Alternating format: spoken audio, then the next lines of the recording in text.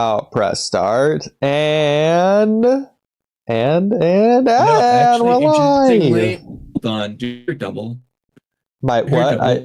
Double. I don't hear double. I pressed live. Can you still hear me? Yes. Can you still hear me? Yes. Well, I managed to fix it, and wow, wait, that doesn't make sense. Well, we have the same setup as last time, so there's that. I'm gonna describe what I did. Okay. So, on my phone with me, take a picture right now. So the interface itself, there's like a little screen. It's like an iPhone size screen and it's on it. And I saw this horizontal bar at the bottom of the bottom left input, which is the main one. And I thought it was weird. And so I looked at the one next to it. The bar's at the top. There's these volume meters below the screen on the interface itself. As you can imagine, all of them were all the way up for full volume. But all I did was just moved the left one slightly down and back up. And then all of a sudden on the screen, poof, popped up and it started working. I don't know why it was not because the actual on the screen, it did not align with the I don't know what happened, but man, it sure would be nice if my audio issues were that easy. But with that being said, and hopefully you're knowing that you're walking away from your microphone, but with that being said, what? Hold on, no, that I was switching that time. I'm gonna go walk upstairs and start cooking my chicken. Okay.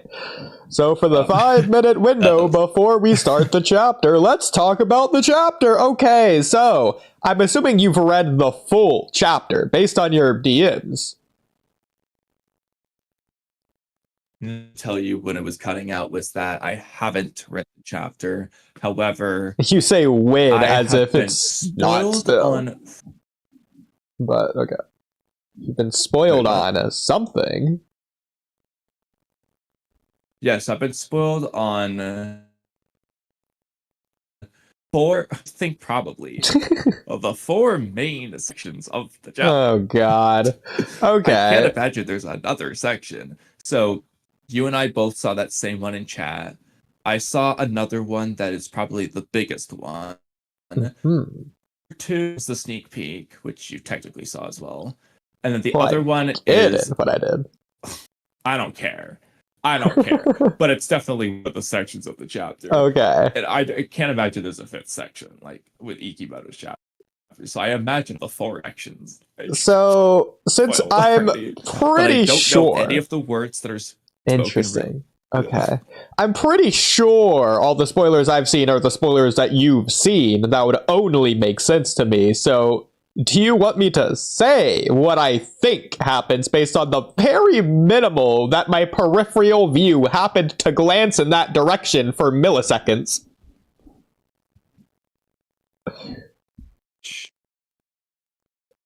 I assume you said sure there. I just heard shh. It sounded like you were shushing me. I said sure. Okay. At this point, maybe it just would be better for you to use StreamYard if it's going to be cutting out this badly the whole time. But we'll figure it out. I'm going to go back downstairs. I'm going to just use my AirPods and see if that cuts out. Okay. It would be really sad if it was just like dealing with this. Discord noise suppression. The quality. Okay. That works too.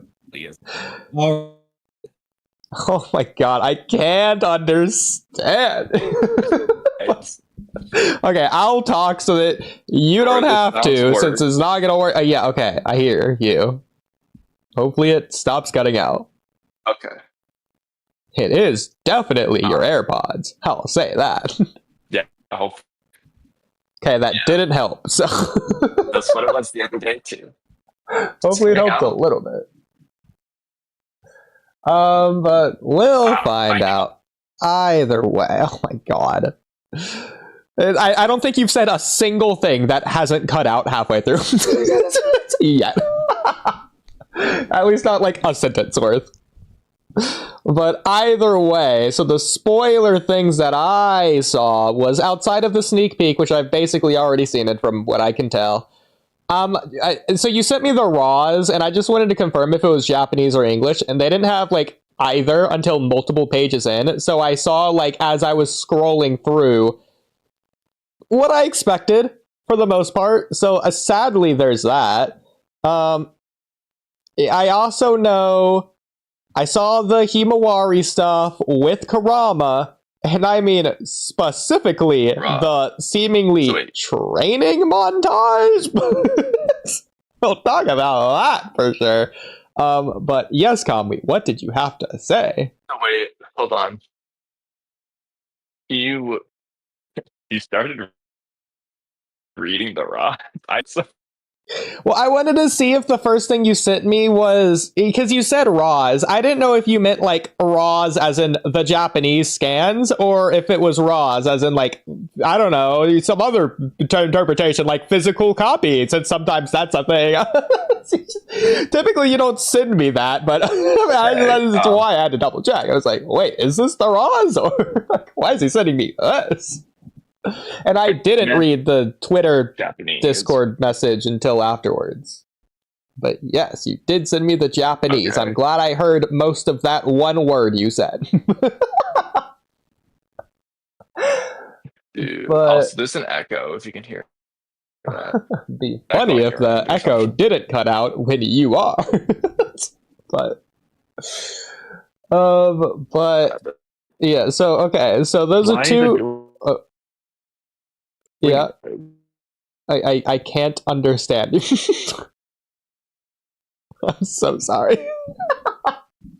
You know what? If you understand this much, talk for 5 minutes. All right, I understood that much, so I'll talk for 5 minutes. Okay, so... And yes, you did start cutting out there at the end. But okay, so those are the two spoiler things I saw, but I saw two more spoilers. First of all, I did see the cover image, or at least like the top half of it for a millisecond. I saw that it's Himawari related, and it was like yellowy, orangish, the warm colors or something. I didn't see the bottom half or like anything at all to do with anything of it. So I just know that Himawari and warm colors is the cover. Likewise, once again, the sneak peek, everyone's in Konoha. They're gonna like put the soul thorn in Moegi, and I think it works. I think it's like one page, and then later she's freed, and then Konohamaru's the first person to start speaking. He's probably being like, "Oh, my dearest Moegi, my friendliest of friend. Oh, I'm so sad. I'm sorry this happened to you, but thank goodness it worked. You're free." I think Boruto is flying in the sky. He's like, "Oh, Konohamaru, yeah, you got her. Yeah, good. I'm happy for you, man. And I'm actually Kawaki because I'm evil, but I'm not because I'm Boruto, but I'm both." Probably say something like that, but aside from those two things, the things that matter, once again, I did see Himawari seemingly sparring with the Ninetales inside of herself, I'm guessing. It was all speedlines, so shout out the Discord chat for spoiling me on that. Thanks, guys, even though we have a Boruto spoiler room. There's no context, not even like saying words about it, just randomly posting the images. So yeah, great, thanks for that. At least it was a high quality image, so at least I got the full spoiler instead of the blurry one. Thanks, guys, I really appreciate that one. In addition to that, I saw something or the other. I didn't see Momoshiki, but I saw something or the other about something that looked like either the top of like a divine tree, like curved upwards randomly, like the flowery petal part, or maybe it's like Momoshiki's dimension. In fact, I think someone said that, and I think Momoshiki's sitting there, but again, I didn't see Momoshiki, I didn't see anyone sitting. All I saw was like some weird like rocky formation kind of dome thing. But like, it doesn't make sense because he doesn't have a physical body to reside anywhere. He put his soul inside Boruto. So unless we're getting like a metaphorical thing of like, that's the background now, I guess, I don't know. But like outside of that, unless we're doing like a flashback or something, I don't know how we're getting anything at all related to anything of that. But hey, if we're getting Momoshiki in this chapter, I'm going to be freaking hyped, bro. I think that might be everything that I saw and or know. I'm assuming it's gonna be it seems like it's a new arc just based on the little that I have seen, so I guess that's basically confirmed from what we've seen. I'm assuming it's gonna be Mamushi and Ada doing some shenanigan nonsense. Hopefully Moegi is actually awake. It looked like she was still passed out in Konohamaru's arm, so it's not like an instant thing. It's just like you put the soul thorn in, seemingly, you stab it in the tree, and it just like poofs a puff of smoke, and then like the Moegi's just out of the tree, and then in Konohamaru's arms. That's what it looks like, but I don't know if that's actually what happened. But with that being said, Kamui, are you better? Well, I'm not done yet, but I don't know if you can hear me. I heard all of that, so that's progress, but probably RNG, but I'll take it anyways. Okay. Okay, no, it's still bad. I'll keep going. What to say?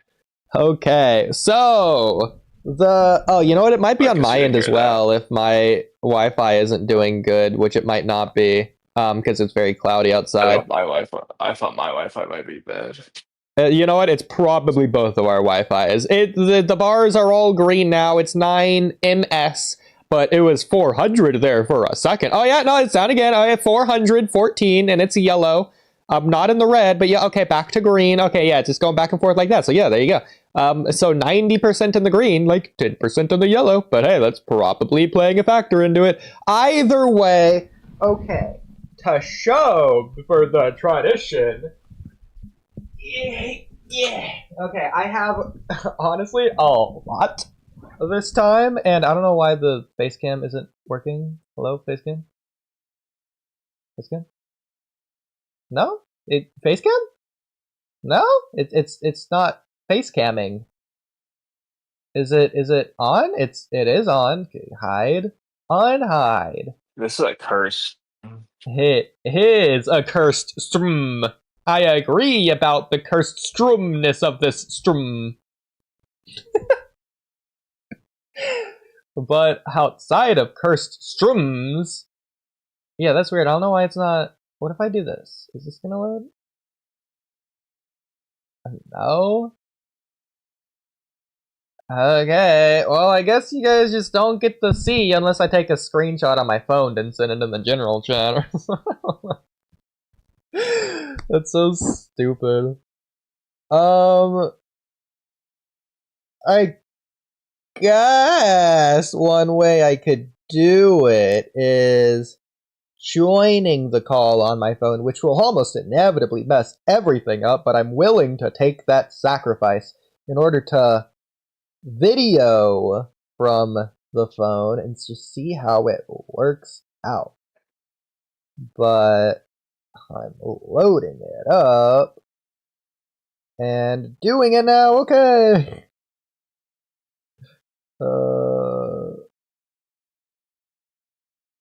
Yeah, okay, so that made me leave. Now let me... Oh, you know what, I probably didn't have to do that. But that's okay. I can open stage. Can I... Okay, so speak on stage. I don't know if that actually changed anything, but now at least I can do this. So, okay, yeah. So I got Dairy Queen with granola. I got half off cherry cookies, peanut butter, a perfect bar, it's like a protein thing, 2 Debbie cookies I got at work today, and a Rice Krispie treat from last. Oh wait, I wasn't showing any of that. I'm so stupid. Can I do it like this? Oh, no. Oh, okay. Well, can I do that? Oh, that worked for some reason. Okay, that's weird. Okay, stupid, but sure. Well, let me put my phone down, I guess. Yeah. Okay. And here you go, chat. That's all that I got. The Dairy Queen Superman, the perfect bar, it's pretty perfect. The 2 Debbies, Rice Krispie treat. I got that from a car wash, actually. I got the cherry cookies. Oh, okay. Well, there goes my camera, I guess. It just broke. Anyways. So that's just perfect. That's great. Oh, okay, there we go. Yeah, okay. So hopefully these stop breaking, but there's that. The cherry cookies. And the peanut butter, and that's it. Alright. Says everything. I think I've stalled as long as I can outside of just doing podcast topics, Kamui. So how's it looking? I'm getting close to being done. I see. Well, I guess I could do the comments first tab if you want. Go for it. Okay. In that case, I'll also share my screen in case you wanted me to. Again, headphones still not working. Didn't do the Naruto Shippuden playlist, separating that from the Naruto playlist in terms of music that I said I would do last month, or it might have been 2 months ago. Haven't done that yet, but I thought about doing it. I just didn't do it, which is arguably worse, but it's okay. But comments first. So yeah, again, can't listen to music, but that's just sad. Comments first tab, and I guess I'll do a long one, or should I do a short one, depending on how ready-ish you are? Short, probably. Okay. I'll do this medium lengthish one. It's kind of short. Okay, that's fine. Well, okay, this one is giving like things, so I don't want to do that one. I'll do this one. From Mamba, a comment from Mamba. I wonder what this is gonna say. On the video, what is the direction of the Boruto story? Mamba says, that comment makes zero sense. Well, what do I expect from so-called Naruto fans who say Naruto is about hard work beats talent? Neji was right. Rock Lee should have been the MC. LOL. So, Kamui, I have a question for you. When did we ever say any of that? I think he must be not referring to us there because we've only vehemently said that was in the case in multiple streams. Yeah. Maybe Unless they're just like not watching. Clip of us creepy cats clearly serious those things in the most obviously sarcastic voice of all time. Maybe that happened, like on April Fool's Day or something. And he just could not comprehend. So maybe It sounds like Mamba, but only one way to confirm. I want to go to the stream, or sorry, go to that video and see if there's any like guests or anything that we're just forgetting. Like, I don't know, was Daigo in that clip? Let's go find out. So what is the direction of the Boruto story? the guy doesn't think being point the guess or something. Yeah, so it's a 2-minute clip. I don't know if he did, but I feel like I've had a guest say that before. Like I feel like somebody did. We are reasonable. Oh, okay. The guests were Blue Star and Mr. Spiraling. Oh, okay. This clip is us, funny enough, looking at a different person's comments first tab. So I think he's referencing the comment that we are talking about, which is hilarious. So it's a comment from Joker123796, and they said on the Boruto Blue Vortex Chapter 22 makes no sense stream. At this point, my headcanon is that Kishimoto hated Ikimote and wanted him to suffer, so he let him write Boruto as a punishment and gave him no advice. Kodachi signed... Oh, yeah. I guess I'll continue then. Now I remember the comment. Okay, yeah. So he continues by saying Kodachi signed on thinking it was a legitimate manga, and then mid-wat through, he found and left because Mota is an incredible, or sorry, the opposite, is a terrible person.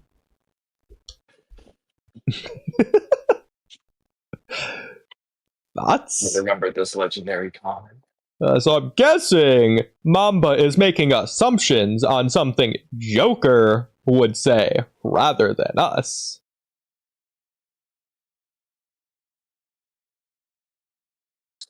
And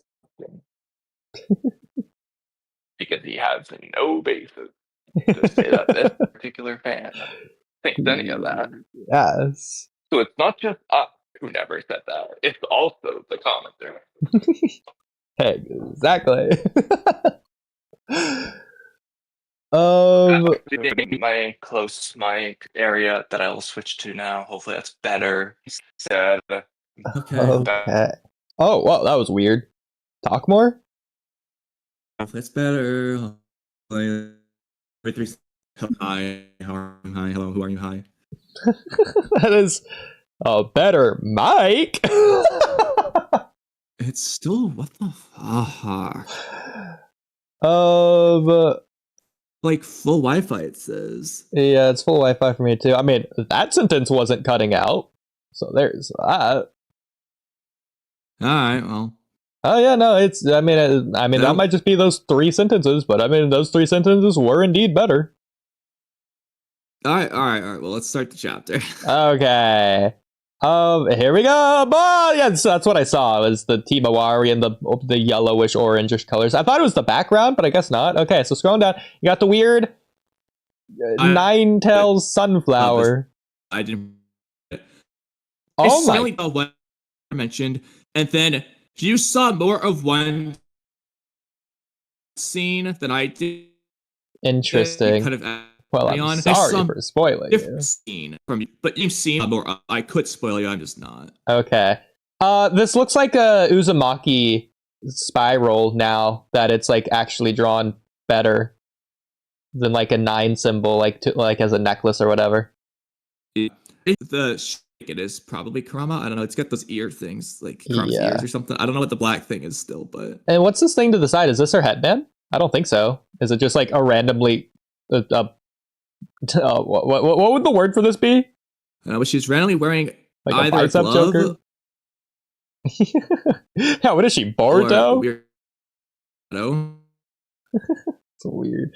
The Ninetales being drawn excessively red. Her headband. Yeah.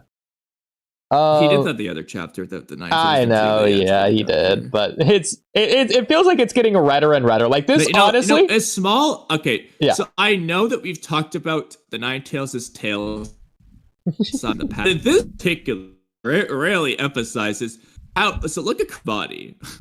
And now look at his tails. These aren't equal in size anymore. They're not double in size. No, this curls are like quadruple the size of the rest of his body now, apparently. To be fair, I prefer it this way. This is bullshit. So, no complaint from me. What's on her pants? Those little like 3 coat's claws or something like that. Oh no, that's clearly meant to be like a sun. It's just like not fully drawn, obviously. That's a sun. Yeah, I think it's clearly meant to be a sun. That looks more like an elephant than it does a sun. Are you looking at the thing I'm circling? The elephant in the middle of the ears. What? On her right leg. Yeah. Her right leg. Our left. That does not look like an elephant to me. I guess I could see the legs if these are the legs. It's funny. What are they called? Elephant. Oh my god. Get the perfect case. That said, this leg is so disproportionate. What's the side text say? Oh, this together with the power. Where she awakened. Interesting. Okay. What's the name of this chapter? Well, first of all, I want to say it's not together if she awakened it, but either way, this one is fun. To those two girls. Together with the powers. We don't know. Boruto and the others fled from Jura. What is the new movement? What is that word? Stirring in Konoha. Okay. Yeah. There you go. So, okay. Yeah, they fled when they walked. They flew. That's what happened. Well, revisionist history, but okay. Off. Chara let it happen. Yeah. So, why is Himawari's leg still broken here? It's a floppy noodle. This is not how you draw a leg. Like, it's so bad. I get the baggy pants here, but like, this is such fairness. Knees do not bend this way, Kamui. There's no fairness to be given. Well, you said that earlier about Kurama's tails, so. But also, yeah, her calf pant legs are really loose. Like, now I understand some like pants will have like the lower parts giving the same size as the thigh part. It's not always gonna get slimmer. But in Himawari's case, it's the reverse.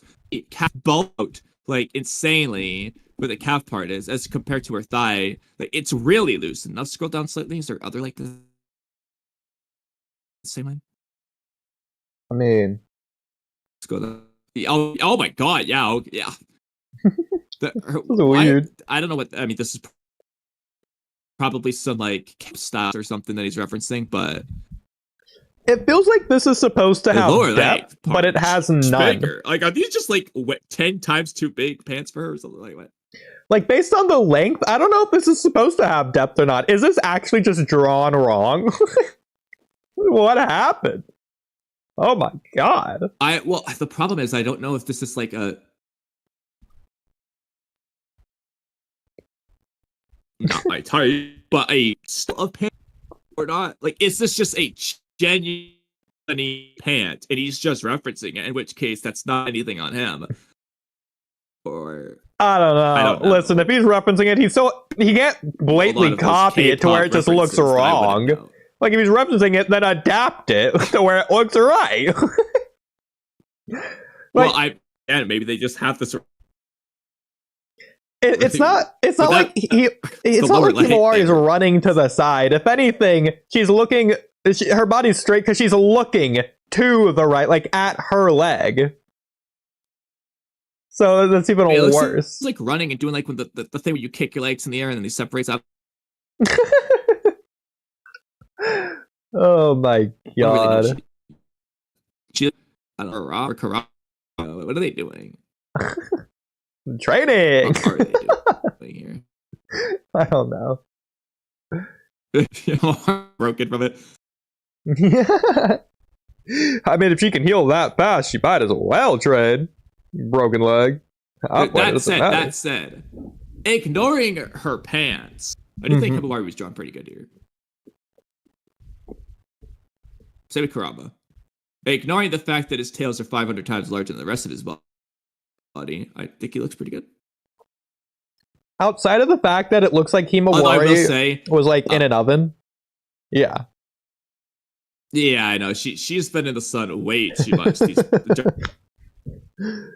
during the sand. She wasn't even in village. She got tan, orangey, burned tan, whatever this is. But it might also be overly saturated. So it might not be what the actual cover looks like. I'm not sure. But scroll down for no. To here? Scroll down. Oh, further? Like the first page? Okay, yeah. Well, okay. I will say, yeah, this is just gonna be some people hate. Oh, you went too far. I think you're like lagging behind me by like 10 seconds or something. Okay, before we start the chapter though. Yeah. Before we start the chapter. Well, I wasn't even done. Okay, keep going. I'm sorry. I don't know where you want me to scroll to. That's the problem. To the first page or to Kurama? To Kurama? Okay, to Kurama. Go ahead. Kurama. Okay, Kurama. This panel makes him look like a kid show friendly fox. Yeah, I told you, like Clifford. And there's like being friendly and all. Other people I could see absolutely hating the demon fox, but just the way he's running with Himawari, it gives me that like kid show friendly pet vibe, which again, that could be good or bad depending on the person. But that is the vibe I'm getting from this cover. I love it. He's just out for the park with Himawari right now. Yeah. Okay. Real quick, I'm going to get the colors for this and Clifford. Just for fun. While I'm doing that, Kamui, the chapter title is The Two Girls or whatever. To those two girls. So which two girls do you think it's about? I think a safe bet is Himawari's one of them. Oh, okay. You haven't mentioned the thing I've seen. So I think it's two girls not on the cover. Interesting. Okay, I have not seen the thing that you've seen. You're right. Okay. So I figured you were gonna say either like Sarada or Sumire or something, but now that you're saying that, you probably are referencing them in particular, which would make sense. Wow, you have a good guessing skill. But I was gonna say something that I was expecting you to not say, which I thought was gonna be cool. I'm guessing one of the girls is gonna be in reference to Moegi. I was hoping you would say Ada. Well, there's a lot of girls in the franchise at this point, so could be. Anyway, as far as I know, it's a Just want reference to Ada to be rival. Matsuri. Yeah. Well, originally I thought you were gonna joke. So is it Himawari and Karama? The cover. By the way, Did we just learn something new about this version of Karama? these colors are pretty close, just like a little bit off. It's just hilarious. It's like the big red. Yeah, but either way, I guess we'll start the chapter. so shout out the Soul Thorn. Also, based off the little bit you showed, I was not expecting the Butterflies in the hair. sneak peek to be the first page. That is funny. It does make sense for it to be the start of a new arc if it is doing that, or like an in-between transition type thing. Yeah, I thought it just be in between, but Yeah. I wasn't sure officially. I'm very sad that it did. You also kind of spoiled me what's going to happen next, so I guess it just Well, is going to work for the sounds of well, it. to be fair, Kamui, Leave, but to be fair, again, I wasn't telling you what I saw. I was telling you what I thought I saw, having barely seen it at all. So I'm totally down to be confidently wrong on absolutely everything I said. So I don't know what's gonna happen, but we'll see. Either way, so stab, still thorn entry. So looking at the text, Konohamaru and the others have returned with Matsuri's Soul Thorn. Will Moegi regain consciousness? I'm guessing we're about to find out. From what I saw, the answer was no, but that was already. Take a screenshot of Konohamaru stabbing Moegi.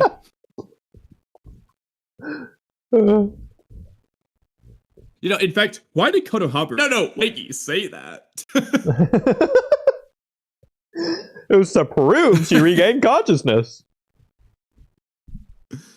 She's like, she just does Konohamaru. Stab. I have an even better one for you. We're gonna do it like this. Why did the Soul Thorn say that?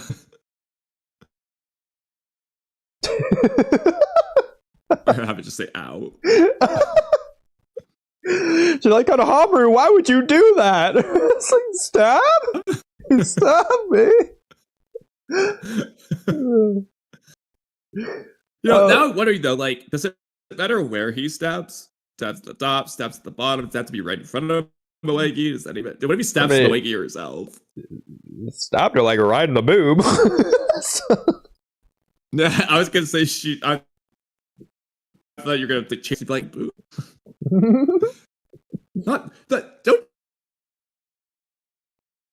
touch me like that. I'm not Matsuri. We're not a couple yet. Exactly. She giggles. Ooh. She like silently whispers, "Worth it."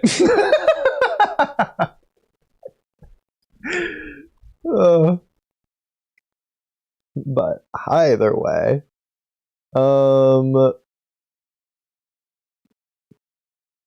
so back to this. Man, what happened to Konohamaru's eyebrow, by the way? Has it always been like that? I ran away for a second. It has a little chip in it. Did Matsuri cut his hair there? Right here? Maybe it's from Matsuri. It could be. Maybe he's just trying to look really cool for when Moegi comes back. Yeah, he's like, yeah, scars, Moegi. I went through hell for this. And I defeated Matsuri all by myself. Yeah. So I had the same board. Yeah. Go from.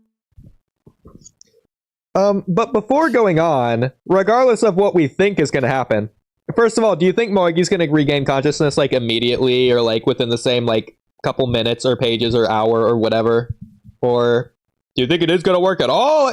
And what do you think about the idea that they are confirming you do just stab it into the tree? Like you're saying, it's interesting that's into the tree rather than like the person or whatever, but they're confirming that you just stab it into the tree rather than like devour it or give it to Moegi or whatever they were going to do there. Like you are confirmably now stabbing it into the tree. I told you that was implied like from the beginning. You're just gonna stab it, and it just is the case apparently.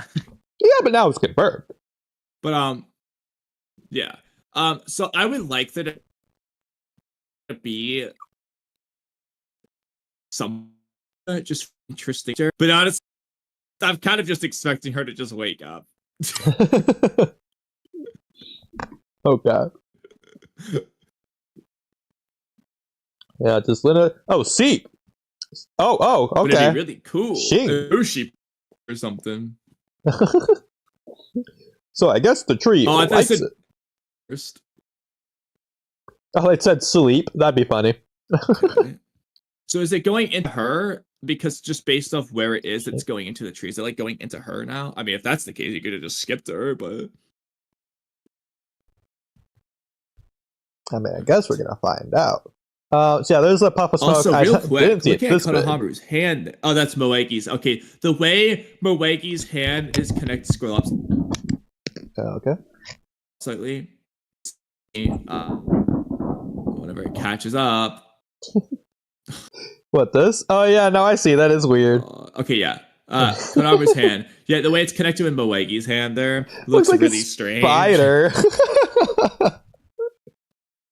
Like, wow. Oh my god. I 8 fingers. He's got 10 fingers on that one hand. Hey, all I'm saying, if there was ever Alright, but anyway. if there was ever what is it, the hand shadow competition in Konoha, we know who the winners are gonna be. Yeah. I want to say sock puppet, but that's not what a hand shadow is. Sweating. He is. What's the name of it? We can do the hand shadow. What's the name of it? Do you remember? I don't even know what you're talking about. Okay, never mind. Did about. Moegi always have this on her wrist, or do you think it's like Amado's handcuffs just in case? That's kind of what it looks like, but I think I think she had something on her wrist. Okay. But this makes it obsessed crisp. Yeah. I mean, that'd be kind of cool in a way, just in case they didn't know what was gonna happen. Oh, you know what? Okay. I'm gonna guess. I'm gonna take a guess. I'm gonna guess the thing that I saw that looked like Momoshiki's dimension that Momoshiki was supposedly apparently sitting on. Thanks for Jonathan Oliver for saying that too. I think it was you in chat. I'm gonna assume he's sitting on top of the opened tree based on this. This looks kind of similar. Oh, that's my maybe. Guess. I'm not sure. Like the code arc when he's like sitting on top of the tree branch or whatever. It's gonna be like kind of like that. Yeah, yeah. That'd be cool. My only problem is I think that Boruto's flying in the sky, so he's gonna be looking down on Momoshiki. Yeah. Obviously, unless Boruto like lands or something, but we'll find out. Okay, real quick before you continue, I'm gonna run away for like 30 seconds. Okay. Hello, chat. Sup, Walky Talkie? What's up, Martin Silva? My prediction of those two girls will be Sarada and Sumire. Just guessing. I mean, it's possible. Do you think they're the two blue vortex? Hello, Space, and hello to anyone else who may be here. Considering apparently 13 of you are. Well, I'm guessing who the other 11 are. But okay. Does this art look like anything to you? I'm back. It kind of reminds me of when Naruto's like freed from the Momoshiki tree when the 5 Kage save him.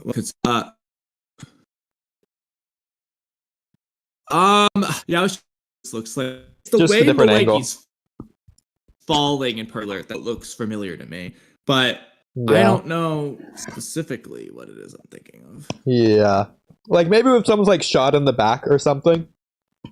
Like a kunai in the back or something, I don't know. Sama's like getting stabbed in the back. I'm thinking, like, Uh-oh. you haven't seen Sword Art Online? I forget the girl's name, not Yui, but, like, the girl from, like, episode, like, 3 or 4 that, like, died. Spoilers, but... like, in front of Kirito, or in that, like, weird trap dungeon thing. Don't But, know yeah. who that is. Anyways, Moegi, hey! Do you know who I am? Oh, Oodie, real quick. Look at... yeah, hold on. Why did Bruce say here? Of all times. Well, the funniest thing to me, clearly based on Moegi! these... Kone! Hey! Why is he using his catchphrase now? That's like saying, Moegi! Tatamayo! Do you know who I am? Moegi, believe it! It's also funny that Ikimoto actually just randomly squeezed in, I guess, the Sarutobi clan symbol here, in between the Hei and Moegi. Just had to include that right there. Why did he bother? Oh my god. But what's funny to me, He just bold. clearly, he's looking forwards, catching her in front of him. Same here. Why is he turning around to say it to Moegi? I guess she kept falling for it, but also real quick. I it doesn't know. It's funny. look like it anymore. Cursive like his hair for a minute, and it looked like she had a sweat bead in her hair, and I was like, what? But it's just your cursor. I thought it would have been hilarious That would be. if she had it too. Surprise. Oh, this to me says that her eyes are opening here, is my guess. Moegi But yeah, sensei! actually, real quick, I was gonna say yeah, but she was evil. You said know, that you- evil? Turning point? Can you hear me? Do you know who I am? Hmm. What if she doesn't know how to speak anymore, Konamu? Yeah. Also gonna put on the red filter for YouTube. I should It would probably be really do more. funny as has Actually, I will do personality, though. Okay, sorry, chat, Real but I have quick, to do it. before you scroll down any further, Oh, if she's she back. just okay, well, too late. Sorry, go ahead. You scroll back up. It's too late. It's too late now. Okay. No, it's too late now. I've already seen it, so it doesn't. She wakes up. I was got gonna Armor say, is she gonna? Are they gonna freak on thing? But the heat. Tuck. Yeah, I'm not gonna lie. This is just awful. Like, why is the Wi-Fi or whatever so bad? Do you want to just try it on StreamYard, see if you're just better there? Sure. Okay. Because this is undoable. It's that bad. To put me. Oh yeah, I see. There we go. To put me. Oh yeah, I see. Okay, so I just mute on Discord. All right. How is this? That's better. Thank God. Okay. Okay, let's keep watching your screen. Oh my Discord. God, I can't believe how much better. Okay, just so screw Discord. I'm gonna stop sharing my screen Discord and start sharing it on StreamYard, since apparently that's just the way to go today. Okay. Just to say screw you lag or whatever. I can't believe how much better it is. Oh my God, it's like you haven't cut out once. So this wasn't my Wi-Fi. It was just Discord. What is wrong with that? Oh my God, I can't believe it. Hello, Kamui. I'm so glad I can finally talk to you tonight. Alright, so I guess when I walk away for a few minutes now, it might be okay. The stark contrast is extra in your face based on the fact I've been listening to you for the past 40 minutes the way you were. Oh my God, I can't believe how much clear and crisp it is. I feel like, okay, I promise this isn't I'm a... confused why you weren't cutting out for me if it was... Oh, that's right, because I'm listening through StreamYard. Yeah, okay. Oh my God, that's even I was funnier. going to say, like, why it would have been okay the other way. Wow, Discord sucks. I can't believe how bad it is. Unbelievable. Well, hopefully there's not nonsensical background noise for me doing my stuff, but I mean, at this point, I think that's just the least of our worries. We will deal with it. Yeah. I think by comparison. Okay, so I'm gonna walk away. So you just have to tell me which panel you're on as I look to. Okay. So sorry, what were you saying about Moagi? Something about like her evilness or something, I think? I know it'd be really funny if she just has Matsuri's personality now. Oh yeah. So it's supposed to be her true personality, so. Okay, so scrolling down, so again, so Moagi says Konohamaru-chan, so she's awake. Scrolling down, we get Boruto looking while he's flying up in the sky and he dots. Oh, okay, we're cutting back. Oh my god. Okay. Right. So you did see it? Okay. I can't believe it. The funniest thing about this is Naruto explains recent-ish thumbnail from like a week or two ago. What does it say? I'm gonna go pull it up right now. It's really funny with this context in mind. Can you just post in chat for me so I can see it there? Yeah. Gotta find it really quick. Oh my god. It's so bad. Oh no. Okay, I'm putting it in chat. I want you to look at this and read this yourself. I need the Kamui reaction of this rather than me telling it to you. It's that good. 2 weeks ago. Jiraiya is not finished, and Boruto doesn't know it. Jiraiya has another option.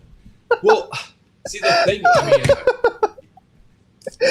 Oh no. we did joke about it that he's just gonna like ignore So Jiraiya just did. He just let Ryu and Matsuri both. I mean, Senselessly, yes. Like he just did not care. Which I mean, that's what he was indicating to us anyway. So it's not like that's a surprise, but it's like Yeah. I will add, to be fair to Jura, instead of entirely memeing around, I don't think it's that he doesn't care. I do think he does care about the Shinju. I just think he also has some level of care for the humans, and more than anything, I do think it's a big deal that he did say Boruto had a nice move before Boruto cut his leg off. I think Jura, more than anything, like, respects when things play out because someone's just good at something. And so I feel like he's allowing them to have the Soul Thorn because they essentially earned it in this case. Oh, okay. Then I got a question for you. Why couldn't we allow Hidari's Soul Thorn to rot? I know. I knew you were going to say that. I'm going to guess it's because Hidari was going to get away and only didn't because Kawaki. Not because of Boruto and Sarada and their fight. It's because someone else intervened, screwing them out of it. So why doesn't that apply to Matsuri? Boruto just intervened at the last second. Whereas you're not wrong. Oh, crap. Whereas you're not wrong. Oh, my God. No, but remember, Oodie, he really likes Boruto. Yes. Who was it who we got so happy about paying him a compliment when he didn't give him a compliment? It was Kawaki. Listen. Kawaki didn't earn Hidar. Okay, Boruto didn't earn Matsuri, but through the fact that he fought hard against Jura, Boruto retroactively earned it. Okay, then through the fact that Kawaki later fought Jura, he retroactively. Well, it was too late for that one. Why was it too late? For Hidari? Yeah, why was it too late? I mean, like, Jura loves him. So Probably marry him at this point. Unless you're joking, I'm confused what you mean. Well, I am joking. Well, okay. That's not what I meant, though. Because Kawaki killed Hidari in, like, chapter 13, and Jura in, like, chapter 13 saved Hidari. And then in chapter 24, Kawaki fought Jura, so Kamui. Why would it be too late? Oodie. Why did Jura just go back home, kill Hidari for Kawaki, and say, "Here, There it here's is. your prize." That's what I was waiting for. Okay. So I think it's fair to say, ignoring the ridiculousness of that, I think it's fair to say that whereas Boruto earned it through his fight of Jura, Kawaki didn't earn it through his fight with Hidari at the time. Yeah, no, I get what you're trying to say. And I generally agree. Something I will say, though, as good as the Matsuri Konohamaru stuff was, to be fair, it's almost good that they're gone, because now we only have the best three. We have Mamushi, Jura, and Hidari. The cream of the crop, that's all that's left. Yeah. So, before scrolling to Real the next quick, page. though, okay. Oh, yeah. So, sorry. But, like, Matsuri, I thought was good in this arc. Ryu sucked, bro. Not a good villain. He was funny. He was funny. I liked his personality. But as an antagonist, it was not good. He wasn't anything is the problem. Exactly. Like, he has nothing to do with it. It's just... See, generally, you want it to be a thing to where only that character can do the thing that was done in Yeah. the story. If you replace with any other character, it doesn't work. The problem with Ryu is you can replace Ryu with literally every other character in the world that just would fight against Sarada. You can replace them with any of the filler characters in the anime. You can any exact same outcome. So, I have... Okay, so to Troy's defense, when he inevitably tries to make it sound peakest beyond peak of all time, explaining the dichotomy of the poeticness of the Yoda, whatever he's going to say, let me try and defend it. So, to be fair, Kamui, I think it can be justified, because if you look at the Chikara, the power filler arc movie thing, look at the writing dynamics there. Naruto's the main character, but he's not the protagonist. The protagonist isn't one of the ninja. It's like those fodder civilian people. Whether it's the dad or the daughter, whoever you think it is, doesn't matter. Yeah. Because it's their choice. Especially like in the final episode, where he's like not wanting to let go of the girl as she falls right before Naruto goes Caesium and saves her. That's the story there. And so, with that in mind, you can say it would be okay for that to apply to, like, say someone like Kyoto who didn't even fight. Yeah, but that doesn't mean that Ryu's better than Boro. The only reason Ryu works better than Boro is just that Yodo likes Shinki. But... I mean, that wasn't what I was saying. If anything, you could argue that the Chikara filler movie arc thing, side character, main character people are just as bad. Yeah, but the problem is they're They not aren't. pretending to be more than they are. The Chikara movie villain is just a mustache twirling villain, and that's all he is. And he's not pretend. Well, actually, even then, he actually had some connection. They made a connection with the dad there, like with the whatever they did. Oh, really? I forgot that. Okay. But they did do a pass thing with him anyway. But ignoring that, let's Yeah, pretend yeah, that yeah. never happened. They weren't pretending he was like the love of the life of Yodo and the love of Boruto and all that. The connections between Boruto and Shinji that aren't there and so on. Like they weren't pretending to be. They weren't taking a character who wasn't in the manga and pretending it was your favorite character who you had grown to know and love. They weren't doing any of that. Yeah, I agree. So, Like it should have just been Gara, bro. Just have Tamari replace. Think about. I got the easiest rewrite in the world. Yeah, I'm gonna say afterwards. One problem with this, but imagine instead, Gara was the Shinju, and Tamari is the one who gets hurt, being irrational, trying to save her brother. Everyone would care infinitely more. What's the downside? It's not about romance. It's that would be brother sister. And it's also an older person. It's not Sarada's age, so that's where you're losing. That's why it doesn't work. But in terms of the audience would much prefer it. It doesn't work narratively the same way. but it would be way better anyway. Yeah. But my comparison with the Chikara arc is to say... Also real quick. Oh, yeah, go ahead. I'm so sorry, but I just thought about this. Don't want to forget. So remember when Shikamaru didn't tell Tamari, and that was like, so that clearly isn't going anywhere, considering that Gaara's already been saved. To be fair, he is still injured or whatever, seemingly. Yeah, so there is still that. Well, okay. Before I say my thing, let me just throw this at you, Kamui.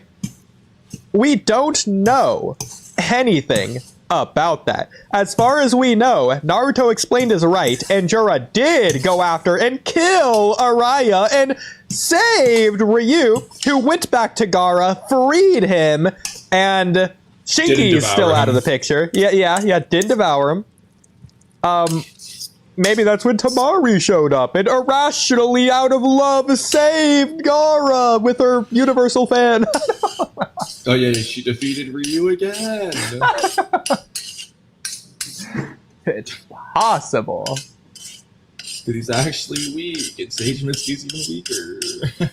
Okay, the coolest thing they could do, assuming I'm right, is as ridiculous as that is, assuming I'm right, and Ryu just is still alive, they should have that moment with, like, Gaara and Lee in the hospital in part 1, but in this case, it's Ryu and Gaara, so where Gaara's the one sleeping now. Okay, that would be funny. That'd be freaking cool, bro.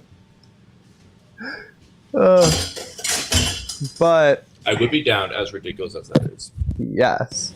But that's to show how much I don't care anymore. And thank God you're done scraping, considering that was as loud as you were the whole time. The noise suppression was on. My God, Kamui, that door slam and you freaking an elephant walking down those stairs. Oh. Dude, I'm telling you, bro, like, this microphone, like, amplifies the Alright. Okay. But okay, so back to the Chikara movie arc thing. So, in this case, I do think that the Chikara arc, you can argue it's disconjointed or whatever, disconnected in the idea that the choice of the dad to do whatever he does to hold on to or let go of the girl doesn't directly play into Naruto unlocking KCM in that arc. You could say because he held on for as long as he did, KCM Naruto was able to save her. But besides that, regardless of that, they're disconnected in those regards. So I do think in this regard, you could argue that what Ikimoto wrote is technically, in this one specific regard, better by having it be more connected with Yodo and Sarada, who in this case, Sarada is like the KCM Naruto, but in this case, Sarada's deactivating KCM because of the Chikara movie characters. Whereas, yes, the execution was just so much worse. I know. I'm trying my best here, and that's really sad that I'm trying my best and it still sounds that bad. I'm actually trying. But yeah, I agree. You can pick and choose one thing that this does better, but it didn't do the part that really mattered.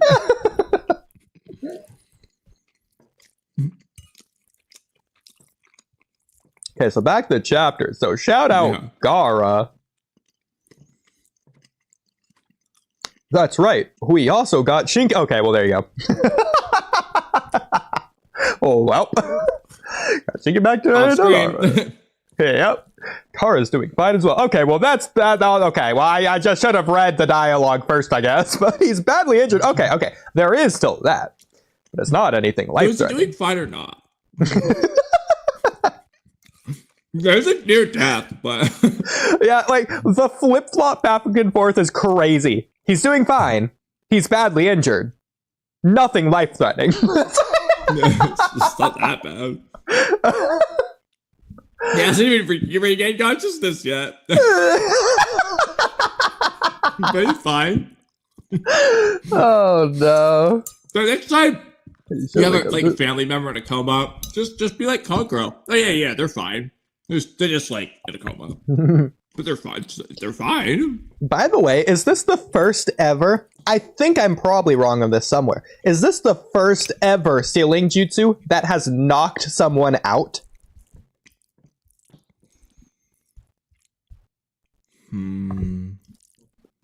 I'm trying to think. I'm not going to count Edo Tensei. Edo Tensei are knocked out. I don't think so. I don't think so. I don't think you can knock an Edo Tensei out. Like, do you think the Edo Tensei had to sleep? Because I don't think they did. Yeah. I think they stated they don't. Yeah. Well, then again, Kabuto's thing was really weird that he wasn't attacking at night, but besides that. Yeah. Maybe because Kabuto was sleeping. If anything, it makes sense for the other way around. The white Zetsu should need the sunlight. If anything. Yeah. Whatever. But trying to think of sealing jutsu that might have knocked people out. I feel like there probably is something. Right? I feel the same, yeah. Just can't think of it. But regardless of that. I mean, one of these, neither of these Oh, are I know really one. sealing jutsu. I know one, but you please can go ahead. mention them because I was trying to find a way to use it, but either Jigen's rod I was or gonna say- ramen pot. Yeah, I was gonna say the knocked ramen Naruto pot. out. One of them did it. Yeah, because Jigen did seal Naruto in there, but I don't think he used the jutsu to do so I don't know if it even counts. I mean, he used to go to Yagona, but the problem is that it wasn't a sealing jutsu. It was a pot and another jutsu that combined together sealed him. Exactly, yeah. And besides that, this might be a little bit unfair, but we don't know if Naruto passed out because of the seal or just because of battle damage. Yeah, because he was just tired. He was Exactly, sleepy. yeah. It's totally possible. That being said, I've been waiting for you to say this and you haven't, so I'm going to be the one to say it. Gara or Garo? Yes, I know. I was like, the mask thing looked interesting to me, but like, I just couldn't think of what it was. It's Garo. That's what it was. It's hilarious. I love it. Okay. Does Shikamaru be like, good to hear. I see, Oh, that's no. good to hear. Guess I don't have to tell Tamari anything after all. I love that Sai doesn't knock. He says knock knock. We should start doing that. Stupid. Shikamaru. The chief is The chief is calling you. Okay, to be fair, Sai, unironically, in universe, like canonically, I could see being the one character to actually say it, not understanding the social cue of what knock knock represents. Mitsuki would be the other one. Yeah. And if you want to count it, like the filler team that he took on, one of those people probably. Yeah, they learned it from Sai. The dude that Ibiki's mentoring or whatever. All right. If he's mentored by Ibiki now, we all know what he won't be good at. Oh, by the way, Kamui, it's not chief. It says chief, but it's a different word. Then the feudal lords or the elders. Japanese word is tairo. I forgot what or who this is. Man, almost like you could do this and then do this and then I'm do pretty this. sure they were like rushing to translate, but then again, he took the time to write the paragraph, so Chief minister. Okay. that's probably the feudal lord or the feudal lord's assistant or something. Yeah, well, that's not a word that I've ever seen before, understandably so. But hey, there you go. Why did Ikimoto change it? I mean, if it's a new character, then okay. But if it just is one of the previous characters, why did he change the word? Ikimoto really wanted to separate himself from Naruto. Ikimoto just forgot what they were called. Yeah. We're gonna have to start calling them the Loodle Flords. Yeah, the chief minister. Oh no. Also, does this confirm that they're still in the Edo period? So much for era of peace, but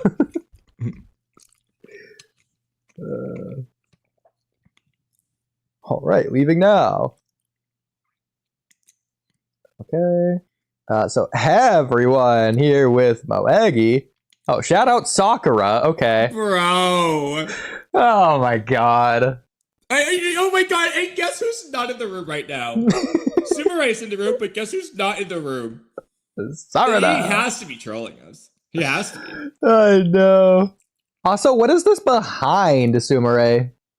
What is this? Himawari. That's Himawari? No, that's Chocho. Chocho. Okay, yeah. That, oh my god. Bro. Looks like an animal doll or something. Doesn't really look like Chocho. Like, we gotta zoom in on that face. Exactly, exactly. Oh, that is OBS. We got a bit. Oh, but you're zooming in. Yeah, we're zooming in for a reason. What? Scroll up. What is this face making? I don't understand this. What is happening here? Okay, I get it. Hair loop curl thing, what pigtail, is that what it, pigtail and pigtail here, sure. Top of the head hair and then hair here, I understand that. All of this, everything in here, I'm lost on. Her beard, the white pointy beard and the ghost face eyes and... Yeah, like I genuinely... That's covering her eye or whatever that it's supposed to be. Yeah. Yeah, like... I genuinely don't understand what this is. So... What are these two circles here? Do a different color. Her eyes? There's no way these are her eyes, Kamui. No, the other eye, the other circle is her eye. That's what, her mouth. It's like, that's her mouth. Bit, yeah. so that's her face right there? A little there? bit top, the one messed up the, yeah, okay, so a little bit, you can see the outline. So like, it's not quite as circular, but right below the red there, it's right below that red corner, like that. I wish I could just describe it for you. All right, so you had the mouth and the other eye, right? No, to the left of that. They're close enough. Just follow the black lines on it. Yeah, I get that. Okay, but Kamui, I don't understand. What is this like boomerang shaped That's her thing? beard. It's her banana face. I'm so confused. This is like bug. This bug freed from his tree. Yeah, what is this? Is this all her ear? Like all of this? Seal. It's like, what is this? Is she wearing a like a cell phone on her ear? Like, what is that? And before Mama complains about us zooming in, I bet you we could pick out a random Chocho zoom out panel from any other chapter where it's clearly Chocho and not whatever this is. At least I could make that out. This, I've been looking. I still can't tell you anything about any of this. This is unrecognizable to me. What is this part? Is this her mouth? Is this the nose, the bottom of her face? I genuinely, I'm not making this up. I cannot tell. This isn't me saying this is bad. This is me saying this is indecipherable. Okay. So this doesn't make sense given the potential eye and mouth, but maybe that whole thing is a strand of hair that's covering part, that's just in part of her face. This is part of her hair too? But then what are those circles on her hair? Unless we're gonna say it's like braid. Yeah, she had like butterfly things in her hair earlier, so maybe it's like something like that. Okay, so then if that's the case, not fully sure what's going on the rest of the head and those other parts. Like, what is she like naughty cut crying? Like the black eyes and the black tears running down her face? I cannot tell anything here. So weird. I'm gonna guess this is a piece of hair too. This little strand there. Or that's part of her jacket, I think. Oh yeah, it could be. That's fine. That's fine. But this is messed up. He did her dirty there. Oh my god. It looks so bad. But either way. Oh, sorry, Steve. That was also bad. Okay. There's nothing wrong. Okay, I thought this was saying this. There's nothing wrong with your eyes. He's talking to like Chocho. I don't see any weakness in your muscles or bones at all. Nothing wrong with your insides either. Interesting. Hey, it's Tintin's pot. In the room. Okay. Watch her not talk to Sakura. Oh my god, she's gonna talk to Sumire in front of Sakura, who's gonna say nothing. Oh no. It's just that your chakra flow is weak. I think it's because that tree was sapping your power. Interesting. So, oh, by the wait, I forget. When did Inojin wake up? Off screen. By the time of the beginning of this chapter. So, yeah. Well, like I said, remember when Inojin died according to Jura and Jonathan Oliver? So, his chakra points were like blocked, right? What wasn't that the last we heard? Sakura fixed them in chapter 14. Oh, okay. So I guess he's just fine now. You know, let's just throw out that theory that he's immune to omnipotence now and everything. I guess he's just chilling. Not even a scar, I bet. But he's dead, remember? He lost his life. Yeah. This is just a ghost. I mean, ghosts are canon in Naruto, so... It's Hawk Rumble level. I wish that this was Enojin saying this based on his personal experience. Like Sakura's just floored. She's never seen anything like this before. She can't even begin to describe it. Enojin's saying it's similar to what happened to me. Like, they're like, I think I know what happened here. ... Give him a reason to be alive, I guess. Yeah, exactly. As for symptoms, you'll likely feel malnourished. Okay. But the most important thing is making sure you rest well. So, real quick, ignoring the tree, even going back to Naruto with the divine tree, and it apparently supposedly killing the host or whatever, turning him into a Zetsu. So, let's take this at face value. The process malnourishes them. Ignoring the fact that they aren't eating or sleeping, why do you think that is? Because I think I know what you're going to say, because I would say the same thing, but then I'm going to follow that up by saying that makes no sense. Yeah, so the answer would be, well, it's draining their chakra. Right. So, and that makes no sense because... Yeah, so they haven't eaten.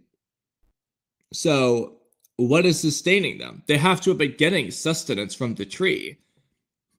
I mean, you could say they feel malnourished because their stomach hasn't eaten anything, but they've been nourished. That's not even what I was going to say. So, ignoring the fact that if your chakra hits absolute zero, you die, or whatever there, assuming that's a thing. They just wouldn't hit zero in this case. Yeah, in this case, the tree would know that and just wouldn't. They would hit them to 0.1% or whatever. But then what's resupplying their chakra? But that's the problem. Nothing is, seemingly, which means it would just drain the chakra. If the tree is resupplying the chakra, what's the point of this process? But that's the thing. Giving chakra to reabsorb it? So if we're going to say that in Naruto, your energy converts to chakra passively, it wouldn't make sense for Moegi to be malnourished here unless the tree is somehow amplifying that process. So the only thing that I could think of that would kind of make sense is that, so obviously Moeki's resting, so we have that covered. The tree would basically be giving Moeki physical energy, like it'd be giving her H2O molecules and carbon molecules and glucose via trees, sunlight, photosynthesis and whatnot, and giving that to Moeki so that Moeki's spiritual energy from her soul and chakra combining passively inside her intestines, whatever, is happening. So basically, the tree would give her glucose and stuff, and then Moegi's body would produce chakra, which the tree would then reabsorb. That's really the only way you can make sense of it. I think the only other way to think about it would be the tree isn't giving her stuff. It's actually just absorbing more than chakra. It's absorbing her water and energy and whatever else in addition to the chakra. Because that's the only other way that she would just be malnourished quicker. It was clearly not based on Sasuke. Yeah, I know. It can't because Sasuke, but that's the only other way to think about it. Because otherwise, it would just drain her chakra down to basically zero. And unless we're saying that when your chakra is lower, you passively convert your energy into chakra more or faster. Like, hypothetically, I don't know if this is true or not. If you do a blood drive, so you lose like a pint of blood, 2 pints, 3 pints of blood, whatever it is, are you regaining that blood faster the more blood you lose? Like, is your body making more? I don't think it is. I think it's just based on like the amount of water you consume and like food beforehand with iron. It is possible, but I just don't know. So if it's the same with chakra, if you're on low chakra and you're just naturally converting more chakra, then fine. But it's just weird. Yeah, I feel like the tree has to be doing whatever Jugo does. It's just like absorbing them themselves, but it's not because she doesn't look malnourished, even though Sakura says she is.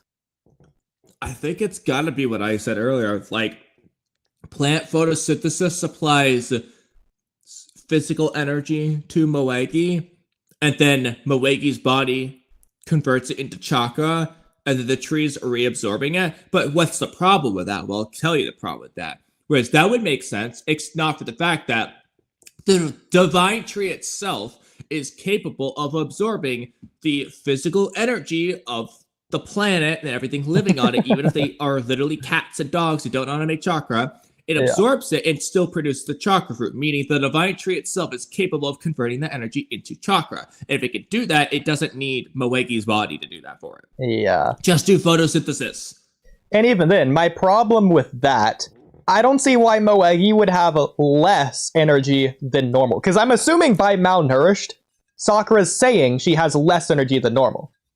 So where's the excess energy going? Why? How? I don't understand that part. Well, then again, though, let's just say it went to Matsuri. I mean, they gave the Thorn Soul back to Moegi. It literally went into her. So. Yeah, like, shouldn't that have nourished her? I don't know. Just weird. Either way. What is Moegi looking at? Yeah. But you would agree, if it, like, drains her chakra down to, like, basically 0, that's not changing her energy that she has to convert into chakra. So she has the same amount of energy, regardless if she's on full or no chakra. From there, it would just be about Moegi converting the energy into chakra.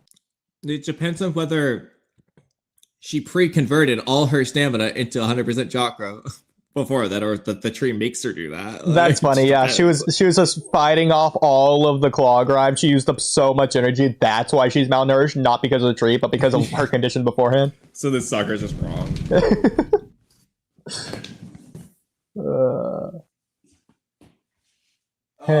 Thanks. Okay. Photo I'm hover, gonna John. walk away for a minute. You can keep reading because otherwise you get your background noise. So Okay. This kind of looks like Delta.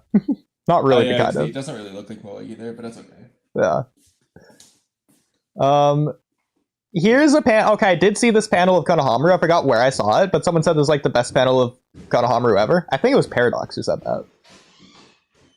But to the left of that panel, Sumere's nose looks ridiculous here. Like he's freaking Peter Pan over here. It's like she turned into Harry Potter. It's like, why's her eyes so far apart? Looks like a freaking dinosaur. It's like freaking Triceratops, Sumere. What is this? Is she Pinocchio before the nose grew? What happened? But sure thing, Kode. Get well soon, Kode. I wonder if Konohamaru's thinking about Matsuri ever. I want to see, like, from Konohamaru's perspective when he looks at Moegi right now. But either way, so Sarada just walks in the room, says nothing. Why was Sarada late, by the way? Hey, do you have a minute? Okay, so this is what you're in reference to with the 2 girls in the title. But shout out Sumere. Oh, okay, I guess randomly a time jump to them on a roof together could work. The mission seemed like it was rough. By the way, if you're talking, I cannot hear you.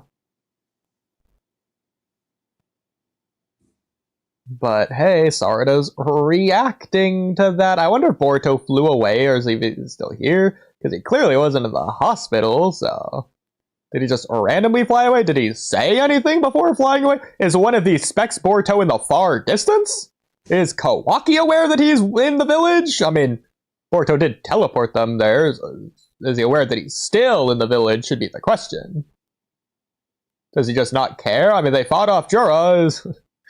Does Kawaki still want him alive? I guess so. Man, so much for the confident Sarada, who's going to be so bombastically bolstered in all of her convictions and belief as she walks around proudly boasting her Sarada. Nose, dude. And also, yeah, so again, Sarada walked into the room with Sakura. They didn't ever talk to each other. Like, again, like, Ikimoto hates the idea of those two talking about Hinari. Clearly. Now, again, I will say, to do it now of all times is just randomly late. And Jonathan Oliver is going to say, oh, trust me, Kamui, Ikimoto will get to it. It's foreshadowing. The more like, honestly, for them to do it later is just arguably worse than him just not doing it all at this point. Like, if he's going to have this shit going on, it's just like, okay, bro, they've had the opportunity. Bro, I pray Jonathan Oliver calls this foreshadowing and that you're blindly missing it. Yeah, it's foreshadowing to what they will talk in the future. Oh my god. Like, hey, do you have a minute? Say this to Sumire instead of Sarada, instead of to Sakura, in the same chapter that she was right next to Sakura, but okay. Now again, it would be weird to do it at this time. It's already too late. But like, again, they're in the same room together. Crazy. But yeah, so so you agree this is weird how unconfident she's being. Like, if anything, she's being more weary and anxious now than ever before. I'm expecting her to start off awkward and then say the thing that she was afraid to say. Like, you know what? Okay, I'd be fine of that. So, okay, you could argue this is technically better, since I always love arguing this, is that to make it the point, they're doing the opposite to show just how crazy this is. So in spite of Sakura and Sarada now being confident, this is even above that in terms of the bar to show just how scary this is for Sakura. Sarada, God. Yeah. Don't forget the sweat beads. Yeah, of course. To show how hot it is. I, ... Sumire. Sumire. Well, she did interrupt her, but yes. Okay, it's Sumire who said I. That's funny. Then she looks over. Oh my god, Sarada's a reaction here, bro. Looks so weird. But looks over his. It's okay if I call you that? Okay. That's right, I forgot about the whole class rep thing. So, what do you mean it's okay? Obviously. Exactly, that's what I was gonna say. That's hilarious. She was literally calling you out for not calling her that. What do you mean? Dude, I swear to God, if Sumire says, okay, this would be kind of funny. She's like, oh, no, you can call me class rep. She says, no, Sarada, please call me class rep. I think the funniest is if she's like, oh yeah, actually I'm fine with either.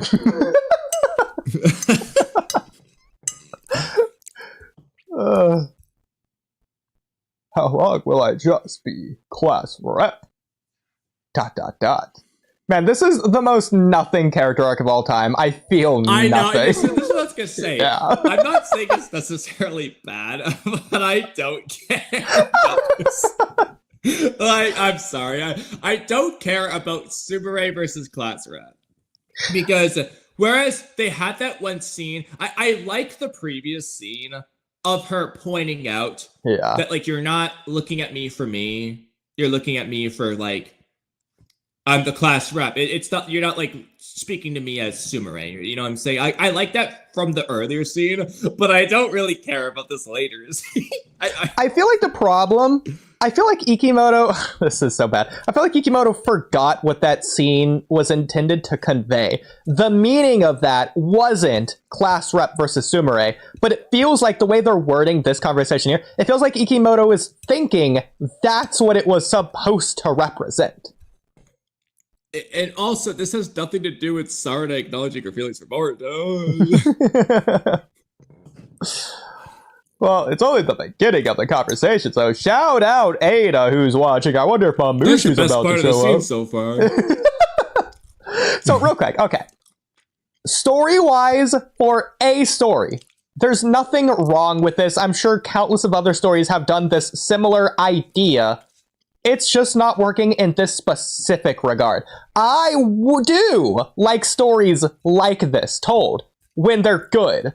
This is not an example of this specific type of story being done right. What I'm specifically referring to is like one character calling another character something specific. Because this is a Japanese thing anyways that they're doing here. This isn't unique to this scene. This does happen quite a lot in like anime or whatever.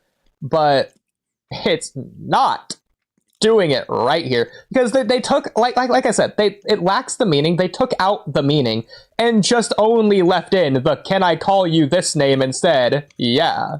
Okay, cool.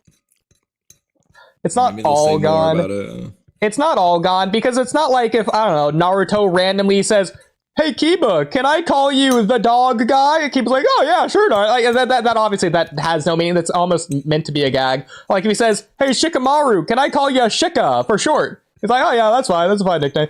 Yeah, that obviously it's not Shikamaru, meant to have can meaning. I call you Shikadeer? The difference is that's not meant to have meaning. This is. So this has inherently more meaning than something that has no meaning. No, The problem is it's it like lacks if Ada the meaning. as Shikamaru, like Shikadeer. Can I call you Shikamaru? Reverse. Not good. Even then, I think I care more about Ada saying that to Shikamaru than I do about this. I'm sorry for a lot of things. Honestly, though. No, it's all right. I also said rude What's things the bottom right all of a part, sudden. after, for a lot of things, I was really insensitive towards you. Okay, that's funny. I read this as intensive. It's like, oh my god. What? Oh, it's because she hugged Boruto. Yeah. Probably. I guess that's fair to say, because that's not about what she said, that's about what she did. Yeah. That being said, this is really interesting. Sumire is saying all of a sudden, in like a whole different speech bubble, with Ada reminding the audience that she exists. I wonder if your theory, Kamui, is correct. If you want to talk about that while I go to the bathroom, feel free. Sure. Okay, I'll be right back. By the way, I don't know what these background noises I've been hearing are. I don't know if they're echoes or TV or what, but I've been hearing things like this whole stream. On my end? Off and on. But nothing changed on my end, so I don't know. It's just been there off and on, like all stream. Maybe just like me like subtly moving around and the mic picking that up. I don't know. Either I'm gonna go to the bathroom. No, it's like voices, but I don't know. It's inconsistent anyway. I don't know.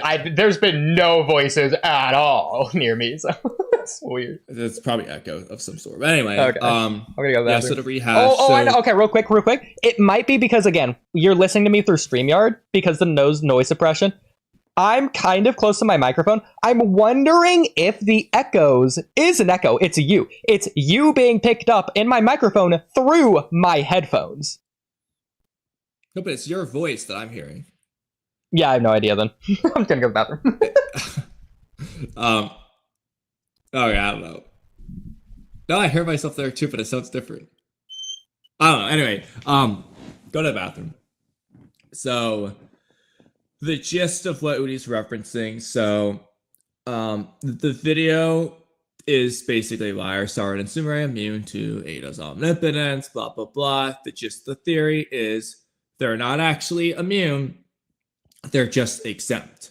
What that means is Ada subconsciously doesn't want them to be affected by her love charm or the memory swap. She just doesn't want that. Why? Probably because she wants true friends. When she came to the village, she wanted true friends. She specifically was looking at Sarah and Sumire as two people who might be able to understand her because she knew they like Boruto, she likes Kawaki, they could probably relate. Even though Chocho could too. Chocho probably could have given her much better advice than Sarah thinking she's weird, but that's besides the point. However, that doesn't mean they would necessarily be immune to all of Ada's powers. And in chapter 16, Sumire just acts weird. She just starts saying stuff she's just never done before. She wouldn't normally do. She thinks about at the end of the chapter how it was weird. She's thinking about here, it's all of a sudden she did this. And during that whole conversation, Ada was like watching and like low-key enjoying it. Kind of a toxic friendship, but she was like, oh, keep going. This is cool. I like this. Like, now, from Ada's perspective, it's not necessarily that she like wants the girls to fight. It could be that she liked the fact that they were coming out over their shell and just saying their honest opinions. It could be like more good, quote unquote, than bad. But either way, the point is Ada was enjoying it. And it's entirely possible, at least, that Ada's desire for that event essentially led to that happening, meaning she would have influenced Sumire subconsciously to start saying her mind, what she's been bottling up, but then she does it. And then the moment she leaves Ada's presence, she's like, why did I do that? So clearly it wasn't like something she was waiting. She was just like, oh, I can't wait to tell Sarada. And she didn't go after it felt so good to finally speak my mind. No, she was like, why did that happen? So, long story short, that chapter 16 conversation might have been due to Ada's influence. And that would just be further evidence that, yeah, Ada just doesn't want them to be affected by the other omnipotent stuff. I agree. I think it would be really good. I've already explained Ada omnipotence things in videos before, but if my theories on Ada are true, it's actually really good. One of the best things Ikimoto's done. I agree. But if they're I just think blatantly wrong, half the story doesn't make sense anymore. I think this might be. This is ridiculous to say. This might be the most glaring piece of evidence. Do you agree? Like this might be the most direct or like strongest point of evidence. I could be wrong at that. What? The all of a sudden panel right here of like all the things of evidence for this theory.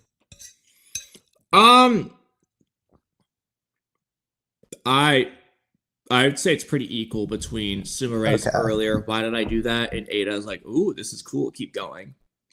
That's fair. I mainly say that because it feels like this is trying to indicate that, whereas the others, if you miss it, then you miss it, because it could just be something else. Maybe. But I could be wrong, because that does apply here to some extent. This scene, if you miss it, you miss it. The only reason you're saying it is because you have the context of those earlier scenes, which you didn't miss because I pointed them out for you, and now you're having that context and saying, oh, further solidifying evidence now. So, that's why I feel like they're equal. It's just that, all right, we're at the third piece. Okay, That's fair. Now, I will say, just to completely debunk everything that we just said, ending a sentence with all of a sudden is just a shy girl thing to do. It's like a cliche in anime and manga for Japanese culture. Like Japanese society, they just say certain phrases a lot. Just like in English, we have our own phrases that we say a lot that we probably don't even realize how often we say it. But like Japanese, this is just one of those phrases that people just do say a lot. So it could just be that. Interesting. Yeah. That being said, okay, this is funny. I think I realized why you're sometimes hearing an echo, double me, or whatever, but only very rarely. So do you remember the other night? It's like a very offhanded thing, but like either Paradox or GB, one of them said during the last stream that like, oh, they heard me on Discord very quietly for like half a second. Yeah, that's what I was wondering about too. Because you are muted on Discord. Exactly. So I do think that is happening. In fact, I will mute on Discord and let me know if it just stops happening, I guess. It's gonna be hilarious. See whatever happens again. Okay. I bet that's what's happening. Oh, that's so weird. But either way. But anyway, Oodie, I was just so ... Oh, well, real quick. Okay. One more thing that I didn't listen to you while I was in the bathroom, so I don't know exactly what you said, but I'm assuming you just recapped the theory. So one more piece of evidence towards it that's new now. The fact that Ada could be watching her nothing. First of all, she could just be existing, living her life, but she could be having her be here in this scene right now. Well, not just being in the scene, because it could be a flashback or whatever that we're shown later. The fact that Ada was looking at this, but like regardless, Ada's here. The fact she's choosing to do this instead of just doing nothing at all with her Senri gun, or watching the most important person in the world just gawking at Kawaki sleeping or whatever. She's choosing them over Kawaki in this moment. That says something at the very least. I would agree with that. I didn't mention that because I was recapping things I said in the past, not new things. But yeah, I do agree with that though, because that shows that this is holding Ada's interest. She's invested in this dynamic with these two people. Yeah, to some extent, she sees some sort of value or importance in this conversation in order to not just peep in to check what's happening just randomly, but to like actually stay here and listen to it. Exactly. But yeah. Like, she is invested in that. Like, I'm not saying she's necessarily like it's her favorite sports team. She's, taking lottery tickets and bets on it, but like she's coming in every week to watch the weekly episode.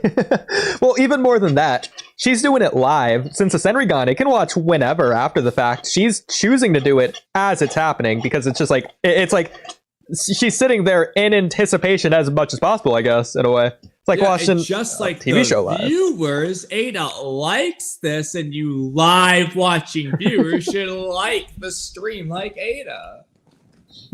Wow, Kamui, what a subtle segue. That's one of those ones. If you blink and you miss it, you miss it. Like, it's not easy to miss. I know. But anyway, like you were saying, if the so thing, just so. I was just so surprised, Oodie. I couldn't think of a reply in the heat of the moment. Man, Kamui, doesn't that happen to you like all the time? Oh, I hate when that happens to me. And I'm in the shower like 20 minutes later. Oh man, I should have thought of saying that. Oh, shucks. It's too late now. Thing that happens to literally everyone. Wow, look at how relatable Sarada's being here. Oh, so quirky. Oh, that's such a likable character trait. Oh, Wikimoto, you good writer, you. Also, okay, like, again, I know that in Two Blue Vortex, especially Two Blue Vortex, they've been doing, ever since Chapter 6, this Sarada shy when it comes to Boruto thing. But if you look at Chapter 5 of Two Blue Vortex, and before, all of Part 1, minus maybe one scene with Sarada talking about Mitsuki liking Boruto, Sarada doesn't act like this. She's not a shy girl. Like, yes, there are like those scenes that like 2 scenes of her being a little awkward, but she's not like this. I think Ikimoto kind of just changed Sarada's personality. But Kamui, did you not read Two Blue Vortex and the latest arc? Did you not see Sarada's character development from shy to not shy? Did you read the story with your eyes closed, Kamui? Remember when Sarada wasn't shy, then she became shy, then she overcame her shyness and went right back to being shyness immediately after overcoming her shyness? Also when she realized how powerlessness she was. Oh, that was the worst French accent I've ever done. I don't know how to do a French accent. I just started well off with it just went from there. I don't care. I liked it. It sounded just like Jonathan Oliver. Yeah, I'm sure. So Kamui. Okay, I can't do that accent. So. Can you talk to Jonathan Oliver like that? Yeah, okay, you know what? Let's write it down. Yes, Jonathan. What did you think about this chapter? I'm gonna write this in pin messages. Yeah, just say, talk to Jonathan Oliver in the mustache twirling French Italian dude or whatever, like.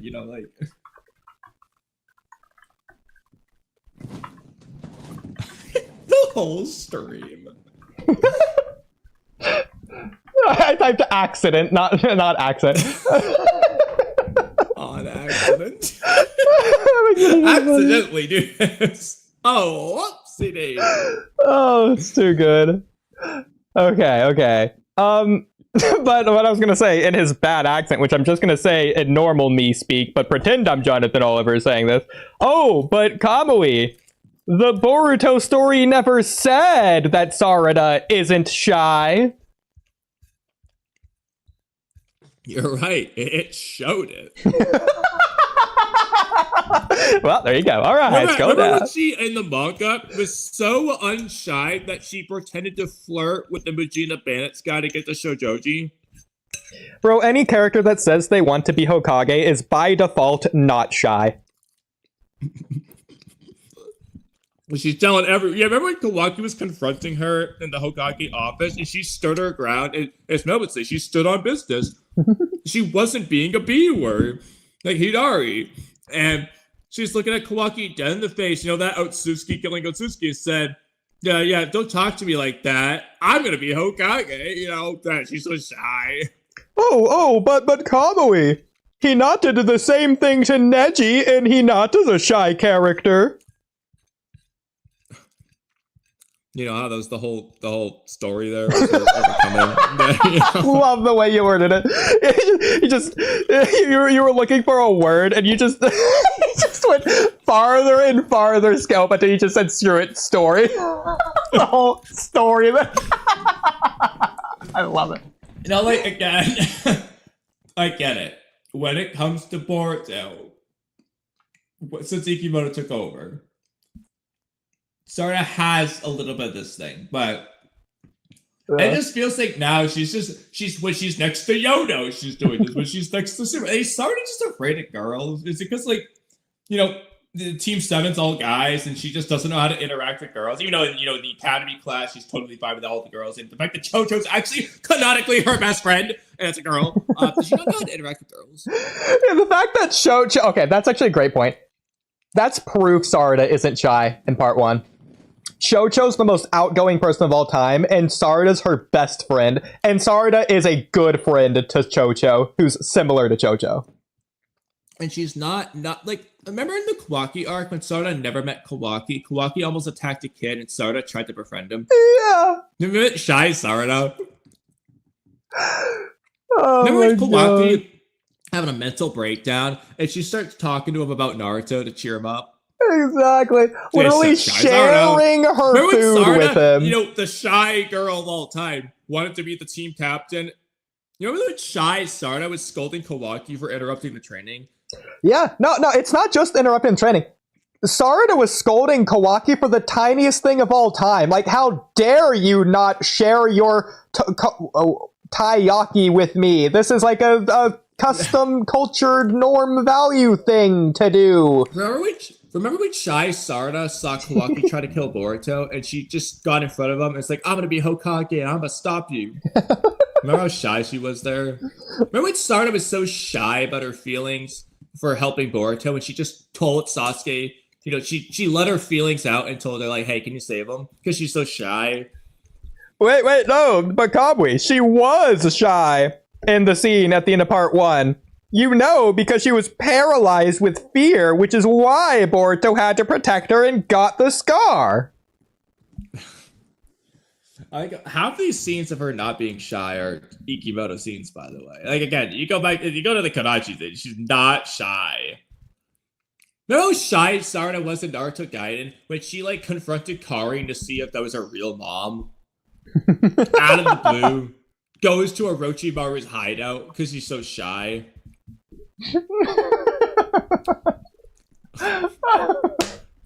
Remember when shy Sarada freaking walk up to Buntan, the 7 Ninja Swords with the mist, and just like wanted to throw hands? Remember when shy Sarada set up that like boys versus girls thing with Boruto in the academy? Remember when shy Sarada did this? Remember when shy Sarada walked up to that ninja in the whatever arc, that you know, that arc that's like the Land of Waves, but it's not the Land of Waves at all. Like, Konohama does that first gun on that dude, Yeah. and she fights that guy. Remember when she was so shy that she like tried to fight Deepa? Remember when she was so shy that she like did the Chidori against Bor? You know, she's just so shy, man. I'm sure at this point, Chat's like, all right, we get it, move on. Gonna go through every scene of the entire story. Exactly. So okay, to be fair, to give it some inkling of potential possible credit, it could be saying Sarada isn't a shy character, which is how you know when Sarada's being shy. It's not out of character, it just shows how important the thing she's being shy about is to her, in which case it's Boruto and or Sumire in this case. I would compare it to a beginning of Sasuke retrieval arc Naruto promising Sakura when she sees like the effect that Sasuke's having on... Okay, but yeah, but at the same time, look at that scene. Naruto is like, doesn't have anything to say for a moment until he does the don't you worry one bit, I'm gonna bring Sasuke back. I know, and yeah. I promise that in my life, Sakura. Like, that's what I was thinking as well. He's tough. He doesn't know what to say because 1, heart situation, 2, that's the love of his life crying for the love of her life. That isn't him. And then he's able to say something like Naruto would. So, to be fair, whereas that one was pretty immediate, it wasn't necessarily immediate. What was Naruto's reaction to the apple being slapped out of Sakura's hand? Besides fighting Sasuke soon after, was his immediate reaction? Like, hey, what are you doing that for? Okay, never mind. Okay. I feel like there's a scene somewhere earlier on. Or yeah, no, I know what it is. It's when Sasuke first wakes up and Naruto sees Sakura like crying, hugging him. He says nothing there. Oh. Yeah, I think it just kind of like has a soft expression. Yeah, so I'd say it's similar to that. Or even if you want to say 5 Kage Summit Naruto, he's just like having a panic attack silently alone in the snow. No, but it's not being shy. I know, it's not the same thing, but it's to say None of these are being shy. But it's to say that he can act differently under like serious context or circumstances or situation or whatever. No, same with Pain Arc when he's like crying before like Aruka or Shikamaru talk to him or whatever. Similar idea there after finding out Jiraiya's death, but yeah. I agree, like I said. They're doing a thing. This is like the one thing that gets Sarada. The butterflies in her tummy. But like, we're really overstating. This isn't actually a problem. We just don't care. I'm going to walk away for a minute. Yeah. Come back. Part of the problem, I feel like, is just the fact that we both hate omnipotence, and that's the reason this is such an important thing for Sarada, for both Boruto and Sumire. Okay, I guess he's really walking away. He did not take his mic with him, but okay. Well, hello, chat. Looking at chat here. Jura is making a lot of excuses not to get Himawari. Well, I guess we'll see if he makes any this chapter that we haven't read yet, so hopefully you don't answer. Oh, my voice is definitely lagging a bit. It was, not anymore. Could he devour another tailed beast? I mean, Jura? Yeah, Shukaku. If he wants to. Killer Bee. Definitely do that. Himawari potential is insane. Well, I agree. Himawari's potential is insane. But I don't mean high. I mean ridiculous. Also, real quick, in light of the other tail beast thing, you know what? Screw it. At this point, I want to go all in. I want Jura to target one at a time every single tail beast and not follow through with a single one of them. Screw it. Why not? Oh, get 9 different chapters for all 9 different tailed beasts. Yeah, I want Jura to target every single human on the planet and devour not a single one. Yeah. I personally just think it was an impulse because of jealousy, just like with humans in real life. I'm guessing Galaxy Heat is in reference to Sarada during the Sumire conversation that was previous. Yeah, something like that. I don't think it was out of jealousy. I think, if anything, she'd have to be aware of it for it to have been out of jealousy, and it's clear that Sumire is making her aware of it. Unless you're going to say she was subconsciously jealous. She hugged Boruto not because of Boruto, but because Sumire was there. Yeah, she wanted to show her who's boss. So unless we're saying that, I don't really think that applies here. Especially since Sarada is just verbatim explaining her thought process in the moment. She couldn't think of a reply in the heat of that moment. Not because of jealousy. She could think of a reply. Couldn't think of it. She was so jealous. She couldn't think of a reply. She could only think of an action. Well, it's funny you say that because she doesn't say, I was so jealous. She says, I was so surprised. So there you go, Galaxy Heat. There's the manga disagreeing with you. But yeah. I was so jealous. Ishiki or Jura, who do you think is stronger? Well, D-Bach, if you look at our tier list, which you can do by joining the Discord instead of me pulling it up. Hey, that's a great segue. Link in the description below. There you go. All right, and that answers your question. That you can go see all of our power scaling takes. But as we move on here, let me put this back on. Either way, everything you said to me was the truth. Okay. Reaction. I'm just trying to think of everything Sarada said here to make this sorry. ridiculous. Okay, I saw the word powerlessness, but this time they used it right. I was gonna say, like, bro, did they seriously make the same mistake twice? Did they just not know what that word is? Like, Chris just doesn't get it. But no, this time they got it right. Like, he's been using it interchangeable all his life, and people around him are like, oh yeah, it is powerlessness, isn't it? Yeah. Yep, sure is. Oh, this is how you use it. Better not change the previous one. I was being unfair to you. Your feelings, my sense of powerlessness. I averted my eyes from the reality before. I see. me. Okay, I'm sorry. This isn't necessarily bad, but like right now, it feels like Sarada is trying to sound smart and deep when she's not actually saying anything. It feels like she just got done watching like Jimmy Neutron. She's trying to sound smart or something, talking about atoms or whatever. If she watched Platinum End, she's trying to sound like that Professor Yoda. Like she's just saying it just feels like she's she's trying to sound philosophical.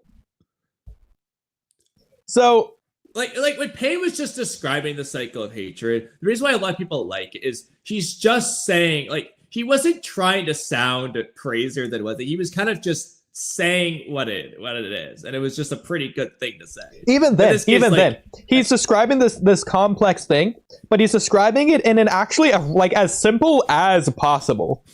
Yeah, very simple and efficient. And even then, I can understand Sarada thinking to herself, or when she's monologuing out loud to Ryu, I averted my gaze to this and that. Okay, I think that's fine. But when she's explaining it to Subaru, it's just I was being unfair. I wasn't really acknowledging this. But I averted my eyes from the reality before me. What is the reality before you? Yeah, you like it. Okay, just say I don't know, just say it less weirdly. That's not Sarada's way of speaking. My problem. So okay, was trying to be a god, so he does. Even that, like you said, he took a complex thing and made it simple. But he's also trying to portray himself as a god. He of all people would be the one to overinflate what he's saying. Cyrus doesn't do that. Yeah. So even if you just remove this left speech bubble entirely, it makes it better, but it doesn't fix it. You'd have to remove these two speech bubbles as well, or at least this bottom left one. It's I was being unfair to you, your feelings. She should have said, and your feelings. Not a period here for dramatic pause. Just I was being unfair to you and your feelings. And then just leave it there. But no, she has to continue on. My sense of powerlessness. From there, it's already too late. You're already being overly dramatic. This doesn't even make sense with the context of this. What does this have to do with what she said beforehand? Again, remove this. I was being unfair to you. My sense of powerlessness.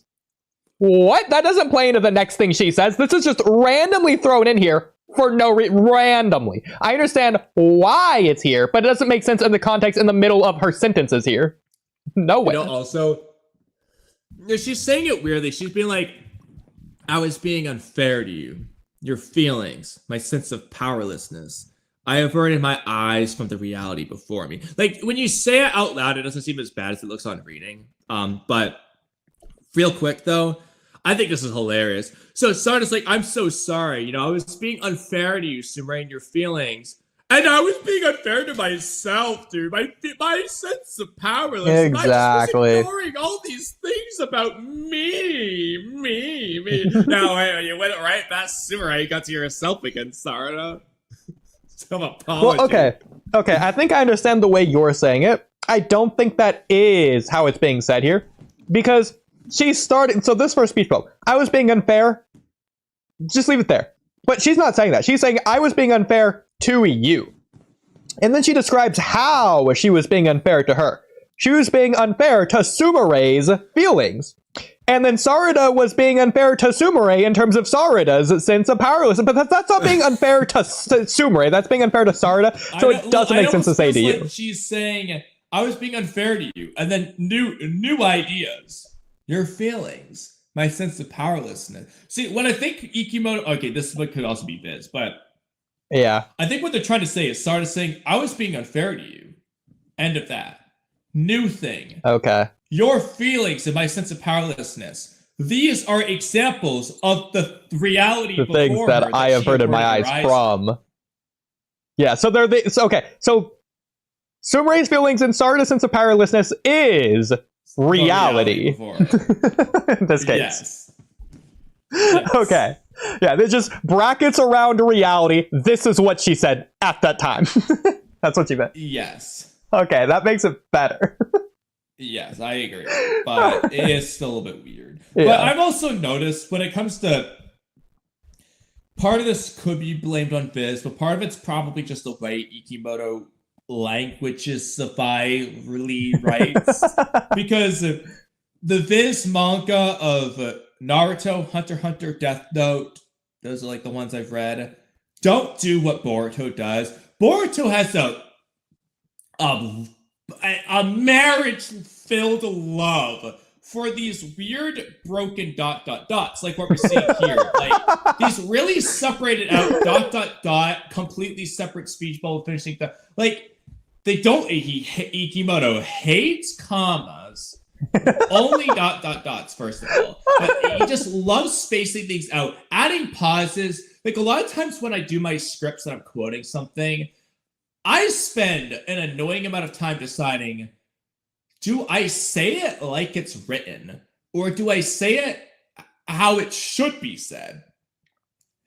Because I'm like, well, I could make it work and sound good, but like it shouldn't have those dots. Like I spend an annoying amount of time. You know, if they just wrote it in normal English, you wouldn't have this problem. But the Naruto manga doesn't do that. I'm not saying there's never a ... between something, but it's at sensible points. It's not in the middle of every sentence. So it Look is. at this chapter. I bet you this whole conversation, 90% of them are broken up with weird ... Let's go through. Let's look. How many just have complete sentences, especially the longer ones, without just completely broken English? Oh, here's one. The mission seemed like it was rough. You could say that this is just the speech bubbles being separate, and Sumere is saying this all in one. But then that also but that's not how ... in the sentences work. That you have to assume a pause if you're gonna break it up. Because for us to be real, it's an open page. They could have just put it in one speech bubble. There's no reason why it has to be broken. It's not a spacing issue. Like 90% of the page is not being used. The problem is it doesn't even make sense in this context. So it's just like, it has to be. The mission seems like it was rough. Okay, sure. So there's one. Okay, are we gonna count this as 2 and 3? This one is okay. It's okay, but it is hilarious too that it's in separate speech bubbles.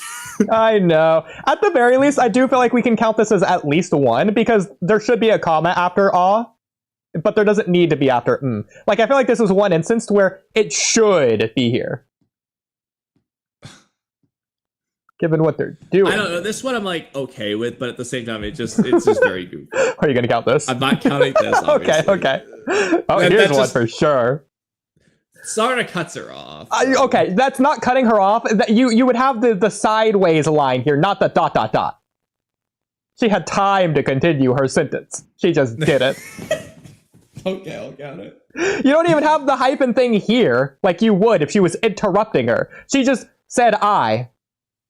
That's true. Boruto interrupts himself to say master, I mean Sasuke, or whatever, the 50 times. Oh, by the way, you stopped doing that. But, Yeah.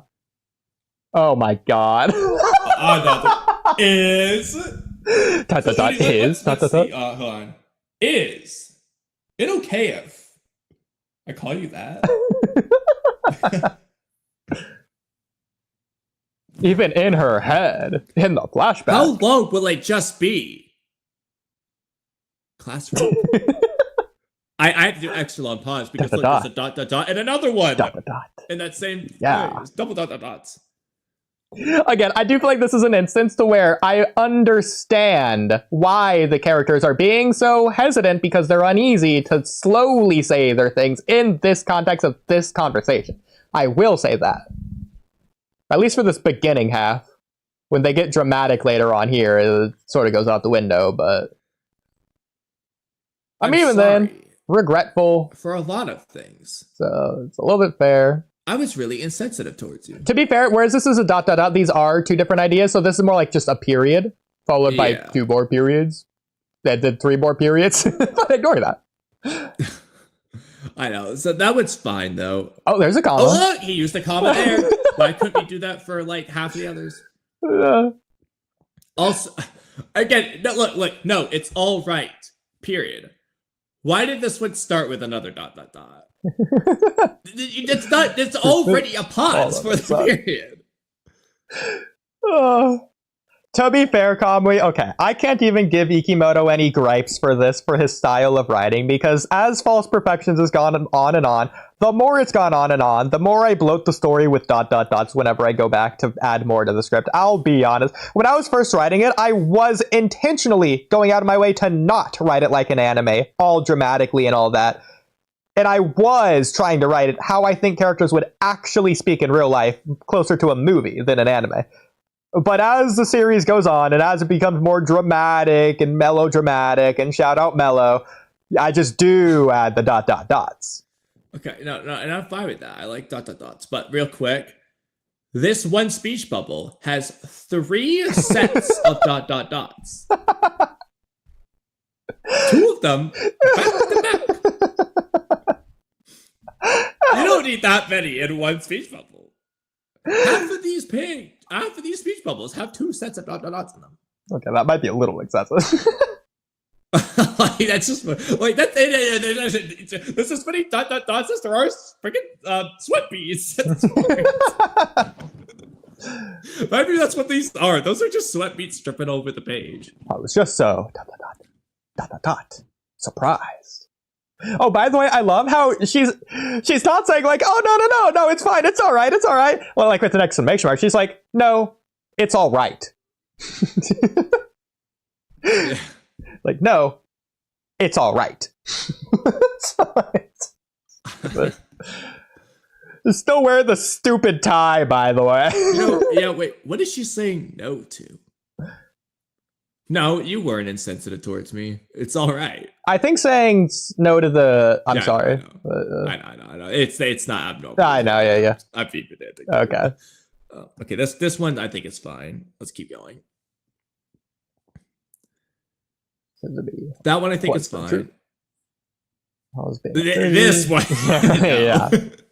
There's a reason we're bringing it up. Exactly, yeah. So, okay. So, part of the problem here, this left thing, ignoring the right thing, this left thing, close your eyes, ignore the fact that this is Sarada. Put this in the NC Hammer quiz. Hey, NC Hammer, who said the following? I averted my eyes from the reality before me. Hey, NC Hammer, who said it? You know what his answer is going to be? It's not going to be Sarada. It's going to be Itachi. This just... Or maybe Sasuke. Yeah. But what I thought you were going to say is, okay, that panel of Sarada, this is going to sound ridiculous. If you took Sai from the profile in the Boruto era and put glasses on him, you got that panel. I see it. That is Sai with glasses. Not Sarada. Absolutely. Also, I know it's her design, but does Sarada just having her jacket over her left shoulder? She just refuses to just wear her jacket. It's normal. Fashion, Kamui. Keep up with the times. Is it chilly out there? You know what? I hope there's a scene of Sarada saying she's cold when she's not wearing her jacket. Anyway. I hope she says it. I hope she says it in a scene where she has a sweat bead. Sweat bead, not wearing her jacket, says she's cold. Okay, I really want to go back to Code Walking in the Land of Snow and see if any of those panels have a sweat bead. Okay, go look. Probably not. Probably at least the guards when Code invades. Oh, okay, yeah, then maybe. You could say Okay. that's a little bit unfair because they probably have like a winter coat on or whatever, but still. Yeah. I mean, Coat did say it was freezing out there. Exactly. Yeah, that's why he wanted to go inside as soon as possible. Oh, that's funny. But yeah, no, like you could say this is actually a cool thing that like nephew like uncle in this regard. It's the Itachi genes are coming through here. It's yeah. I think Ikimoto's just making her overly dramatic for no reason. Because I would say the same thing about Itachi that you were saying about Zaruda here. I think Itachi's just, not that he's trying to sound smart, but he isn't smart in ways when he says his things. I mean, the scenes, the problem is the scenes that Itachi says it work better. Sure. Well, Like, that's just Itachi's character. Sasuke, I think his apology was perfectly good for everything he said. It wasn't even overly complex. He's just saying, like, oh, I always pushed you away and blah, blah, blah. No, that's fine. That's someone how they would actually speak. Like, again, the cycle of hatred speech, it's probably fluffed up a little bit, because let's be honest, if me and you are in Pain's position there... Pain is trying to be exactly. God teaching Naruto this. Exactly. Okay, what'd be really funny, Kamui, is if you and I just off the top of our head just went through the entire Naruto series and just redubbed it and like an actual like person-to-person speech, how people actually speak. Like we get the cycle of hatred speech and Pain just like, all right, Naruto, look, when people kill each other, it really makes the other side like really upset and they like really start to like hate the person. And like then they'll go on to kill people, and then the other side just gonna hate them too. And then like that's just like. I'm gonna be honest, Naruto. Like, if you kill them, like they're gonna hate you. Like, it's just kind of how it is. So, exactly. And of course, when that happens to you, you're gonna hate them back, and then you kill them, and you're really just going back and forth in this cycle of hatred. And it's not gonna end unless you do something about it. So, what are you gonna do? It almost feels like a counselor in real life, just like berating their client or whatever. So Naruto's just talking like I'm gonna be Hokage. Like I promise. Like I'm gonna do it. Believe it. Yeah, like it's my long-term goal. I've thought about it. It's actually a smart goal. So me becoming Hokage, why it matters to me is, well, I know that the Hokage is the strongest in the village, and I need to actually be strong because my best friend left. I'm actually trying to get him back. So. I need to become Hokage, but like, how can I do that if I haven't even saved him? Because like the village is the one I want to be Hokage for, and that's like important to me because it's like my family. That's why they like matter. And the guy that left, he's important to me too. So I want to save him too, and I want to do that before I become Hokage for that reason. Okay, there's a specific scene I want to do now. Okay. Okay, there's two ways to do it. One is to try and say the actual quote in a normal voice, but make it work. The other is just to paraphrase it. So the quote is, those who break the rules are scum, those who abandon their friends are worse than scum. The Obito one, the Kakashi. Okay. So the paraphrased one is just like, why are you being such a stickler for the rules, bro? Like, just fuck them, they suck. Go save your friend. But now, how do we say in a normal voice, those who break the rules are scum? That's true. Bro, Kamui. Those who would abandon their friends are worse than scum. Oh, no. I know exactly how to say it. Kamui, can you believe this guy? Trippy. Seriously. I get it. Like, those who break the rules are scum, but, like, Trippy, those who abandon their friends are, like, they're kind of worse than scum, bro. Trippy. That's the only way to, like, think about it. Yeah, exactly. I had to say it to him. That's how I would do it. Okay, another stupid fun one would be Hinata's confession in the Pain arc. It's like, Naruto, I'm not gonna leave because I'll be honest, Naruto, I love you, I always have, and this is my ninja way. So I'm gonna fight Pain because I'm not gonna give up. I'm not gonna go back on my word. Sorry, Naruto, it's just not gonna happen. So I'm gonna fight Pain now. You sit there. I'm actually gonna free you instead of fighting Pain, but don't tell Pain that. But I'll be right back. I'm gonna go fight Pain real quick, and it's my ninja way. So yeah. I was thinking of some random quotes right now. At least he's doing something. I don't like to be kept waiting. Okay. Dude, art is an explosion, bro. Dude, Oodie, I'm literally like a schoolgirl who's in love with her professor right now. Kamui, do you see that guy over there? He's a dreamy dandy. I was like, where's he going with this? All right, Kamui, I get it. Okay.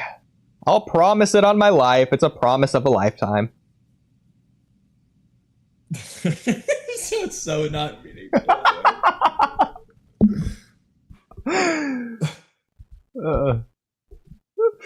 So we get back to the chapter. Oodie, honestly, I think I want to prove that I can be a split ninja as well. Even if I don't have ninjutsu or genjutsu. I think I want to prove that to the whole world. You know what, Kamui? This Boruto stuff, it's annoyed me over and over and over and over and over and over again.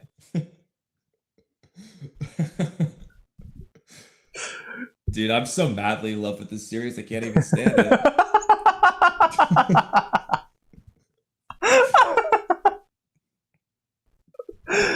I don't know. I don't know why he would send us to assassinate someone to whom he bestowed such powers. I don't even know why Sasuke survived the curse mark. There are many things I don't know.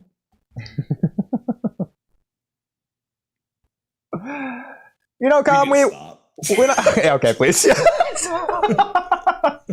Okay. So much to read this chapter quickly. We're probably... What page are we on? Like 5? Probably. I don't know how to check stuff. Like, wait, let's just recap what's happened. Alright, they free Moegi. Moegi. And like a page. Off-screen Gara, off-screen Shinky. And starting to say her bullshit. They had the stuff in the hospital too. They explained Moegi's fine, actually, just needs some rest. Yeah, she's a little bit malnourished. Okay. But yeah, no, this is just being real. There's no point of this. This is entirely extra. This could just be removed entirely. And honestly, well, to be fair, Oodie, her apology would be more genuine if it was. Saying it, and it isn't just Sai saying it to Abado with his glasses on. If anything, gave him a pair of glasses. If anything, this just brings the apology down. She's just making excuses for herself. She's making it about her now. I'm saying, like, literally, like, oh my god, Super, I'm so sorry. Like, OMG, I just couldn't accept how weak I was. I just kept looking away from the reality. You know, me. Yeah, Sarada. Yeah, Sumire, I'm sorry for you. I can't believe I did this, and this happened to me. I'm sorry you had to watch me suffer. That really explains the side eye. Sumer is picking up all these subtle cues. She's like, this is the worst apology I've ever heard. A while ago, you asked me, didn't you? Oh my god, this art looks so bad for part 1. It doesn't bother you, Sarada. Whether Boruto-kun is popular with girls. I mean, to be fair, what's up with that? Look at Sarada on the left and Sarada on the right. I'm not saying it was any better or worse. I agree, that's fair. It's just different. I do think Sumire does look better with her time skip design, but... Minus the time. I was going to say the exact same, literally word for word. Like, you were saying it out loud the same time I was thinking to say it in my head. Like, down to the millisecond. But I do remember this scene. Yes. Those were my real feelings. At the time, anyway. So, just to confirm.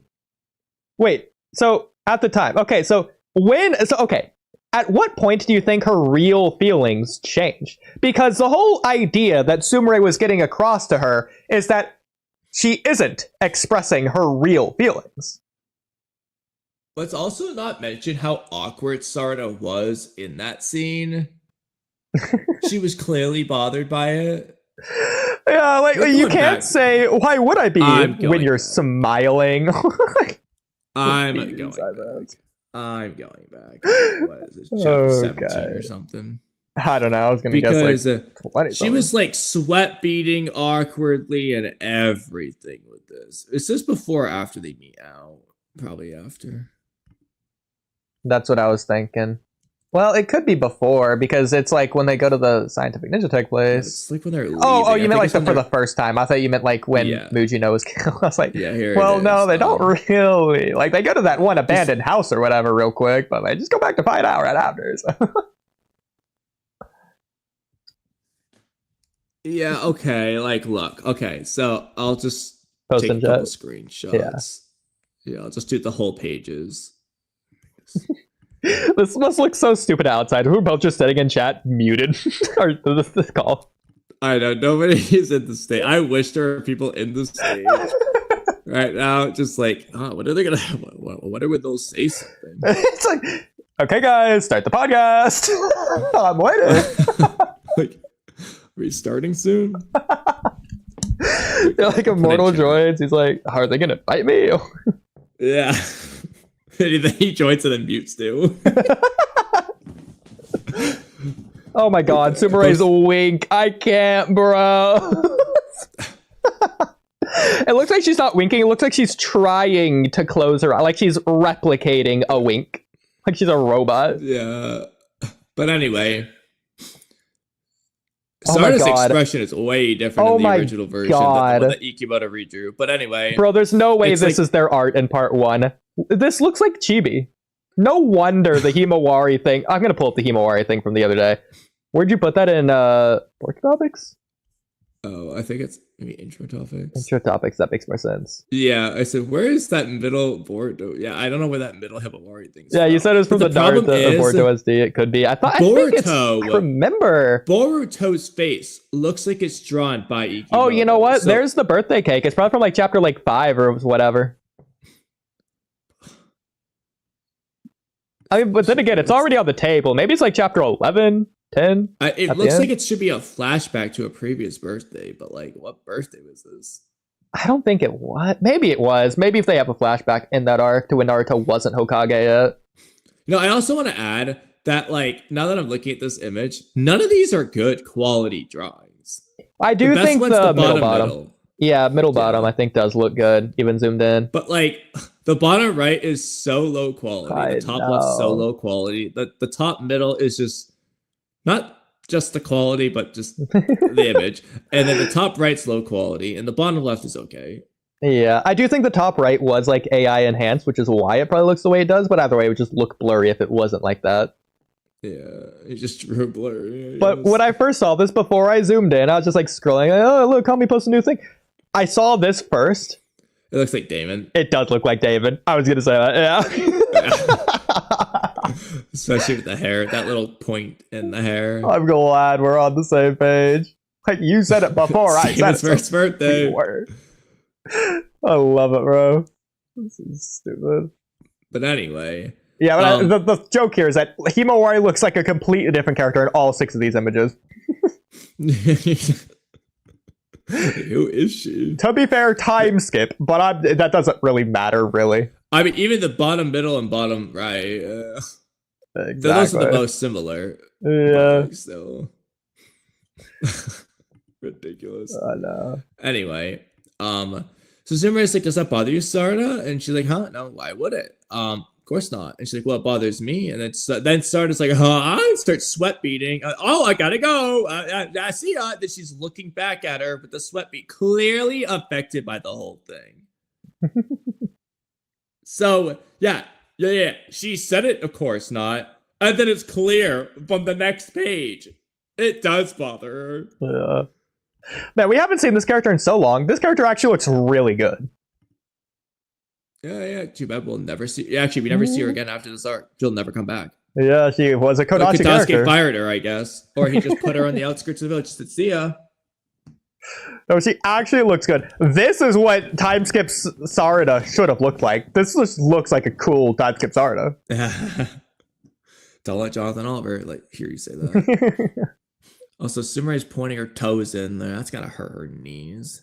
Oh, even Hikimoto was doing it all the way back then. Yeah. Reminds me of Sarada, like Two Blue Vortex Chapter 1 at the end. I know. Just walking at the same tunes. Oh my god. But yeah. Some of this art looks so weird. Like, this just looks like a meme face. A literal meme face. I don't know what. Hey, you know how these zoomed out shots of like Boruto, Mitsuki, and the girl and Katasuke, it's all recognizable, unlike Chocho. I'm not gonna lie, I don't dislike this early art. It's a different style, and I know a lot of the faces are chibi, but like it's the art in terms of blurriness or AI upscale or whatever the line art situation in Two Blue Vortex is, the line art is just better. It's not whatever's happening on Business Two Blue Vortex. I don't know if it's AI upscale. I don't know if it's blurriness. I don't know what's going on. The Rinnegan eyes are circular. Like, look at how much detail is on this tree. Exactly. There's no whatever there. Like, it's the normal lines. Say what you want about the chibi faces. The lines are crisp. Yeah. Realistically, the thing that stands out the most, it isn't even this. This looks mostly fine for far away art. It's this, bro. The proportions on this is unlike anything. Her T-Rex arms and her chubby thighs and Sumere's butt. It actually does look like it's a chibi manga from behind. It's so I like the bottom left Sumere there. It's decent, yeah. Like, this art looks good too. Yeah. Either way. I mean, she has the baby face, but like, I don't know, I'm just used to it for this part of the story. Yeah, but like this, maybe it's the hair that's throwing me off here. It does look like a meme face. Like, it's freaking Lord Farquaad or something. Like freaking Donkey in that one. like Mike Wazowski when he has that weird face. I don't know. I like Lord Farquaad. I see it, bro. My hair. It's so bad. By the way, can we just say this hairstyle doesn't make sense with a ponytail? Just want to add that in. Yeah, I agree. Okay. But I do remember those were my real those feelings. were my real feelings, even though that wasn't true. I never thought about that kind of stuff. Caring about how I felt or what he did. Really? You didn't care what he did? I beg to differ. You seem to care about what he did in like every anime arc, for sure. And even in the manga, it seemed like you cared what he did. Like, you were concerned. You know, Boruto was acting strange enough in the Regina Bennett's arc that you chose to go after him, which ended up saving his life. I think you cared what he did. So, just to be sure, just to make sure I'm on the same page as Ikimoto, Sarada did not care about Boruto. So, from Ikimoto's perspective, the reason Sumere called Sarada out a couple chapters ago is because Sarada doesn't care. Am I grasping that correctly? Sarada didn't care about Boruto or Sumere. She just doesn't. Never even thought care about them. Never thought about any of them. Yeah, so just to make sure, that is what Ikimoto is telling me here, right? I don't think so. I don't like those are my real feelings. I mean, you look back at the chapter, that's not what's being implied. Even though she said it at first, like, no, why would I care? That might have been true, but then it's immediately followed up with, oh, I don't know how I feel about you liking Boruto. Like, she doesn't say anything, but her expressions show that she felt some type of way about Sumere saying, I like Boruto. It bothers me when people like him. Sarada felt some type of way. And also, that is not even what she looks like when she said it. Well, to be fair, Kamui, it's how she felt. She just didn't care.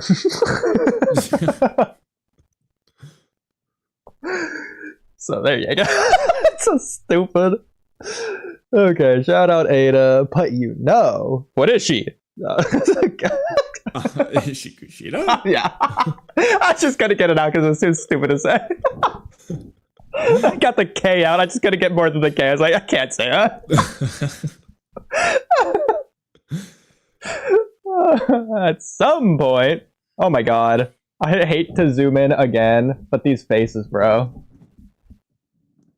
Like, it's not that far zoomed out. I understand it's a little far zoomed out. It's not the Chocho scene.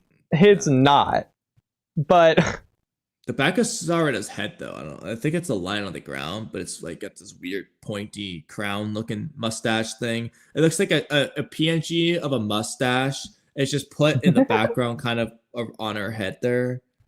I don't know what that is. It actually isn't that bad zoomed in as it is zoomed out, so I'll give it that. This looks better this way.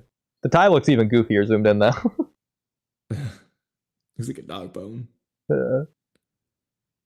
But what's that little pointy things on Sarada's hair? Like, is that the line on the ground? Like, what is that? The curvy thing, like she's a devil. Haha. Yeah, she is the devil, bro.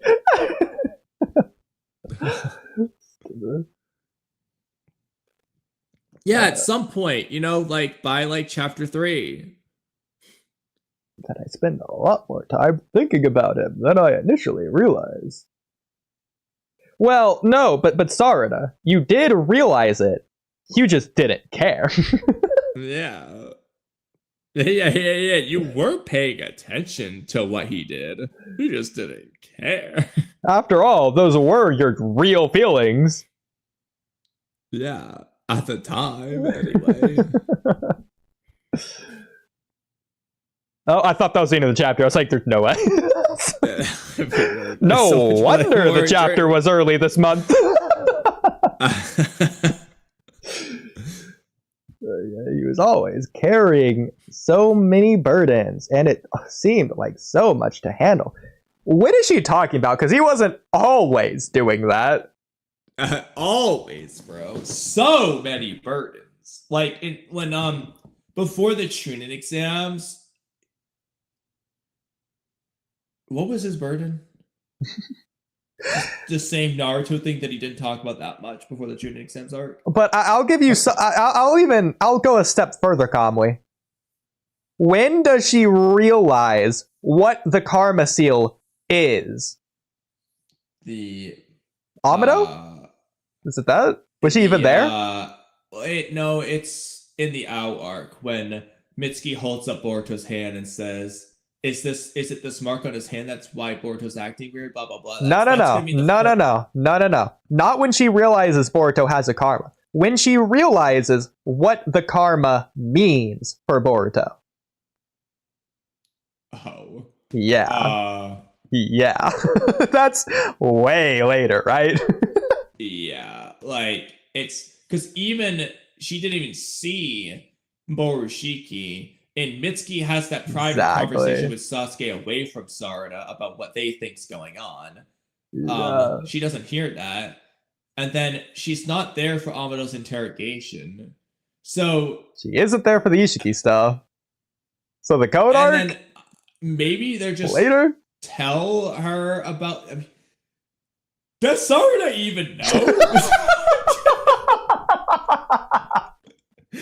Like, does she know that he's being taken over by Atsuki?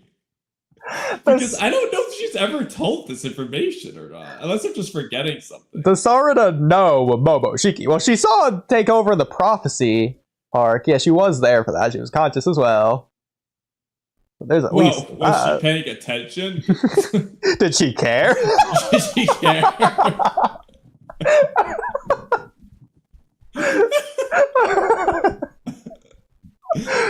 I mean, like, that's a good point. I just realized, actually, we've been saying for a while that Sarada hasn't seen Borushiki. Yeah, she has. She had nothing to say about it, though. Okay, we have to keep the Sarada not caring thing a long-running joke at this point. it's become ingrained. I don't think we need to. I think we'll just remember. Okay, but I am writing in Boruto topics. Okay. Sarada did see Barushiki in chapter 78. She just had nothing to say about it.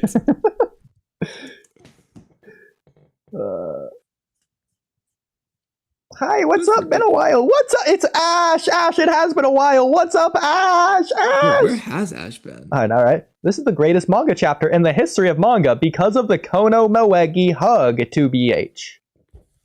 I remember Ash, all right. No wonder you've been gone. You just got off and like you weren't doing anything. Oh, that was the funniest comment you could have said. Okay. Here, you know what, chat? We've done a lot of this. We'll go back to the red filter for a while. As a member of the same team, I started worrying about him. You know, actually, now that I think about it, in chapter 700 of Naruto, isn't Sarada like thinking about Boruto? I think so. But she didn't care.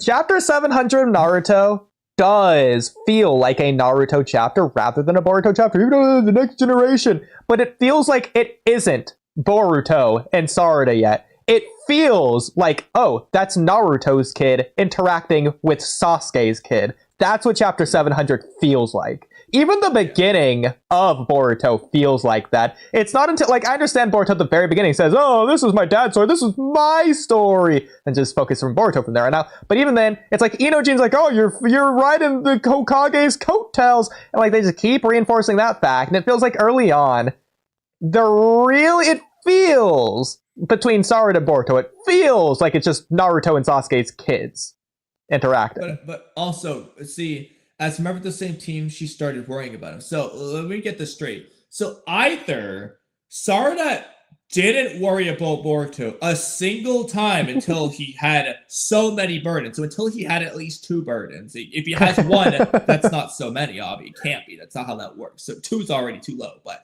until he has a total of 2 burdens, what are the 2 burdens we're going to go with? So Karma and what else? Because he didn't have Naruto relationship and Karma at the same time. Those are completely separate. Gotta be omnipotence. So it's not until the time skip. Okay, there you go. So either Sarada did not start worrying about Boruto until omnipotence, or as a member of the same team, she has been worried about him since the beginning. So a hilarious one. What she's saying doesn't work with what she said previously in the previous page. Or Sarada did not care or worry about Boruto until omnipotence, which we know isn't true because of the code arc and everything else. But, so no matter what, this doesn't work. You could say one of the burdens is Boruto doing the room sharing mission with Ada if Sarada viewed that as a burden for Boruto. Oh no, it's Boruto having to learn the Rasengan at the same time as trying to get Sasuke to be his master at the same time as trying to get Naruto. I was watching so she cared about Boruto from the beginning. You could argue the burden of cheating in the tuning exams. The burden of having to live with Kawaki and the Karma seal. Well, that's what I was going to say. That is actually really funny. Unironically, Sarada might have, unironically in universe, she might have considered Kawaki a burden to Boruto.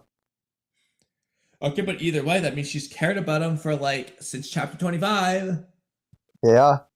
One more thing. After the Sumire conversation, the next day she started caring about him. One more thing. I don't think Sarada's aware of this until after the Code arc, but I do think she would consider Code wanting to kill Boruto as one of the burdens.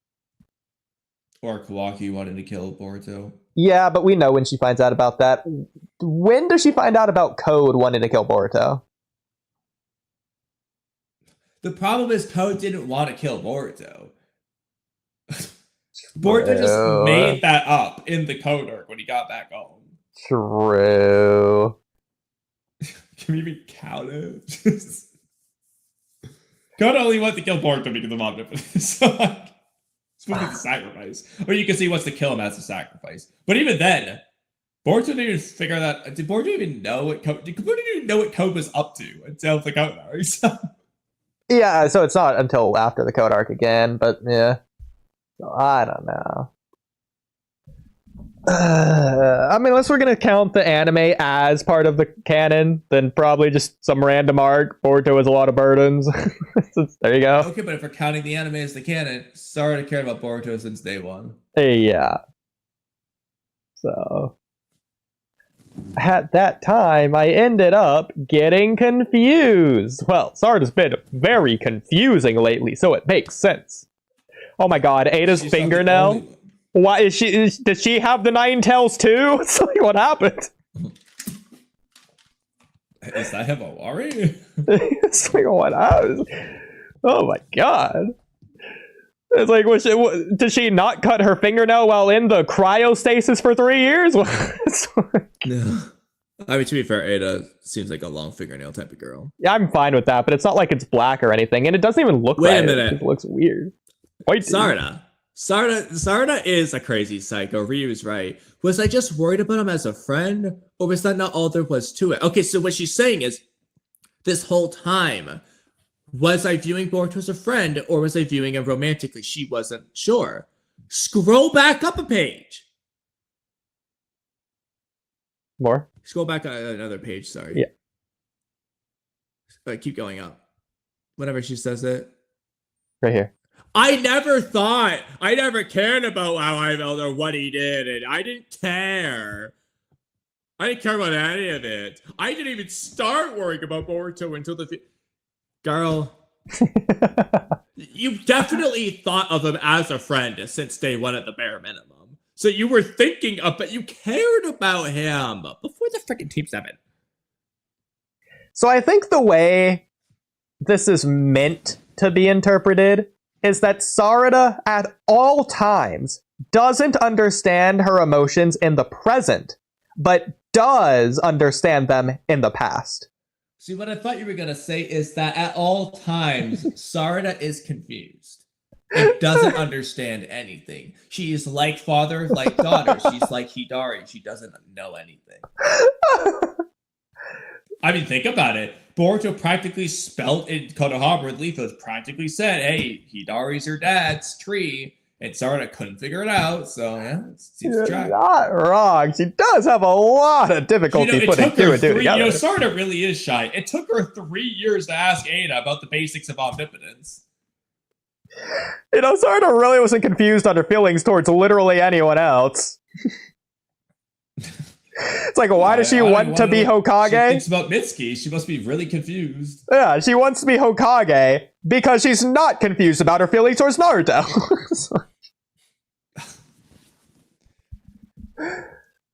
There's no confusion there at any point in time. Confused. Is Naruto my dad? Is that what she's thinking? Yeah. But again, like you're saying, it's hilarious. She's acknowledging. She knows what her feelings are. I don't know what my feelings are. Yeah, those were my real feelings. But not was anymore. I just worried about him as a friend, or that? Did you know or not? Ikimoto wants it both ways at the same time. And again, you go back to the original scene. I would say she didn't know. That's why she felt uncomfortable. If she knew, she wouldn't have been sweat beading looking back at Sumire. Did Sumire make her think the spark she started her liking of Boruto by saying, I like him? And then started. So is Sarada liking Boruto out of jealousy, rivalry? Is that the Naruto Sasuke, Naruto last reasoning? Yeah, it's clearly something inside of Sarada that she hadn't been confronted with, whereas Sumaire's directly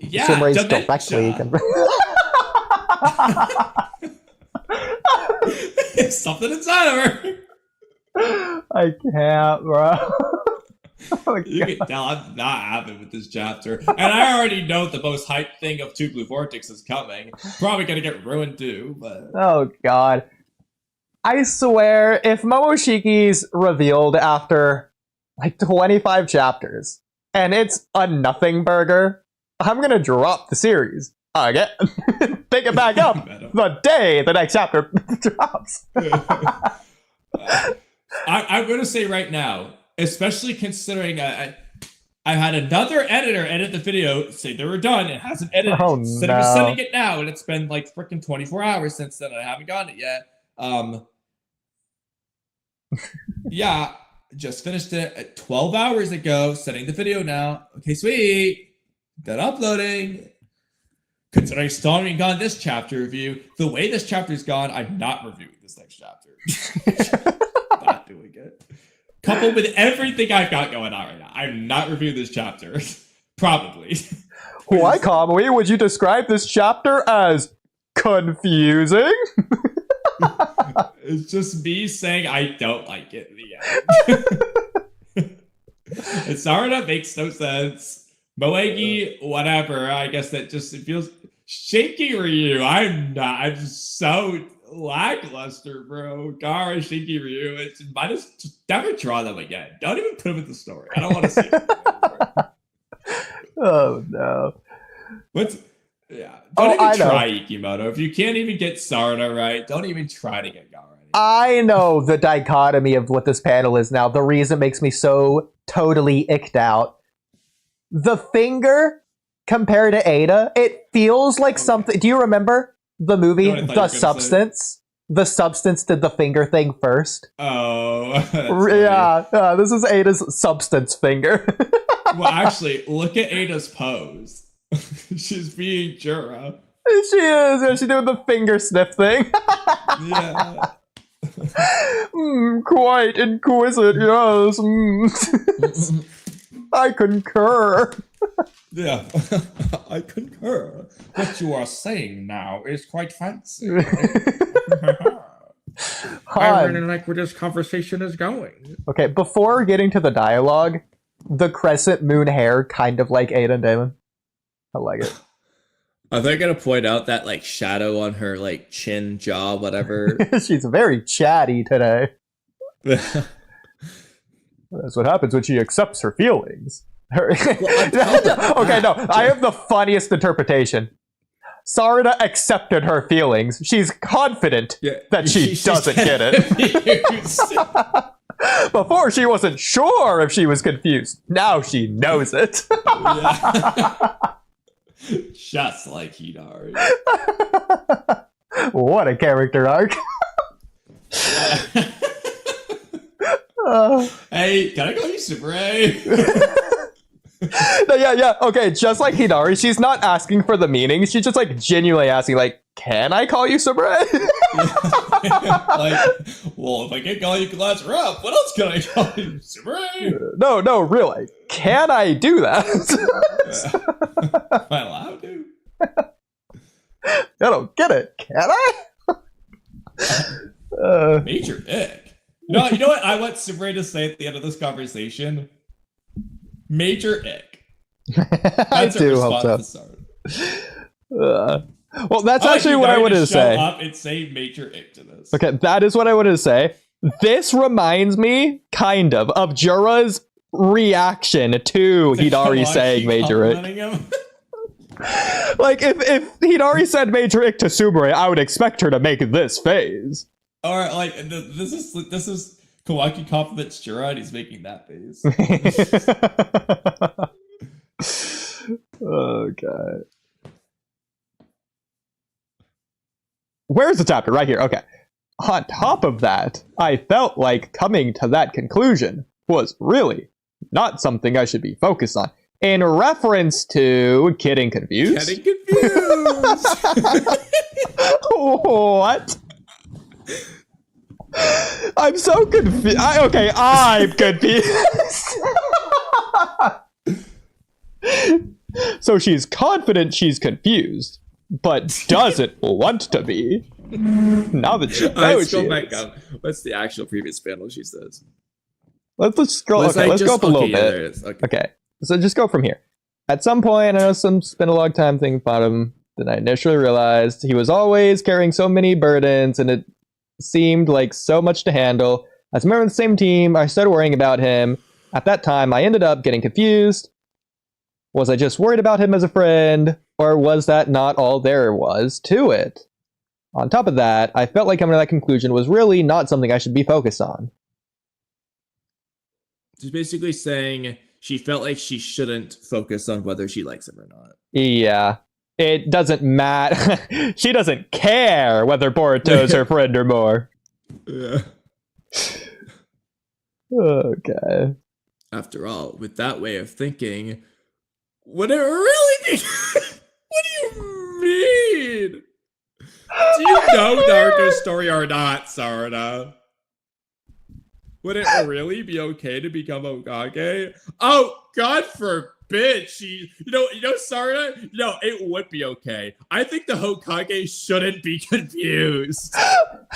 Bro, there's no way Ikimoto's actually trying to emulate the one chapter. Let's see, where is it? The Naruto Sasuke interaction. How can I become Hokage yes. if I can't even save a friend? Yes, what chapters? I'm going to 300 to start. It's going to be before then, probably. Oh, no, it's after 300. Yeah. Shout out Sai and Shin. 15. No, 310 maybe. 306. I don't really know. Try it. 310. I just want to compare these panels side by side. Oh, yeah, 310 was like right on the mark. 309. One, though, because Sasuke's gone there. Shout out Naruto thinking he's it might weak even for be the 308, 28th time. How much of this chapter is Sasuke? Yeah, okay, yeah. It's probably not this chapter. Yeah. It's like when Sasuke hugs him. It's actually before even this, because this is after that. Yeah, okay. 306 wasn't too far off either. Okay, probably towards the end here. Yeah. Right here, yeah. Okay. Yeah, and even then, he's even asking Sasuke for his opinion on this too. Bro. Yeah, the manga version's different, actually, yeah, because he's asking Sasuke. Well, I think it's the same in the anime, right? I thought the anime was just you're right. How can I become Hokage if I can't even save a friend? That's how I remember him saying the how can I become Hokage if I can't even save a friend part. It might be different in the English and Japanese. Let's just go double check real quick. Yeah. It also might be different in the Cartoon Network version. Apparently the whole story is different. Okay, why is this the first thing that pops up when I type in Shippuden? Let's type in Naruto. Right here. I wonder which episode it is. Well, actually, do they get to this part in the prologue? And they do, because remember, they do the Sasuke thing. Okay. Unless they're just cutting random things out. No, it's should be right here. I kind of want to see how fast Sasuke does this here. Right after that, did you have to dream of becoming Hokage? How fast does he do this in the anime? Okay, they don't show it. That's fair. I'm dreaming becoming Hokage. Yeah, even then, he's responding to Sasuke here in a cool, comebacky way. Yeah, time chase after me, right, Naruto? And that's why this time around. Okay. Definitely. No way a guy who can use a one friend. At the okay, this is just Japanese. We'll check the English after. Yeah. Isn't that right, Sasuke? Yeah. Okay. Dub. Isn't that right? Yep, okay. So that's all we need, really. Now I want to see the rest of it. Sasuke. We cannot let this play for long. In fact, we should probably stop at that. Well, I didn't even get anything there. I mean, how could I ever be Hokage? Yeah, okay. Finish what I started. This time my whim is telling me. Yeah, very cool, Sasuke. Almost as cool as Sarada saying, with that way of thinking, would it really be okay to become Hokage? Real quick, looking out sorry, go ahead. at that bridge, kind of looks like Ishiki's horn shape, but something else is there. This? I don't know whose head that is. Yeah. Did you say bridge? I don't know what this is. It's not okay. I don't need to scroll down to know that is not a bridge, but I kind of see what you mean. It's like the railing with the weird like earthquakey. Yeah, really. It was like, what is this? Clothes. Oh my god, it's Yodo.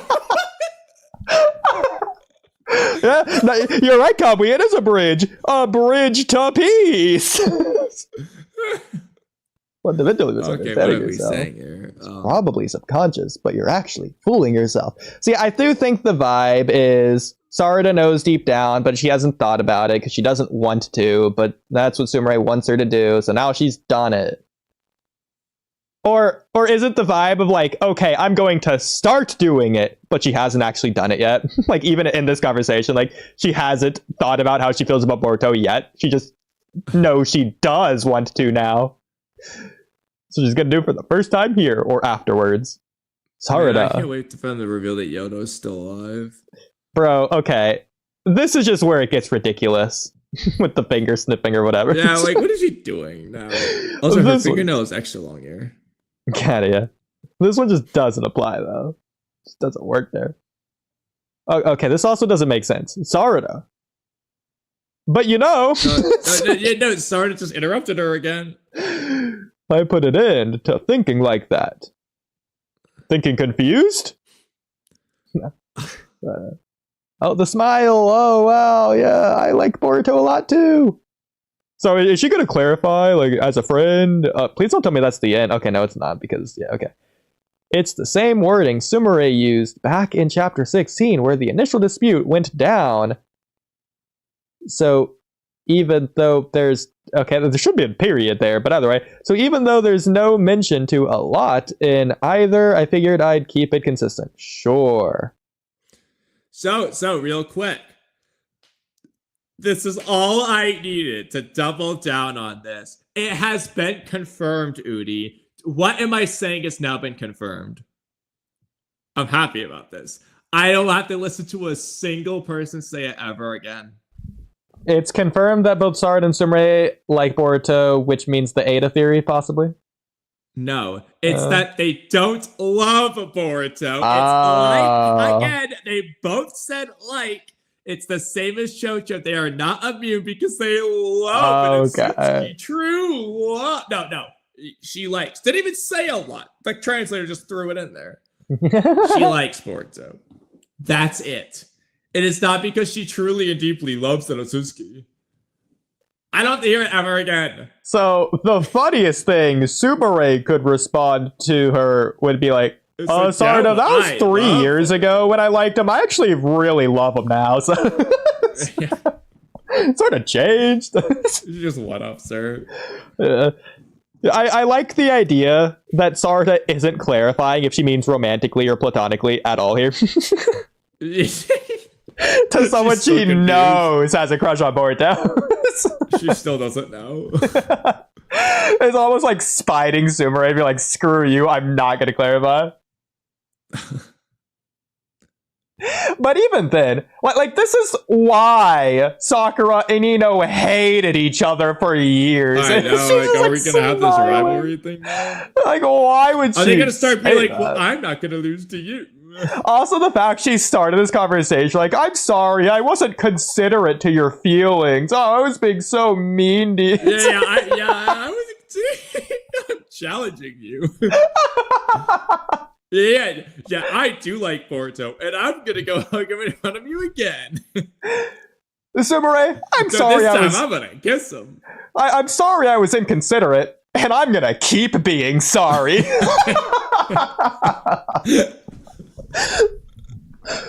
We might have to have this conversation again. I just wanted to let you know in advance. I'm gonna be sorry. I'm not sorry for what I did. I'm sorry for what I'm about to do. I'm sorry for what I'm gonna continue doing. It's only gonna get worse. You thought the hug was bad. Oh no. Oh my hey, god. Hand now. Is she gonna say, oh my, that's so hot? Is she about to like, it looks like she's about to freaking activate omnipotence again or something crazy. Okay. This would be ridiculous, but the funniest thing she could do is actually use omnipotence to swap their rules. does that. She's rooting for Subaru. I love it. Okay. This really looks like Katasuke here. I think it's the hair. Also, why does they just like draw half of Subaru's face off panel? Stack the panel up. Like there's so much blank space here. What, he had to draw all these leaf dots in the background or whatever this is? Hey, at least she doesn't have a sweat bead in this bit. Of all the times for the bad, Does Ada? Oh, she's probably covering it up. yeah, that's why she's got her hand over her face. She sweats so much. No, actually, Subaru. When did Subaru stop having her sweat bead? Ooh. Let's scroll up. Yeah, maybe this comforted her. Yeah, like all that. They just stopped sweating. Now that's subverting expectations. Yeah. So whenever they're is that a science that we have when they're being honest, there's no sweat beads? So all those other scenes, everyone's a big liar. That's the last sweat bead. Yeah, wow. Okay, so when she acknowledged that she was being rude too.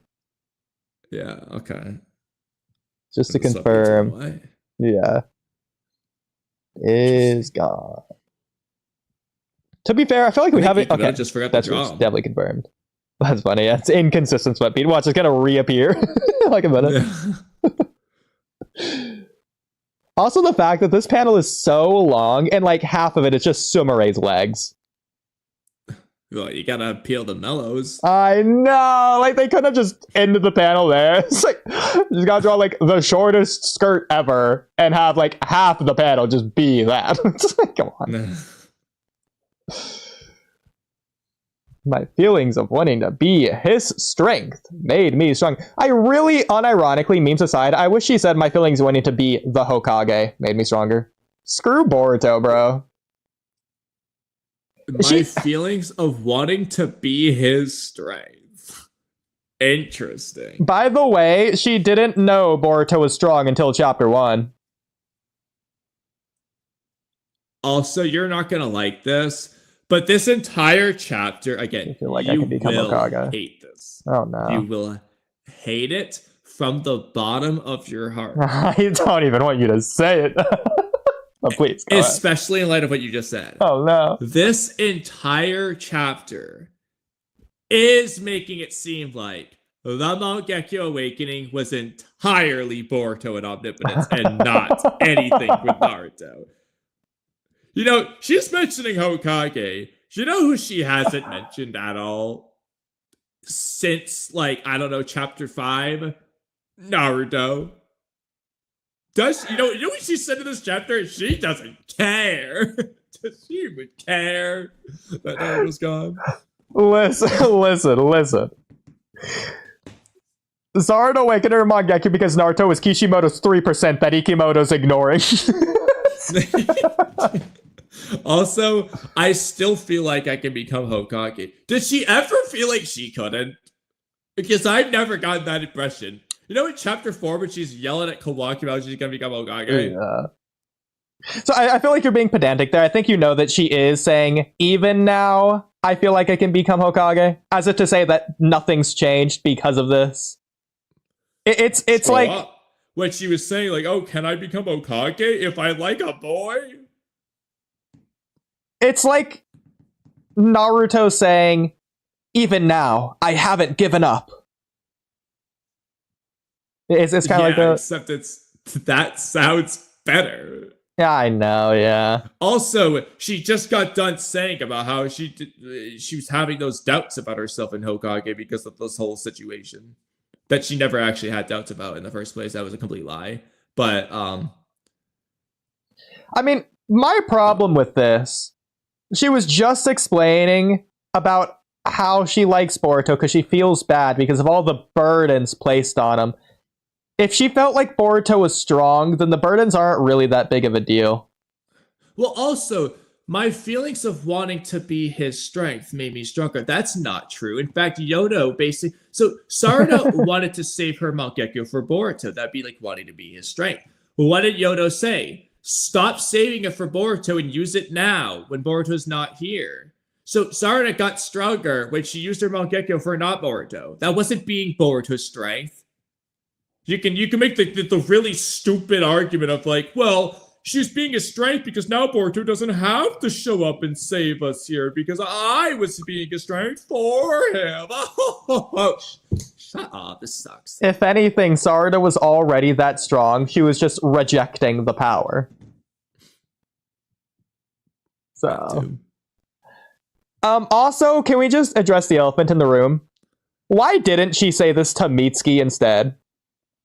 You know, the person who she had this exact conversation with?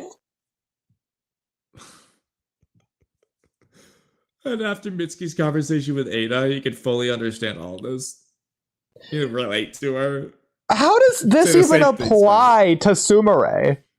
The strength aspect isn't something Sumire should even be acknowledgeable on in terms of Sarada. I mean, in the anime, Sumire is strong. Listen, this isn't the anime. Yeah.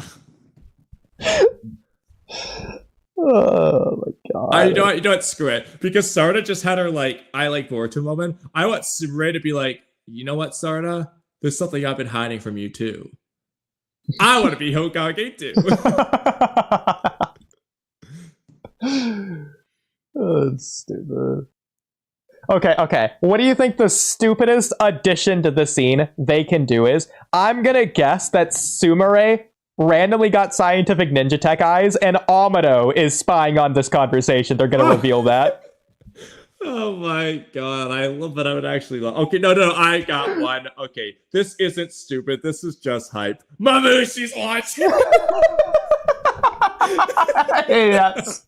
He's in the background, so like Ada doesn't realize that Mamoshi's just in that bush right there, and he sees. That is the coolest possible thing they could. Or another funny would be Momoshiki. That's why he comes out. I mean, unironically, neither of us has read it. It is possible we do get an end of chapter cliffhanger of Mamushi randomly like teleporting to this location once the conversation ends. Not because of the conversation, just like coincidental timing. They're in just the right place, right time. I'd be so happy. Yeah.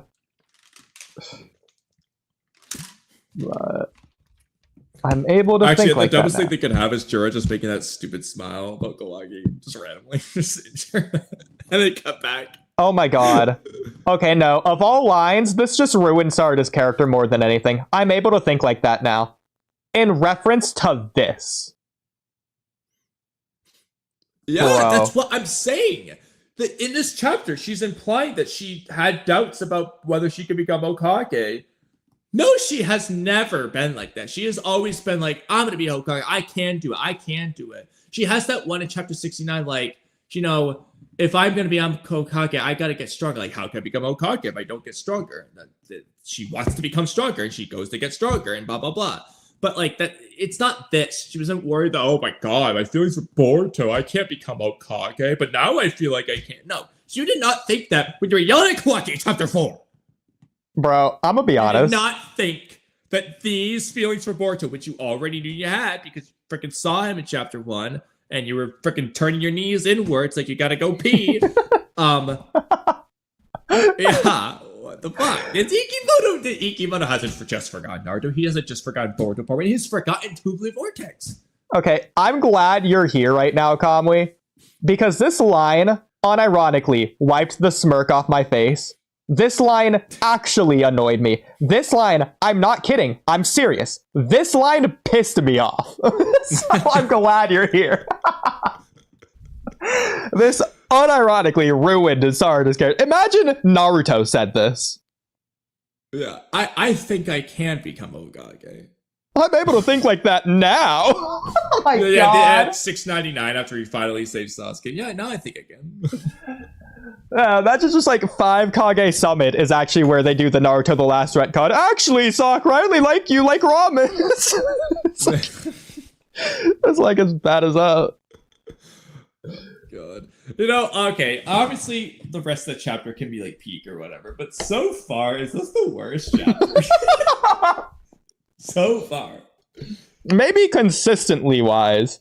I'm not going to say it's had the worst moment, but like consistency. What is the worst moment right now? In all of Two Blue Vortex, it might be last chapter, Jura leaving again.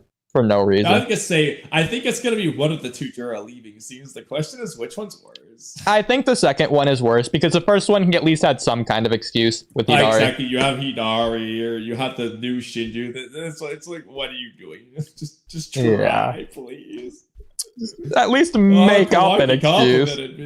I don't care how bad the excuse is. At least make one up. You didn't even have one. You just let him go. Oh, guess we have to leave. Oh, are we done here for the day? Okay. It's just like if Boruto had said, "Oh yeah, Joe, I gotta go earlier," I was just gonna let him go. Like Boruto and Kawaki didn't even imply that necessarily. Like, what if Boruto and Kawaki were just like, actually, no, we're not? Was Joe just be like, oh, okay, let's keep going? Like, what's he gonna do? Okay, I got more questions for you. It felt like Juro wanted to be the one to leave, not them. Juro just really wanted to go. He's like, oh, thank God. The funniest interpretation, I hope the Boruto manga gag, the gag manga, like covers this song. Juro really just had to go to the bathroom or something. It's like looking for a time for them to leave. So he leaves like a cool exit. Oh, so look at Sumera's dialogue here. Sumera's being the audience. Yeah, it was totally obvious. So how did you know? I mean, Mitsuki pretty much told you chapter 6 times. If Mitsuki can tell, it's obvious. That goes both ways, doesn't it? No, it doesn't go both ways. My Sarah, God. because Sumire said it from the get-go. You didn't know Sumire liked Boruto until she said it. Exactly. That's so stupid. Feels like You don't know, you roper. Bro, this unironically, this feels like this feels like an abridged. This feels like a parody. What are we reading? I'm not gonna lie. I have zero complaints about anything Sumire in this whole chapter so far. Sumire perfectly fine. Sarada might be my least favorite Demon Vortex character. I already didn't really like her in the manga to Blue Vortex. I like her in the anime. I can't wait for Mello to find this right now, speech. she just is my least favorite. Mello's gonna find some way to use this for upscale and power scaling. But like, because Sarada was confused and didn't care, she was actually mentally nerfing herself all along. She's actually way stronger than we ever imagined. She's just so confused. Sarada's so stupid, bro. I really hope that Sumire was going to be like, no, you idiot. I said it. Just like what you said. Yeah, I know. Thanks, Captain Obvious. She's arigato without the ooh, which gives off a more casual, blunt, and direct vibe. Okay. For actually telling me. No, thanks for actually telling me, like I did for you in the first place. She looks so defeated, too. So, kind of so does Sarada. Like, oh, I know, okay, I know exactly what this looks like. This looks like, I think it's anime only. Kid Obito looking at Kakashi that one time with the sunset, you know what I'm talking about? I'm not sure. I have no idea what episode it is. I'm looking at the next speech bubble before we read it. I feel like they are going to do the Sakura, thing now.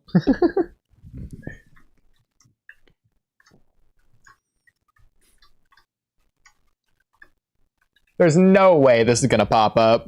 Yeah, I don't think so. It's like with the sunset, the evening sunset. Oh, okay. What episode is this? Do you know what episode this is? This is like the exact lighting.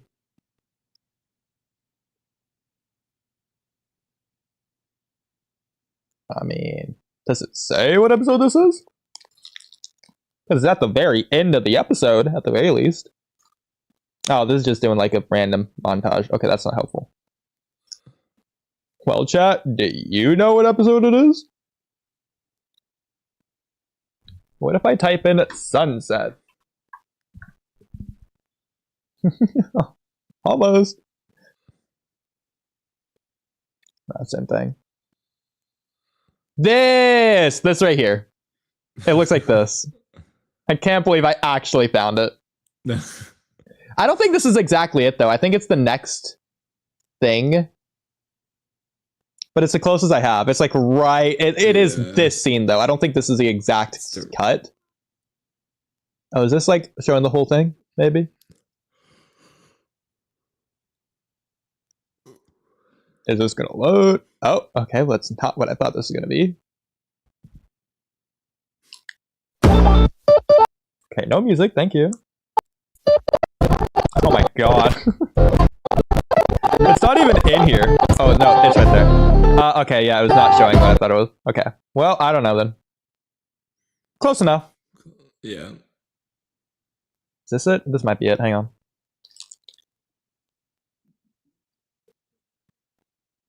Okay, yeah. No, it should be here. I think this might be it right there, which I think is slightly different from the beginning one. But I don't remember it being like that either. It looked more sad the way I remembered it. But either way. Well, you know, I know exactly what it looks like. It looks like this! Yeah. Anyways. Now that it's come to this. Oh, are they going to do We're the rival? rivals. I won't Yeah, hold back. see? I called it. Sakura Ino thing. The But problem it'd be really is- funny. I won't hold back. Am I going to become Hokage? The problem is, if manga Sumerai just is different. By the way, shout out the Uchiha crest on Sumerai's clothes here.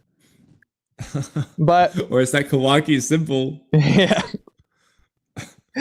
But if manga Sumerai, different from anime Sumerai, isn't gonna hold back, and manga Sumerai is just like academy level, how is she ever gonna catch up?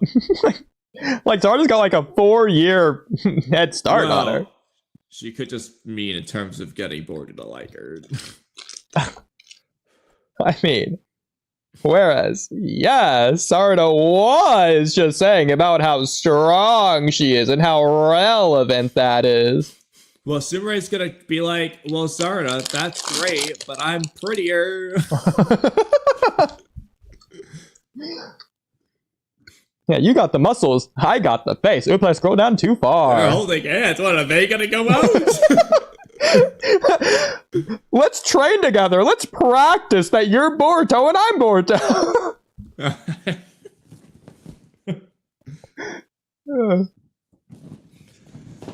Okay, this is interesting. Well, by the way, look at her face. Oh my god. Freaking like a Damon She's lips over upset. here. Like the lips, bro, I can't. So unserious. No joke. I mean, to be fair though, Okay, why would they hold on, bring hold on, Ada hold on, here hold on. for this one-on-one conversation?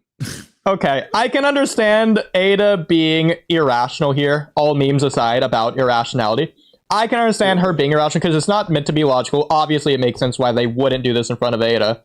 Not that It's they really are funny. going out of their way to avoid Ada, but like, I this know, is it'd nothing be to do with really Ada. funny to go get Ada for this. It's just, hey, connect. Is she gonna say, hey, connect me to Sarda and Sumire so she can talk to him?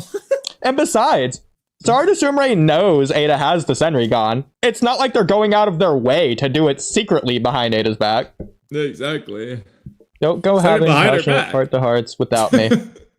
But no, I will say, this right here is leaning in the direction of like the thing you say with your omnipotence theory. Yeah. Sensory team, you there? See, like, he wants to talk to them. That's hilarious. What was she gonna say? I know, to those two girls, will shout out the title. Yeah. Again, it's really weird. This isn't new. It's really weird how anyone can just connect to the sensory team I know. at any like- given time. But it's also really funny that they're just running, skipping down the hall together after saying, like, they're gonna compete for Boruto. Also, so is it a thing that like Ada connected in this moment? Or was she already randomly for some reason connected? Or maybe always connected?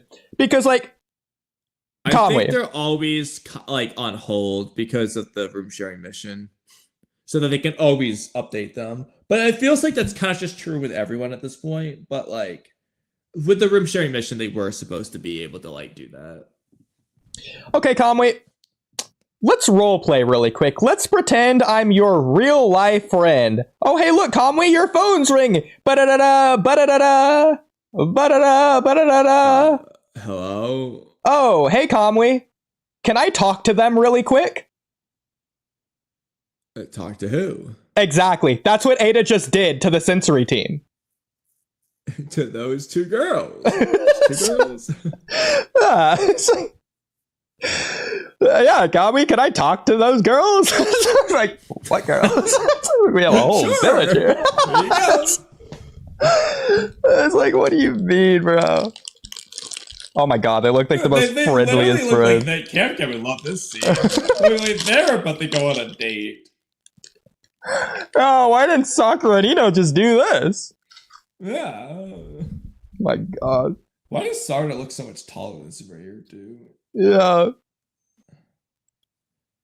Also goes for if the anything, notebook. Subaru looked taller than the other scenes. I also just ignored this dialogue. So, okay. So, just to make sure that I understand what's happening here. just to recap this. Where does she say the line? I guess all the way up here. I'm gonna really high up. Okay. So Sarada says, I like Boruto a lot too. Sumire says, I know. It was obvious. Sarada says, that goes both ways. Sumire says, now that it's come to this, I won't hold back. Sarada says, that also goes for both of us. This response doesn't make sense. Yeah, it's like, we didn't think you were holding back after this conversation. Exactly. Like, that's what Sarada is implying.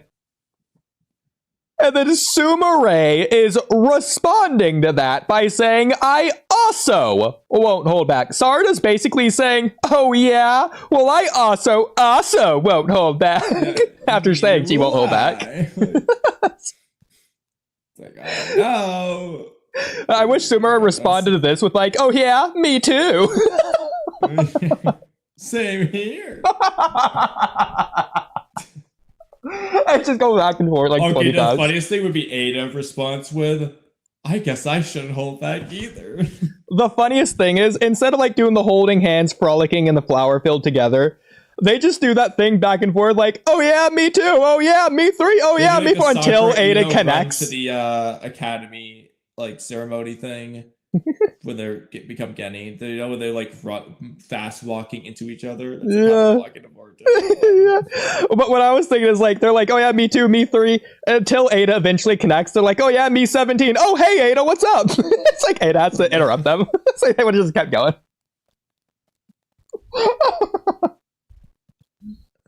Okay. Oh, this is probably Himori's training yet. Yeah. In her house alone because the Hyuga aren't there. Yeah, because Hanabi and Himawari, you know, why would they ever be together? Yeah. So in her mindscape, training with yeah, so this is the panel I saw. I just blatantly saw this. Oh, that's not the one I saw. I saw something else. But it's the same scene, so it doesn't matter. Yeah. So just for reference, this is just blatantly in chat for no reason at all. Oh, wait, maybe it was the same scene. I thought it was a different panel. So shout out Rudo for spoiling me. Thanks, Rudo. So here's my question. Could Naruto just have done this and it be effective? Because like he fought Kurama that one time in his mindscape. And then with KCM2, the gate's not unlocked. He can just fight him anytime.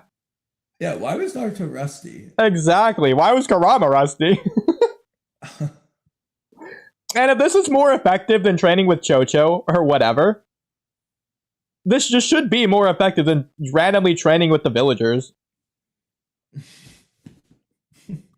Like, unless we're going to say that Himawari is already physically strong and she needs to become mentally stronger, and that's what this is doing, unlike Naruto. But maybe they're going to imply that. I don't know. We don't know what they're going to do. They could. I mean, Naruto is physically strong. I don't know. Oh my god, the speech text. So different. I think it's because Kurama talks demon-y, but whatever. I thought I said that's not fight. I was like, what's that mean? That's not right.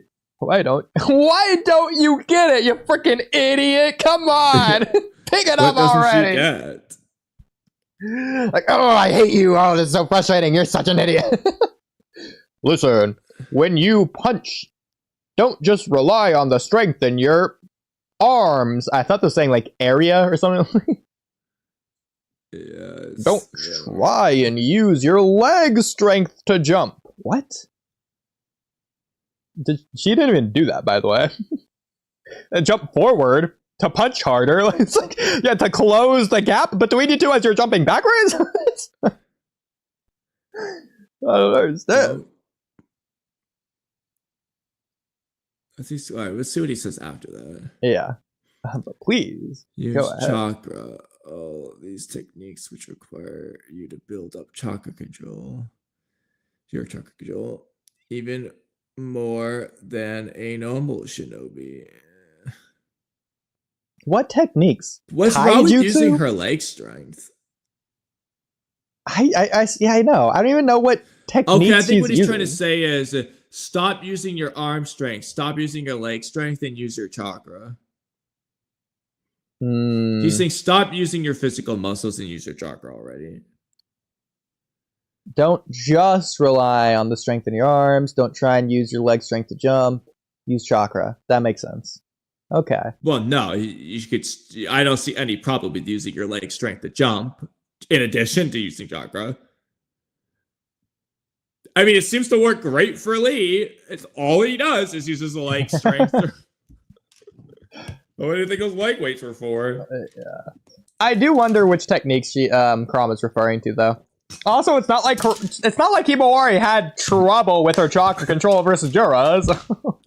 Again, out of nowhere. Whatever. Unless they're gonna say that's why Gene wasn't perfectly healed, even though he was. According to Jonathan Oliver, she revived him. Yeah. By the way, she really wasn't using her arm or leg strength to heal Lino Gene there. So I understand that much. I'm a ninja after all, And again, that's completely fine because she was enraged at the time. It can just be different. Like again, Naruto wasn't even aware of the red chakra after he used it against Taku, mostly, besides a little bit. But yeah, no, you don't understand a thing. You're not just the average shinobi, not even close. You've got a bijou inside you. In other words, you're a. Now they did spell this one right. Of all words to spell right. This one. It's a little different. Kurama, for being chibi, the whiskers on his face makes him look really old. Like an old cat. Same with the chubby in his legs. Yeah, it looks like he's got gray furs on his chest. Okay. But again, I guess she's preconceived biases. She doesn't understand a thing. You know what? Maybe okay. Sorry, I can really relate. Exactly. I was about to draw that parallel. That's hilarious. Oh my god.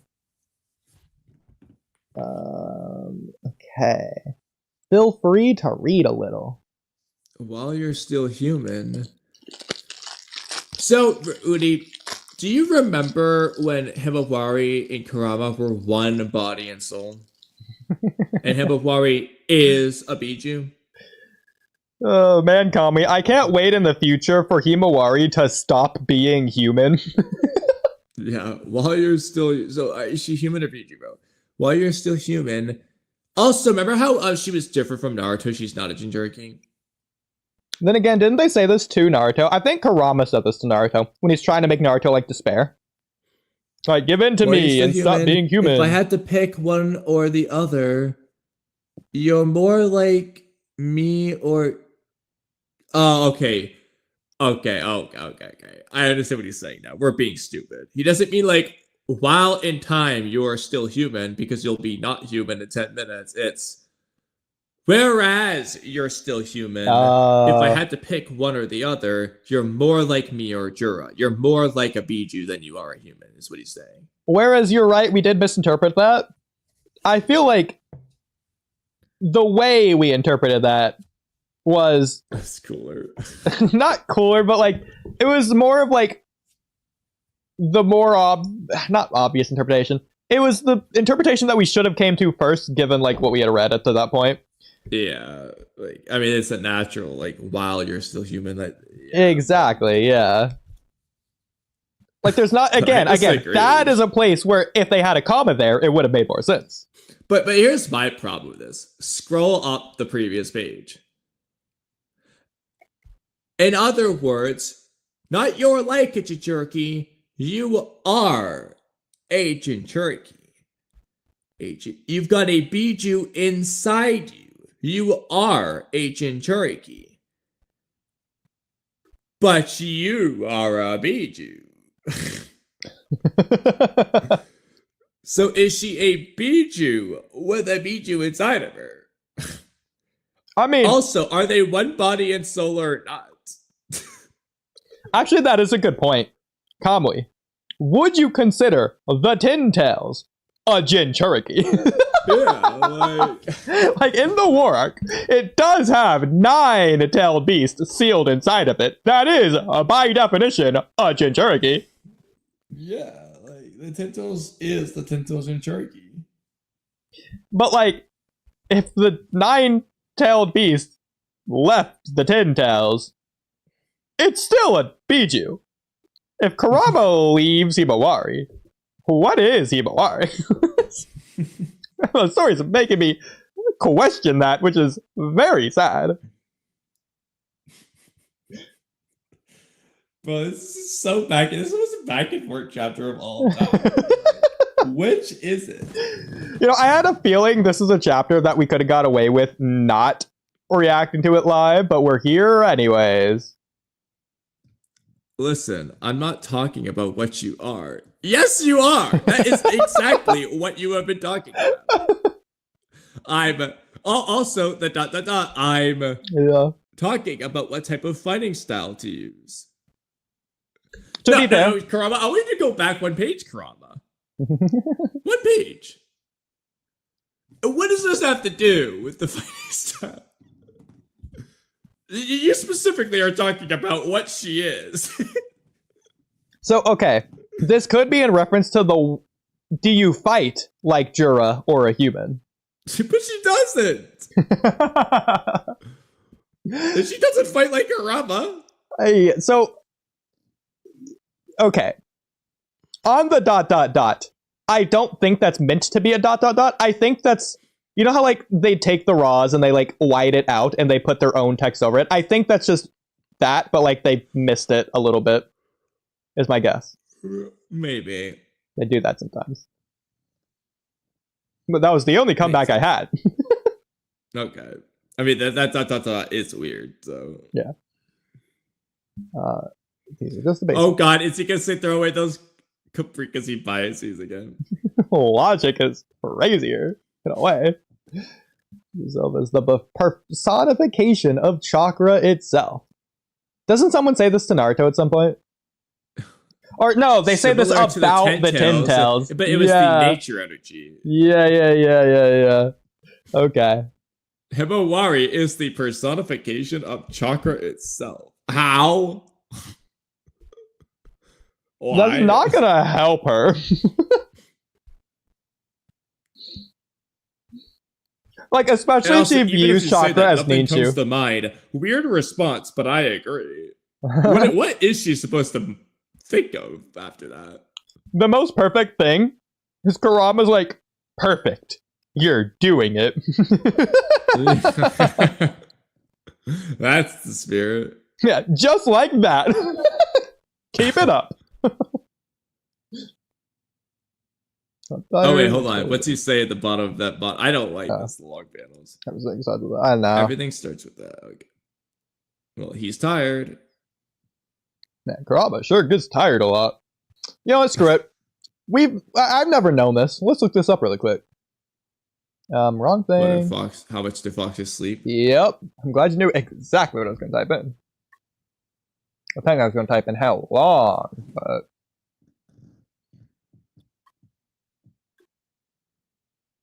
Sleep per day. 9.8 hours. You do. Like exact same as humans, basically. Interesting. For 2 days now. I don't think it's a sleep, bro. I love how they're mentioning end of their life cycle right there. That's where Kurama's at. Yeah. I mean, actually, that is interesting. More sleepy towards the end of their life cycle. That actually does fit Kurama. Look at, like, the end of Shippuden. Technically, it's only my headcanon, but, like, still. And then, like, Baryon mode, I'm not going to say he said he was getting sleepy, but, like, it's close enough. I mean, he's got those old whiskers. Maybe he's really old now. Yeah. Wait, hold on, Kurama. What is she, like, worried about here? This, as far as we're aware, none of this is urgent. Like, maybe she wants more advice, but, like, I feel like this is fine, alright? She just wants to keep training. Go find JoJo. I don't know, maybe just think about it. Okay, I do think this is more Kurama-y now, because it feels like we see more of the side. This looks like an ear for the head, and then this is the other ear. Yeah, they just have the tails in the background. Yeah. So I don't think it is a sunflower anymore, as cool as it would be to be both, but who made her this shirt? I thought I was gonna say, like, she must have just bought it. There must have just been a Kurama shirt at the store. That's kind of cool, too. Jeez, I wasn't done talking to you. Hey, Kurama. That's Boruto, I think. Oh, I was gonna say Mamushi, but it doesn't have Mamushi's proportion. Koji would have been cool. Random, but cool. I was also gonna say Code. It could look like Code. Okay, yeah. It's probably Boruto. Yeah. But any of those would be cool. Yeah, Boruto. Code would have been really cool. It would be, I agree. That would be one of the most hyped things they could do. I know. Like, my face lit up like it was freaking part 1 with Koji watching inside the village. Boruto's sleepy, it looks like. So probably. I think this is gonna be the scene. Yeah, I agree. So wait, is Boruto just not slept for like 3 years? Well, but okay. If Momoshiki talks to him because he's sleeping, I'm gonna go back to when he got knocked out. I don't think it. Why do you say it's sleeping though? Because it's nothing about sleeping, right? He looks sleepy. Okay, so it's just because he looks sleepy. I think he's. I don't think he's sleepy. I think he's. That's funny as that is saying. Well, okay, it's really blurry. What does it say? At least just dots. Oh yeah, dots, and then this is closed for like the eye. Okay. So I think this is, and again, like here's black. So I think he's opening his mind eye or whatever, like opening his eye in his mind rather than in reality. Maybe I think he's not falling asleep. Same thing as Kurama and Himori. Yeah, exactly. Maybe. Yeah. Actually, that I do think that's actually brilliant why they're doing that in that case. But yeah, I think he's intentionally doing this to go to Momoshiki. But then could he have done that all that time? Yeah, exactly. He hasn't talked to him in 3 years. What? You didn't try this once. Okay, so here we go. Yeah. It's also weird how this is just in Boruto's mind for the first time ever. I know. Like, how many times? That mind space. How many times have we seen the Momoshiki's dimension thing? So I'm sure this is meant to be Boruto. In fact, I know it is. But it kind of looks like Karma. And then there's Momoshiki, like, laying over there, I think. So why does he choose the most uncomfortable laying positions? I like how this is the first panel of Momoshiki and all of Two Blue Vortex. It looks so bad. That's his debut. Oh my god. This reminds me of JJK with Sukuna looking down on Itadori in like season 1 when he's sitting on top of the throne. Except he was sitting on a throne and on a pile of spikes. Like, if Momoshiki could just sit in this shit, like, bro. To be fair, okay, these aren't spikes, these are flat rocks. It's also just like perfectly. Does Momoshiki even know he's there? Also, what's up with Momoshiki's stupid tie? Is he cosplaying samurai? Oh god, they're gonna ruin Momoshiki too. Oh no. I'm very curious. What page are we on? Does it say? I don't know. It doesn't say now. Okay. You probably check somewhere, but I don't. I don't feel like it. Yeah. Okay. Okay, he does now. What a turn of events. To think that you would come visit me of your own accord.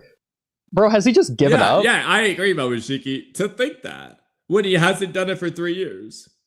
Has Momoshiki Why is he given doing up? it now? As opposed to before. This feels like Momoshiki doesn't have a plan that he's been plotting for the past 3 years. He's just chilling. He's just defeated.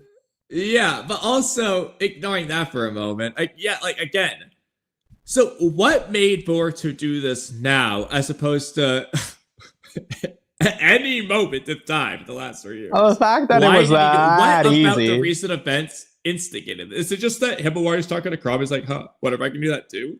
Especially since Kawaki asked and Boruto just genuinely didn't know. Like Kawaki could have asked and Boruto would be like, hang on, I'll go ask him. Yeah, like... So, like, what about the recent events made him do this?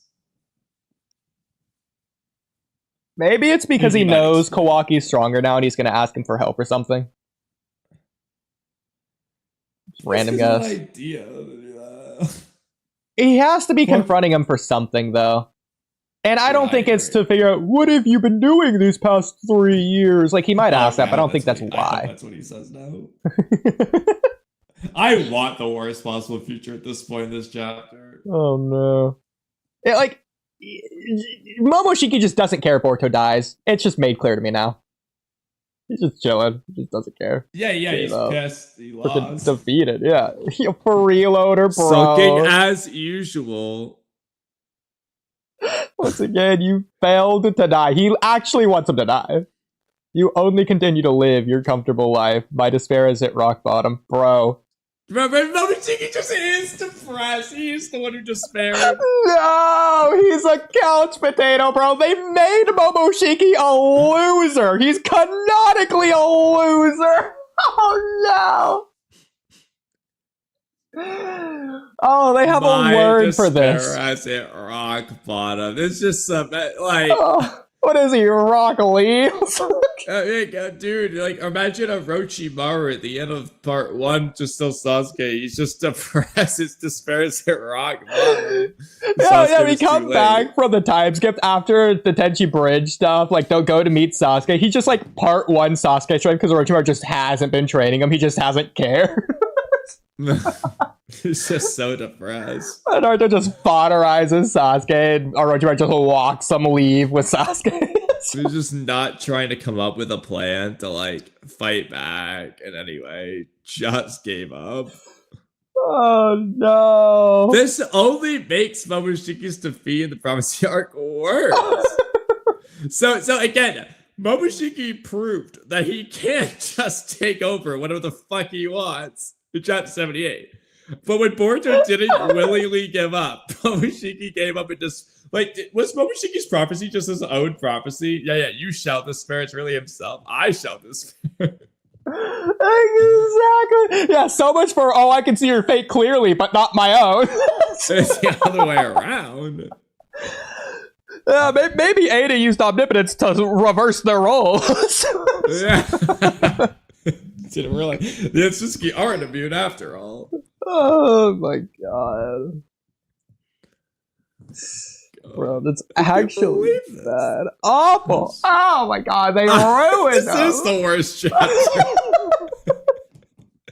I don't know. Okay, at this point, this is worse than Jura's reason for leaving. But one of my most anticipated things was Momoshiki's return. They made it as bad. Instead of Momoshiki showing up with a banger on Demon Time, scheming whatever, it's... I'm so sad. He's the depressed kid in Platinum Man. I just want, like, look, once again, you failed to die. Like, it's like you wanted him to die. Like, Momoshiki just wants it all to end. He's like, I give up. I want to die. You know what's extra bad about this? To be fair, they're probably going to have Momoshiki be motivated or whatever after this conversation. He's probably going to do stuff in the future. But based on this, I feel like we're never going to see the Rasengan ever again.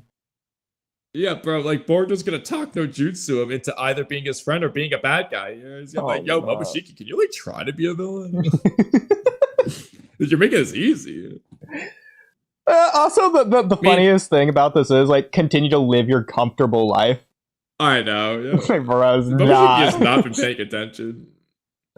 Again, he's saying he's failed to die again, so his comfortable life is constantly being on the verge of death. And failing to die.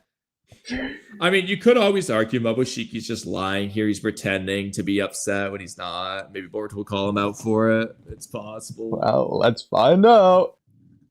When you were killed by Kawaki, I should have just let. Oh my god, no! I think he's being serious. Like I feel like at this point, okay. Before reading the dialogue, that's why I scrolled up. I feel like he feels like Kurama inside Naruto in part 1. He wants Naruto to die so he can be free. Boruto is trapping him here. He is imprisoned inside Boruto, who won't die. The difference between the Kurama and Momoshiki is Momoshiki's soul will just extinguish and it'll go to nothingness, whereas Kurama would just be reborn. At this point, I feel like if we... Okay, I feel like the reason...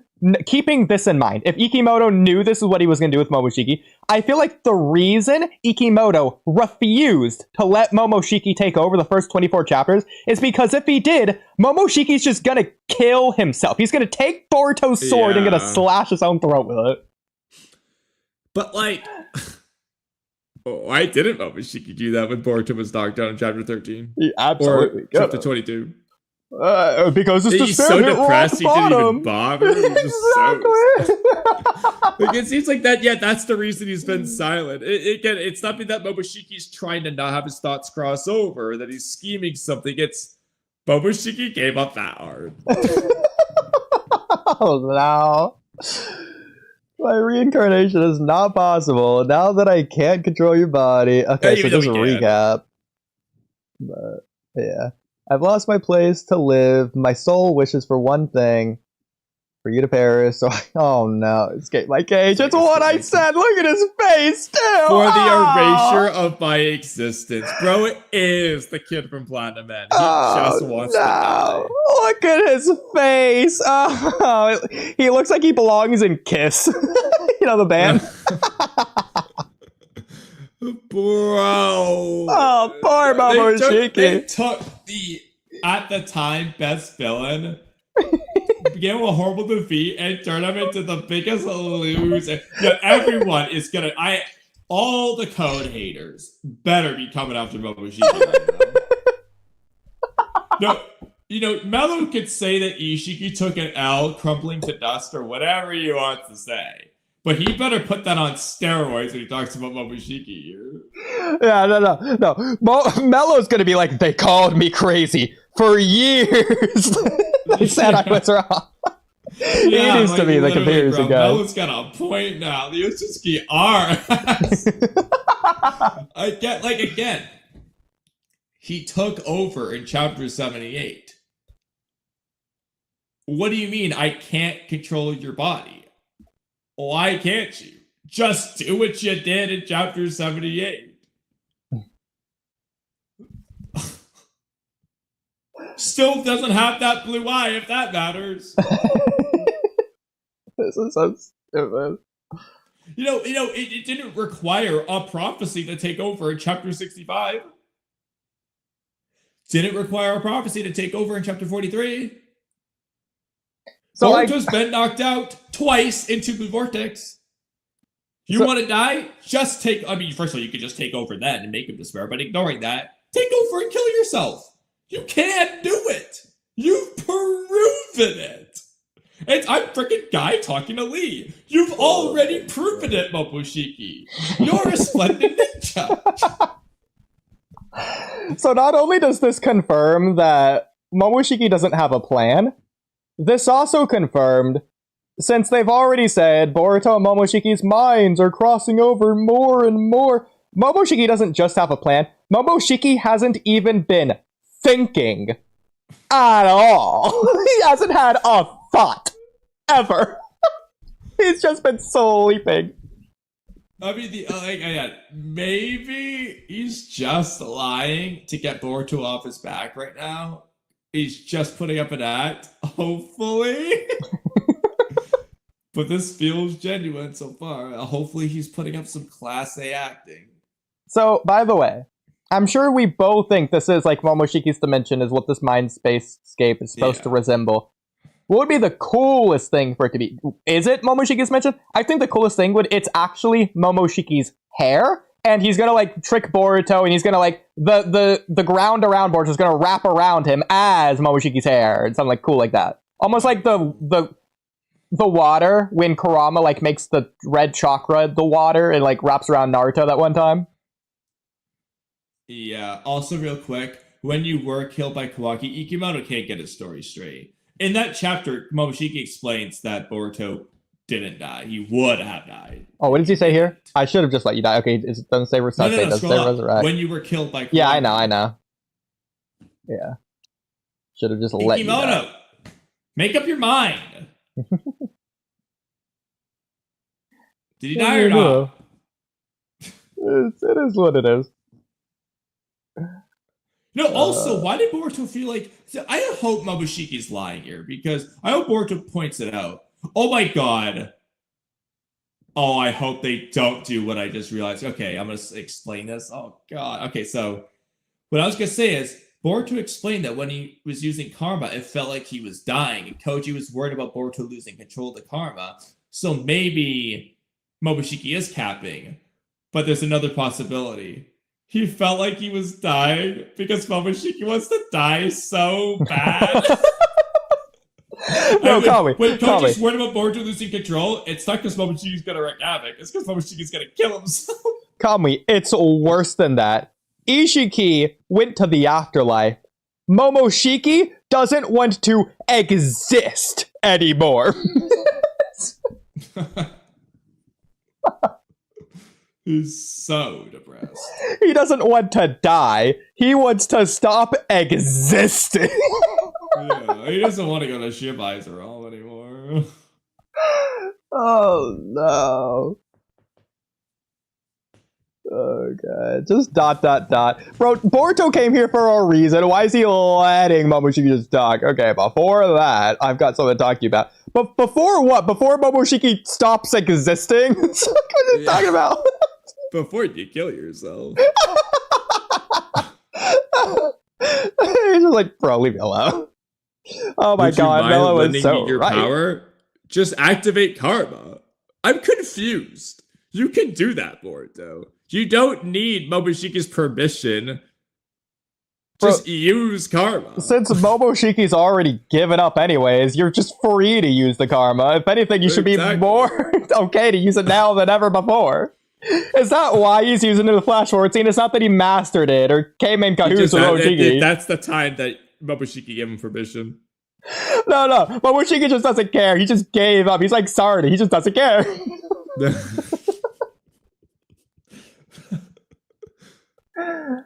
Okay, so there is a Japanese word to describe what Momoshiki is. It is an ikimori. Yeah, is it the B word? Hikimori is a Japanese term referring to individuals who isolate themselves from society, often staying home for extended periods and withdrawing from social interaction. It is a severe form of social withdrawal, primarily seen in adolescents and young adults, though it can affect older individuals as well. The condition is characterized by prolonged social isolation. Yeah, we get that. Distress and dysfunction. So, the idea of the word hikimori is like, if loser is like a 6 out of 10, ikimori is like an 11 out of 10. Like, it's just a severe, like the biggest loser you possibly can be is how this word is colloquially used. It like shame. So, that's what he's doing. That's what he's being. Oh my god. You know, when Saku got his ass whipped by Sasuke and Shino, he didn't give up this hard. But Momoshiki's not a ninja. He was literally the most ninja person in the Goat arc. Oh my god. Yeah, so what happened to that narrative of Momoshiki being like a ninja?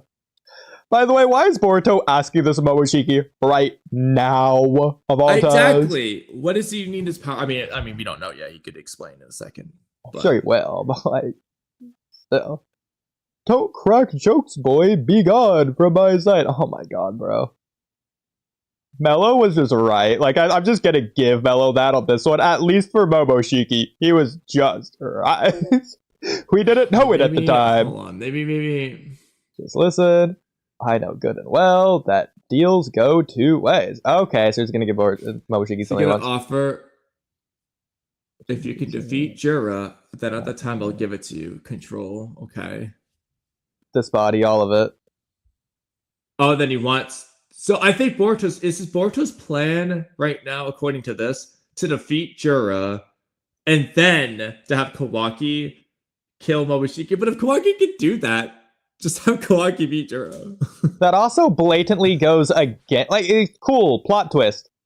You can't do a plot twist if it blatantly goes against the entire point of the story and Boruto's character. He wants to be Kawaki's brother, defeat Jura together with Kawaki, and then slug Kawaki so they can revive his household, live back together with his family, bring back Naruto. Is for Momoshiki and Kawaki to team up against Jura, and then they do a 1v1 after, like Naruto and Sasuke versus Kaguya. Now, obviously, that's not what's happening in the Flash Forward scene, but would Kawaki go along with that? Like, would Kawaki trust Momoshiki? No. So, ignoring the blatant bastardization of Boruto's character, I think, assuming this was consistent with Boruto's character, I'm not even going to blame Kawaki anymore. Flash forward scene, Kawaki's right. Kill Boruto. He doesn't care. This is his plan. Like, what do you mean, bro? You ain't. This isn't. Sandy Cheeks. This is worse than your last resort. This is something you refuse to happen. That's a good point. Like, he wasn't willing to do this in the Omnipotence arc. What happened? I'm gonna be just like Naruto. Hopefully Boruto's lying too. This is the worst chapter by far. I have had almost nothing positive to say this entire stream. That the most positive thing I've had to say is Sumire, who said like 3 words. This Three has words she said were good, I guess, for Sumire, but it's Sumire, the character we care the least about of all of these Kuruma people. this has Like, let's think about what entirely- happened here. Oh, they just free. I guess freeing Moeki's kind of cool, except for the fact that it was that easy. Gara off screen, Shiki off screen. Shiki's not even drawn. Sakura and Sarada don't talk even though they're there. And again, I understand why in that scene in particular they're not going to talk. But again, if they're together finally, they're not talking still. Sarada's bastardization character. Boruto's Momoshiki is the biggest loser of all time. Ada was fine, I guess. Ada was cool. I did like the Ada panels. stuff. I'll give Ada that. I did like her. Like, the only thing the only good thing that can happen at this point is if you just get a panel on Mabushi. I know. So, I don't care what he's doing, just draw him. I don't want to see Jura. So I'm not going to say this chapter ruined Himawari, but I didn't really like the Himawari stuff, at Yeah, I least. didn't like that scene either. Yeah. Kuraba's thing, what Kuraba says makes no sense. Exactly, yeah. This is by far the worst chapter. So it doesn't ruin anything, but it just doesn't make sense. I agree. Like, So it's not hyperbole to say this chapter has entirely ruined 3 characters in Boruto. So, like, you can argue Jura's reason for leaving at chapters 13 and 24 are still the worst moments. I would argue this whole conversation's beating it, but Objectively, I you think can argue it the does Jura by thing default. might be the worst still. However, The Jura thing isn't like an overarching theme. exactly. But either way, even if you were to say that, in totality, this has definitely got the greatest quantity of severely bad things. But this Boruto moment, again, maybe they'll flip around. They're light and L. They're just lying through their teeth. Okay, it's a saving grace. But so far, this is the worst scene in the franchise. Yeah. Like, okay. I'll give it to Kishimoto. Oh, by the way, Boruto still hasn't even looked at his sword. Watch, I bet Ikimo's gonna forget next time we see it is gonna be healed. The sword. But so okay. To be fair, Kishimoto, Search for Tsunade arc, I think it's very convenient the reason that he wrote in for Kabuto and Orochimaru having to leave. It was just sort of random out of nowhere because Kishimoto felt like it because that was the end of the arc and he did a lot of the cool fighting stuff that he had in mind. He didn't have anything else in They were mind. like getting beaten when they do leave. They weren't winning. Tsunade was beating Orochimaru. Kabuto had already been defeated. Whereas, sure, they also give a long monologue and then do their stupid, weird teleportation jutsu out of there, which doesn't make sense either. Might as well be flying Raijin that looks flashy, but... Yeah, I mean, you could definitely say that, especially since Orochimaru wasn't actually getting hurt. But at least he wasn't getting anywhere anyway, and Tsunade wasn't going to heal him. They were losing the fight. It's definitely nowhere near as bad as, I mean... Yeah, but I feel like Jiraiya's done, Naruto's done, Shizune's done. It's a 2v1. Kabuto is back up by that point. Yes. Unless I'm forgetting, they're saying they're just completely out of chakra. Orochimaru's arms are just hurting that badly, even if they're hurting. Tsunade's Byakugo, it should be like Naruto and Sasuke versus Ishiki. Stall it out. Time it out. You know it can't last that long. I mean, low-key, I'll give you that. I think Orochimaru can stall it out. Yeah, he did not need to leave. If he stayed, if Orochimaru didn't randomly choose to leave, he could have done what he was planning to do in the first place. Capture Tsunade by force. To be fair, though, on the other end of this, Orochimaru really has no need to stay. The reason he came in the first place was to get his arms healed. Tsunade won't do it. And he really doesn't even want to kill her. Like, he's kind of just doing it because, I mean, the only thing he could stay to do is finish killing Naruto. Like, other than that, he really has no reason to be there anymore. Okay. Like, I don't even know why he stayed. That's the thing. That's the thing. So, Kamui, how do you remember the beginning of that fight going? Tsunade starts attacking him. Yeah. Okay. And then, Kabuto comes in, stops that. Tsunade gives this long, sad, crying sadness and sorrow song speech about Orochimaru, I just wanted to see them.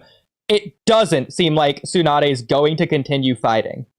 Orochimaru then says, I'm afraid you give me no choice. I'll have to use force. Then Orochimaru attacks Tsunade. I think if Orochimaru didn't do that, Tsunade was going to let him go. They were not going to fight, actually. I thought she punched the wall and started attacking.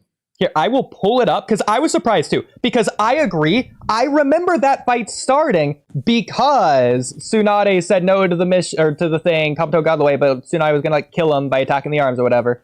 But no. Because I was surprised too. But I will go pull it up so you can see. I don't know exactly what episode, I'm gonna guess 92, 93, 94. Let's try 94. Beginning of 94, maybe. And like Orochimaru looks sad too, but I guess it's gonna be 93.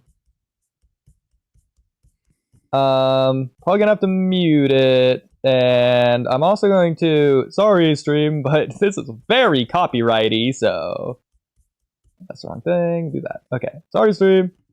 But yeah, so sadness and sorrow. She's crying.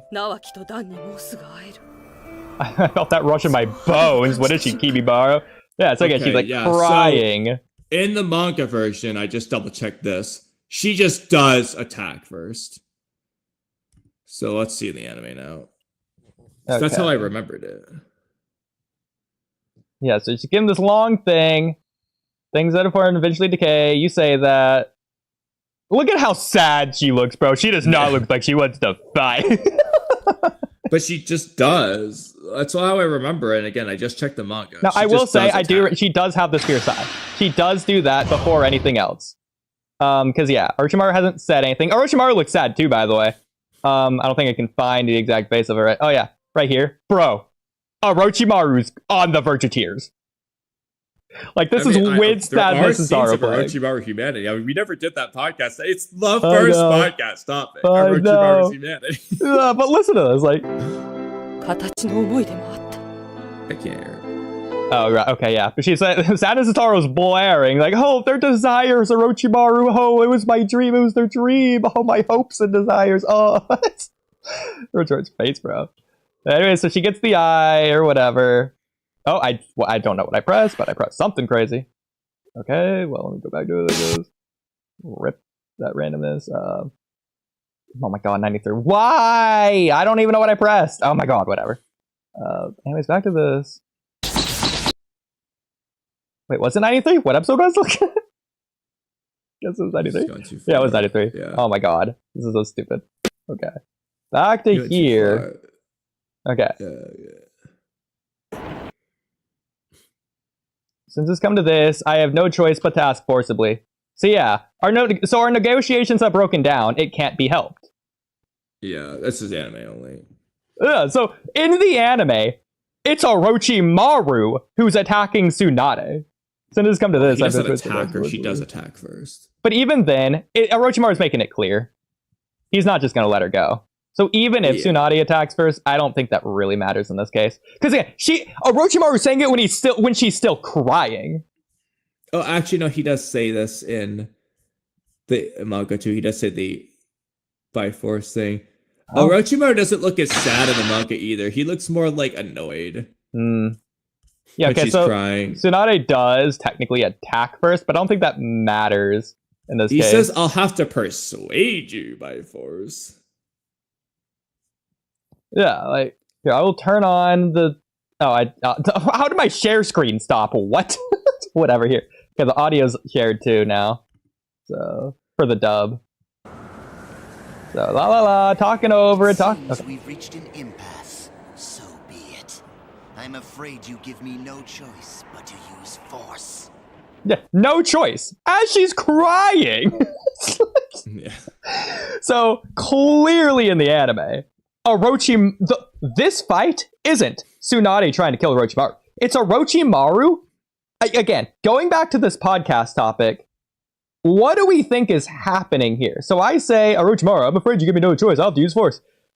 So because of the backstab reveal, I forgot it was Orochimaru also fighting against Tsunade. What was the plan? Was it to capture her? He still needs her to agree, right? In terms of healing the hand. So capturing her is not going to make a difference. In fact, that's just going to dissuade her from healing.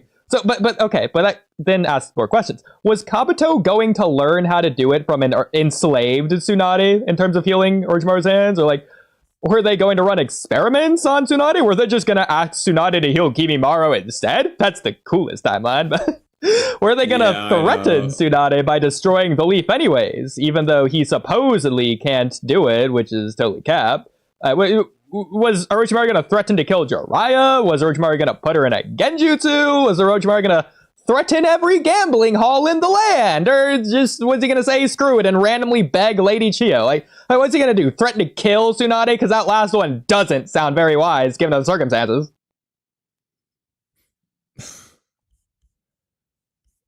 I mean, like a lot of things with Kabuto and Orochimaru, I don't know, but I imagine he was just gonna beat her up and be like, "Do it, or we'll kill you," and revive Dawn and kill him again. I mean, I really want to save this funny. topic for the girl guest, since she's someone I really want to talk Orochimaru with the Kimimaro Jugo stuff anyways. But I'll quickly mention, without pulling it up, someone left a comment saying something along the lines of that Orochimaru was genuinely surprised that, like, Tsunade disagreed to the deal. So I do think Orochimaru, this is funny to say, but I do think this is serious, Orochimaru's just really bad at talking, like expressing his feelings, if that makes sense. Yeah, maybe. Because Orochimaru can say evil things without intending to be as evil as he actually is, I guess. So real quick, I'm I'm looking at this fight, like, it's just before Kabuto does the blood hemophobia stuff, he just could have killed Tsunade. Like, he beat her. He doesn't hit her in the throat, though, like he says, like, he didn't go for the throat because he doesn't want her to die. She kind of, like, tanks the attack. She's even saying, like, his jutsu and instincts and sharpness surpass even my own in my prime. Like, she's, like, thinking internal, like, wow, he's good. He's still, like, aiming for the throat's no problem. You know, if not for the fact you don't want to. But, like, if he just did go for the throat, Kabuto would have just killed Tsunade. I know, she's rusty or whatever, but it wasn't the blood hemophobia. No, he just would have beaten and killed Tsunade. So, to be fair, whereas Tsunade is strong in base, it's very plausible to catch her lacking, because a lot of Tsunade's battle power as the Sannin, the reason they're titled the Sannin, is when they're using the teamwork together as the three people fighting together. It's the Sannin, the group, not the individuals. So, like, that's one aspect of it. She doesn't have Orochimaru to be on each other's level 1v1. It's the deadlock. No, I know. And clearly they're trying to make it out that Kabuto's weaker than Orochimaru, and Kabuto's beating Tsunade, who's supposed to be on Orochimaru's level. But, like, Tsunade's thing is her strength. And if Tsunade doesn't land a punch on Kabuto, that takes away a lot of her battle power. Like, for example, if Kabuto's an iron user, that's a weird way to use it. If Kabuto has magnet style, he's the worst matchup for Gaara of all time. Just like as an example. Yeah, I get that, but like Kabuto's fast enough. I know. But again, I think that It's also Tsunade's whole funny that thing he is says he's not much of a agree. taijutsu guy. I think goes leader up in taijutsu. Oh my god. Well, to be fair, it's not taijutsu. It's medical style. I mean, Kabuto's underrated, bro. Like, based on beats, like, Kabuto good. I think Kabuto is hanging with Kakashi in part 1. Like, you did just gotta beat Tsunade. I mean, it's not just Kabuto that says it. In this fight, Orochimaru says it too, and Jiraiya! They all say it! Like, yeah, he's Kakashi. Everyone That's, like, the keeps fourth time emphasizing it. It's not just Jonin level, it's specifically Kakashi. It's not like freaking, oh yeah, he can hang with Asuma. No, it's Kakashi every single time from all three people. Every single time. Kabuto's only stated to be Kakashi. Like, did those two fight off screen or something? Why do they keep saying that? Yeah, like, why are they insisting? like again, like, what is it that Orochimaru and Jiraiya and everyone knows? How do they know? But Jiraiya's never seen Kabuto fight. He just shows up. It's like Naruto. He's like Kakashi level. Yeah. Why does he know that? Well, okay. I'm glad you're saying that, because that actually goes into this next topic. I know, it's late. We need to get back to the chapter. But Naruto... So Naruto says, I want to fight this guy. He's got to pay for what he did. So what did he do? Naruto literally just found out Kabuto serves Orochimaru. That is how Jiraiya described him when describing actually he's a bad guy. And that's what Naruto follows up with. So... I think he means he beat up Tsunade. Maybe. It's just funny because Naruto goes from confused because, hey, that's Kabuto. I know him. Jiraiya's like, oh, actually, look at his headband. He serves Orochimaru. Again, Naruto, it's very weird. Naruto immediately follows it up. I wanna, like, Naruto, like, he wants to fight because, like, Jiraiya is gonna fight Orochimaru. Shizune, I leave Kabuto to you. Naruto's like, oh, I wanna fight this guy. He's gotta pay for what he did. Oh, Naruto, he's Kakashi level. You don't stand a chance. No, you're not allowed. Stay back on this one, Naruto. It's just so weird. Does he think Shizune is Kakashi level? I mean, Shizune was Kabuto level, so yeah. But she wasn't. It would have been cool if she was, but she wasn't. Yeah. So... In fact, you could argue that like Genma is higher than Shizune because Genma is the one who goes to fight the Sound 4 and not Shizune. I mean, that is true. Genma's Baki level, and Baki is just implied to be as strong as the other Jonin in the prelims. So like Asuma and Kurenai level, probably. He's probably not Kakashi guy level. It's probably Asuma Kurenai level, which is what actually really high Leaf Jonin. Well, again, I do think he is Kakashi guy level. I just don't think he maxes out at their max forms. And I think it's the same for Orochimaru, or same for Tsunade. I think in her base, she's not as strong as a Sannin, quote unquote. But once she uses her super max power, then she's Sannin level, quote unquote. Okay, so wait. Base Kakashi versus Baki. You're saying they're relative? Probably. Base Kakashi versus Asuma. Are they relative? What do you count as base Kakashi? Not Sharingan. Then yeah, I think they're probably relative. At part 1, at the beginning of part 1 anyways. What about in the tuning exams? It depends what part, because Kakashi trains. He, I guess, re-unlocks the gate. Like, Maybe he always had it. Konoha Crush. It depends how much stronger he got from his training. Who do you think's stronger, Baki or Asuma? That's really what I'm looking for here. Because I know who I think we both want to say. You're right. But do we have any evidence? Because all we need is the smallest piece of evidence. Okay. Here's the question. How do we get Baki killing Hidan? We can do it. We can do this. Well, actually, I think Baki's got this in the bag. Because there's a wind sword. Hidan can't see I was thinking that. that. I was thinking the same The wind thing. sword just is chopping his head up. Okay, I'm down for it. Yeah. We'll just say, like, Asuma, if not stronger. Minimum But Asuma now, level. okay, hold on. Let's go. I'm thinking it. So near the end of Konoha Crush, it's gonna be like When it's just like Baki and Kabuto like staring down the rest of the Leaf Ninja, can we make the narrative arc? Because Baki, it's just Baki and actually, this is interesting. In the anime, I think there's a couple sound joning with Kabuto and Baki. But in the manga, it was just Kabuto and Baki. Okay, so because Baki and Kabuto are the only two left, and they're standing side by side with Kakashi, Genma, and oh my god, I'm so excited. Okay. Narrative argument. Obviously, Kakashi and Guy are relative. Kakashi and Kabuto are relative. The Asuma, Kurenai, Aoba, they're up in the stands. Oh. The five guys down there, they're all relative. Okay. Baki and Kabuto are the only two left of the bad guy side.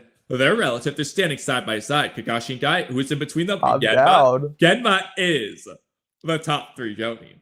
You know what? Okay. They are stronger than Asuma. And Kakashi has his Sharingan out in this scene. Oh my god, so Baki's Sharingan Kakashi level actually. Let's so go.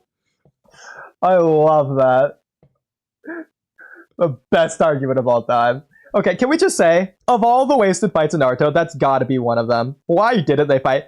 Bro, Kakashi and Guy are just, what? They're competing to see how many of the sound fodder they can wipe out. Okay, do we prefer that over a Kakashi versus Kabuto and Guy versus Baki match? Really? Exactly. I know. I also want to see Genma versus Baki. Yeah. But for the sake of the rivalries, if we do remove Genma here, that just does work. It's just Kakashi, Kabuto up their thing, and we can just make Baki and Guy a thing. I think their personalities could work. Because what did Kabuto and Baki even do after this? They don't do anything in Konoha Crush. They're just, what, going around killing random leaf Anbu?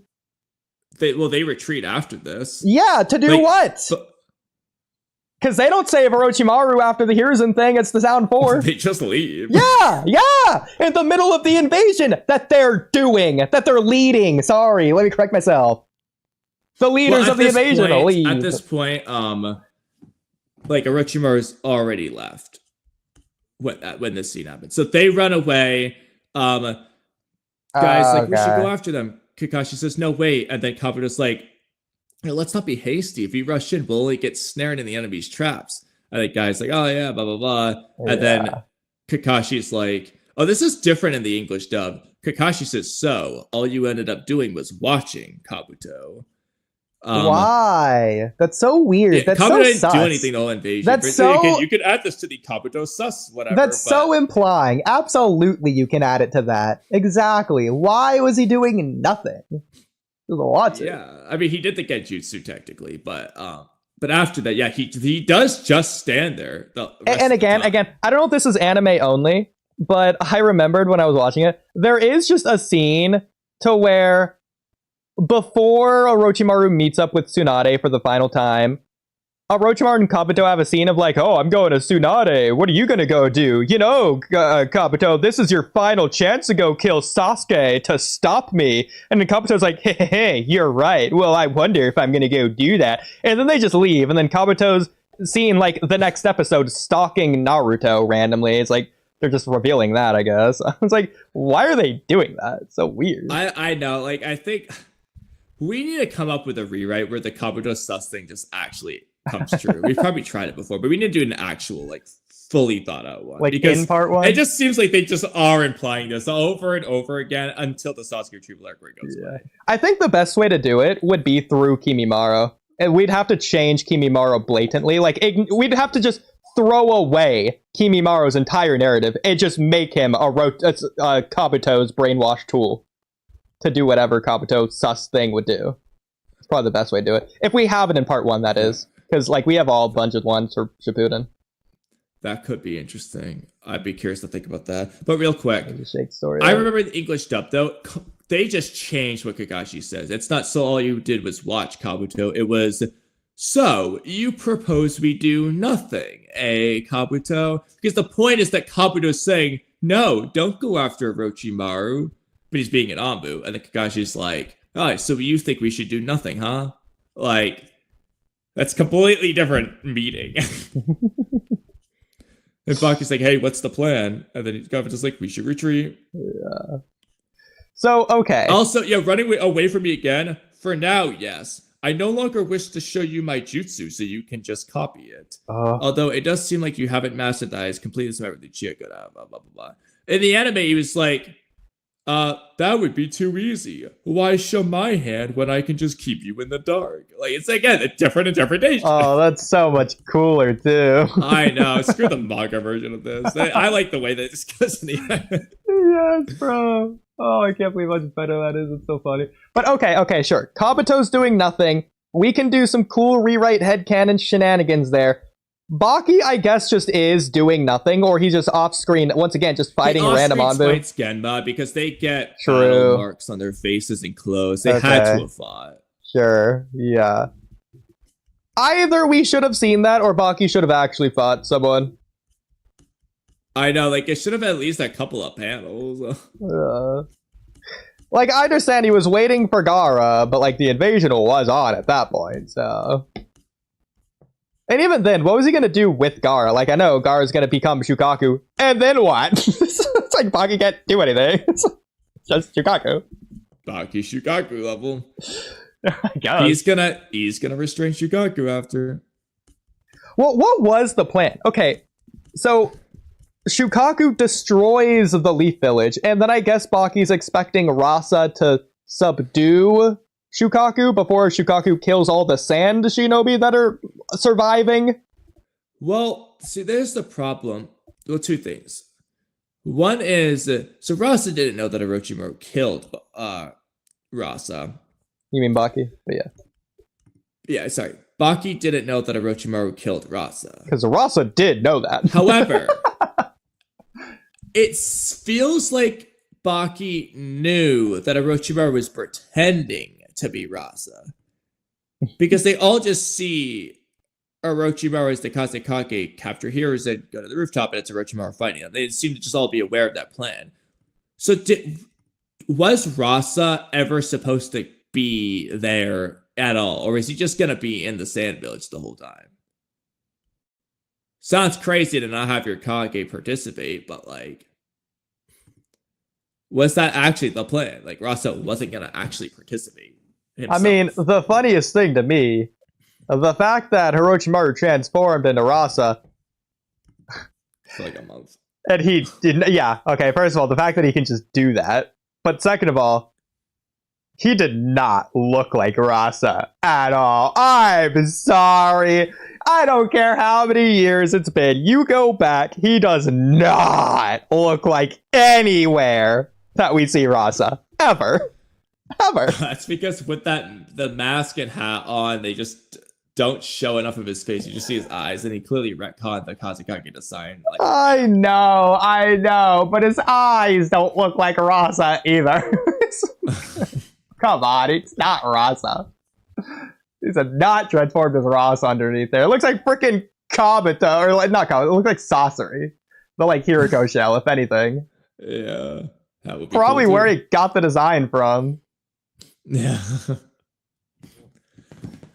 But yeah, I really wish we got that Baki versus Genma or Baki versus Guy, Gawain versus Kakashi fight. I mean, plus to be fair, like Jiraiya's like there in the village. If he just sees Kakashi and Kabuto fighting neck and neck equally, that gives him reason to tell Naruto like he's Kakashi level. I saw it. Exactly. Or Kakashi told me. Or, just throw Jiraiya in Konoha Crush. Have him just there, actually. I was gonna say the problem is we have the wrong number of people. I was gonna say, yeah, he can fill in the third spot, but that's Genma's already there. I know. Just have him there in general, realistically. He's there, but he's doesn't take out like one giant snake. No, Kamui. There's a difference. He is present. He's not there. Okay, that's the difference. He just kills that one 3-headed snake. That's it. Yeah, you know who else is there, Kamui? Yugao. Yugao was there. You know who else is there? Kabuto. Exactly, yeah. You made my point for me. And for Jonathan Albert, look at this. We're complaining about Konoha Crush right now. One of the best arcs ever. But like, this one aspect. Yeah, we agree. But you know what? Screw it. We're segueing to it. We're in too deep. We're already talking about Genma and Baki. We're already doing it. Go to Naruto topics. Are you reading the Mamba thing too? I was reading that. I'm trying to find my Genma sound for things. Where did I write this? It should be in Naruto topics. Oh my god. Search Genma. Okay. So like, in our honest opinion, I think I'm just trying to see if there's more things above it. I guess that's the start. Can you just respond to it? Make it easier. Yes. Yeah. Oh, sorry. Was it not in rewrites? Well, that would be why. Oh, it's in Naruto topics. Oh, the dots would have thrown it off anyways. Okay. So I'm glad you did that. But okay. Oh, this one. Okay. Okay. So like, in our honest opinion, what really happened here? All their bruises are healed by the very next page, and they literally move despite saying they can't. Were they just lying in the first image in case anyone was like listening? They also never mentioned being tired or low on chakra a single time later on, with the with the sole exception being Ukon at the end of the Kiba and Kankuro fights. So, for reference, this is the sound for after they fought Genma and the rest of the people that don't deserve being named. So, Jirobo there, scroll up slightly. Jirobo says the tough part is being unable to use our bodies for a while. Secretary says, it took a toll on us. They can't use their bodies. They're so tired. And then if you go to the next page, you notice that Kitamaro doesn't have bruises, and you're just going to keep going. Nobody has bruises anymore. Which is fine. And they're going to move and do jutsu and everything.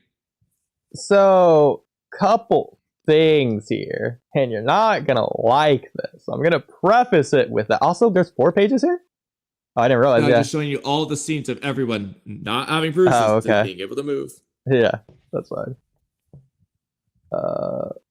I'm just showing it off. Very good. Cool. Yeah.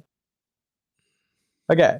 So, to be fair, looking at what they're saying here, unable to use our bodies.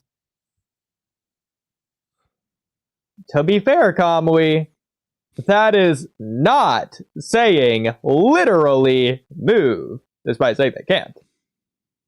They are not saying if they're unable to use their bodies, they can't move. That would be using their bodies. Kamui, that's clearly not what he meant. unable to use our bodies for a while. They use their body. Oh, they can use the curse mark. You know what they go on to do? Use the curse mark. Jerome's up next. Not in this scene, though. It's later. It's afterwards. Yeah, after using more jutsu and fighting. yeah. The jutsu to absorb chakra. Interesting. Okay, Kitamaru didn't have that. He had more rest time. He was running. Okay. 90% of the Neji fight, he's standing still. Same with the Tayuya fight. Thinking. That burns calories, according to L and Death. Okay. And the Sakon Ukon fight, they're not standing still, but they're walking around hunting. They're probably not using too much to chakra. clean out pee out of their eyes. That's actually insane, though. Like, the most damage Kiba really did was peeing in Sakon's eyes. The craziest Sakon part just about that... doesn't get hurt. Ukon does get stabbed, but Sakon only gets feet on. The craziest part about that is how much damage that actually does do, though. The fact it worked as well as it did. I know, like, bro, I can't believe they did that to Sakon. The strongest at the sound point, they just beat in his eyes. So stupid. But anyways, I do think it's in reference to their curse marks, considering Kamui. What did they use to get here, considering this isn't the exact location they fought the people at? If not their bodies. Yeah, then what? Kitamaru spider webs. Oh, okay. So clearly, use their bodies to what here? Clearly, they're just tired. Well, unless that was like the end of their second state. They were in their second state until they got here. Oh, okay. So I think the obvious, I don't want to say obvious, I want to say artistic interpretation is that whereas the scratches, bruises, you can take them literally, that's fine. I think that's to say it's more or less they're complaining about how exhausted they are, but once they become alert, this is indicating visibly that they're alert, and that's why Kishimoto's doing it intentionally to be like better. Rather than like looking at like an in-universe perspective, it's for the audience. Yeah. So I would say in-universe, are the bruises always there or not always there? Or just not there at all, I should say. I think the bruises are always there, and he's just purposefully not drawing them at this point to show that they're combat ready, they're sharp again, they're on their A game because they have to be, not because they want to be. But it's like Sasuke. He got that huge speed boost when his body moved on its own, despite being like practically shaken in the knees, barely able to walk or even stand. But he's able to do that like last final sprint. I feel like this is a very similar situation to where it's like they feel so fatigued, like they can't even go on, even though they can, they're just taking a moment to rest. But they're like, realistically, it's a thing to like hype up freaking Genma and the other people that I don't care about. So I'm glad you're saying all of this. Okay. Because that's what segues into the next part. Yeah. Right below it. Please. I want to add that I didn't take the screenshot, but I'm just describing the scene. I think people way overblow Iwashi saying he's exhausted to say that Genma is at like 5% strength here. Not only do Genma and Raido not complain about being tired, unlike Iwashi, who's weaker than them, literally a lower rank and everything, but Iwashi also says that it's impossible that they lost. Clearly they weren't that tired. Otherwise, it would be very understandable how they lost. Genma also doesn't blame losing on being tired, but instead on the fact that their enemy was no longer the Horde of Shinobi. Also, like you just mentioned about the A-game thing, that would just apply to Genma and Raido here. Oh yeah, they're kind of tired from walking all day. You ever walk all day? Do you really think, yeah, you might not be able to run your 100-meter dash in 10 seconds anymore, you can probably still do your 10.5. If you're that fast anyway, but you get the idea. Like, again, they weren't that exhausted. Well, I just think Iwashi going, oh, I'm tired. Like, just Iwashi's being goofy. Okay, that's really okay. To be fair, though, the Sasuke retrieval squad is fresh here, whereas the Sound 4 are not. Whereas in the Genma fight and all that, Genma is not fresh. The Sound 4 are. So I think it's like Pain, to where Pain's still really strong. He just can't use his strongest jutsu in that regard. No. I get what you're saying. So, but then you get into other stuff. So, like, they might not be 100%. I'm saying they're not fucking 5%. They're like 90%. They're fine. Like, they lost. Because you would use the same argument for Sakon and them. If anything, the Sound 4 would be more exhausted from their fight because they're literally going in more depth about how they can't even use their bodies. They have bruises. They're clearly more fatigued than Genma and Raido were. And then you get into some scaling issues.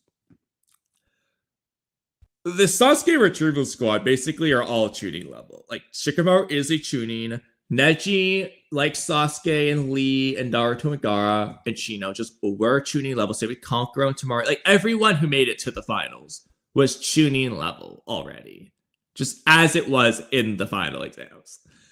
So if the Sound 4 are so exhausted finding tuning who are literally getting stronger than ever before, like Neji, like, you know, just showing off this max capabilities that he never shown off before, but he's already tuning level. They're getting stronger than ever before, and they're like winning in every single fight other than Neji fight. Let's just use Tayuya, for example. Exhausted Tayuya's beating tuning Shikamaru. He can't win.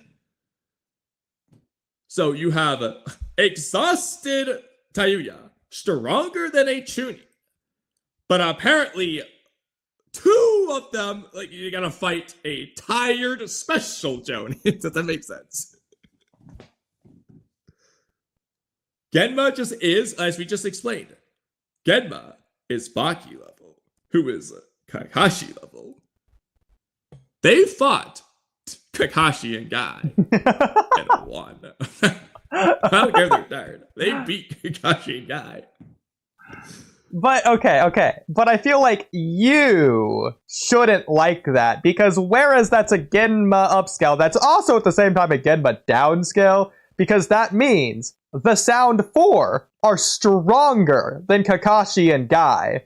And people like frickin' Kiba and Shoji are killing them. No, Choji took the red pill. Yeah, I get Kiba the was getting context. pretty dominated pretty hard by Sakon and Yukon. And I am fine with the Neji upscale. No, you're not. You are not fine with Part 1 Neji beating Guy. You're not fine with that. Well, they're not beating Guy. You would need two Nejis to beat Guy. Remember, Guy relied on Neji to stop Drunk Lee. So that's relativity right there. Neji is relative to Guy. Listen, I'm just saying, based on the fact that the Jonin versus Genin OVA exists, where Naruto and Sasuke with their Chidori and Raikiri were being fodderized stopped by Kakashi, I don't think you'd be okay with saying two Nejis could stop Guy. Well, two Sasuke retrieval arc Nejis. Listen, you're just giving the people that say Neji over Kimimaro more ammo.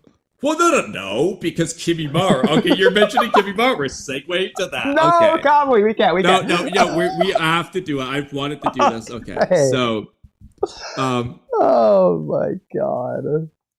Okay, you don't have to scroll up that much farther. Just a couple. Just basically the previous thing I said.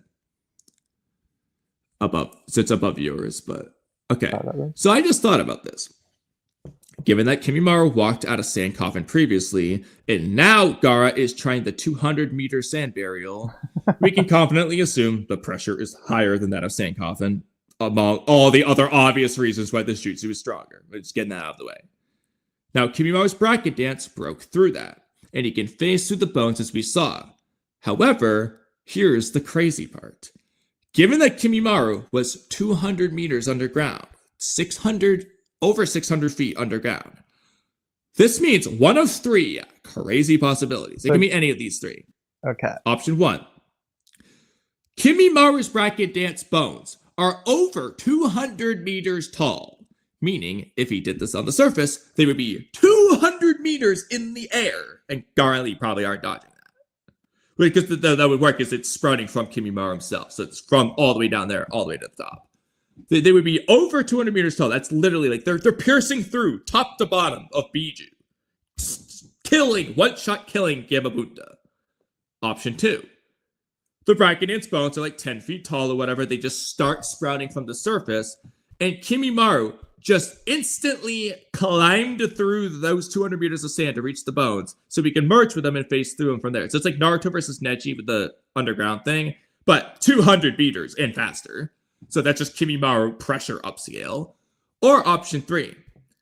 Kimimaru can teleport to his Bracken Dance bones like Flying Raijin and phase through them like claw marks. All 3 of these are insane. Oh, gosh. Okay, so considering the rules of the Naruto universe, 1 is the only one that physically makes sense. It's the only possibility. The only problem is it isn't that one. But that isn't a problem because of all characters, it's Kimimaru. No, Kamui, we do know. Edo Kimimaru uses Bracken Dance. It's not coming out of him. It's not coming out of Kimimaru. But here's the thing. Kimimaru's not using Curse Mark 2. So we don't know if the bones just are that big with Curse Mark 2. Okay, where is your that's okay. Okay. I'm looking at the data book. I'm gonna read this to you. Mm-hmm. A multitude of bones spring forth, tearing the land apart from far underground. From far underground. Okay, so that implies it's not coming just right off the surface level either. Preternatural. What does that word mean? I'm copy and pasting this. Please. What does that mean? Beyond what is normal or natural, okay? It's unnatural. The countless bones rise from underground as so many claws from a dragon or some such fantastic beast. Contrarily to what the mildness of the name implies for a jutsu, it's an incredibly brutal one. For it indiscriminately slaughters whoever stands on the ground surface down to the last man. The blades of bones can be many as thousands, up to tens of thousands. Furthermore, if this fails to bring down his foe, Kimimaru has become one with the bones, which in turn lets him have its enemies back. Then it's bones and bones and bones, protruding from underground.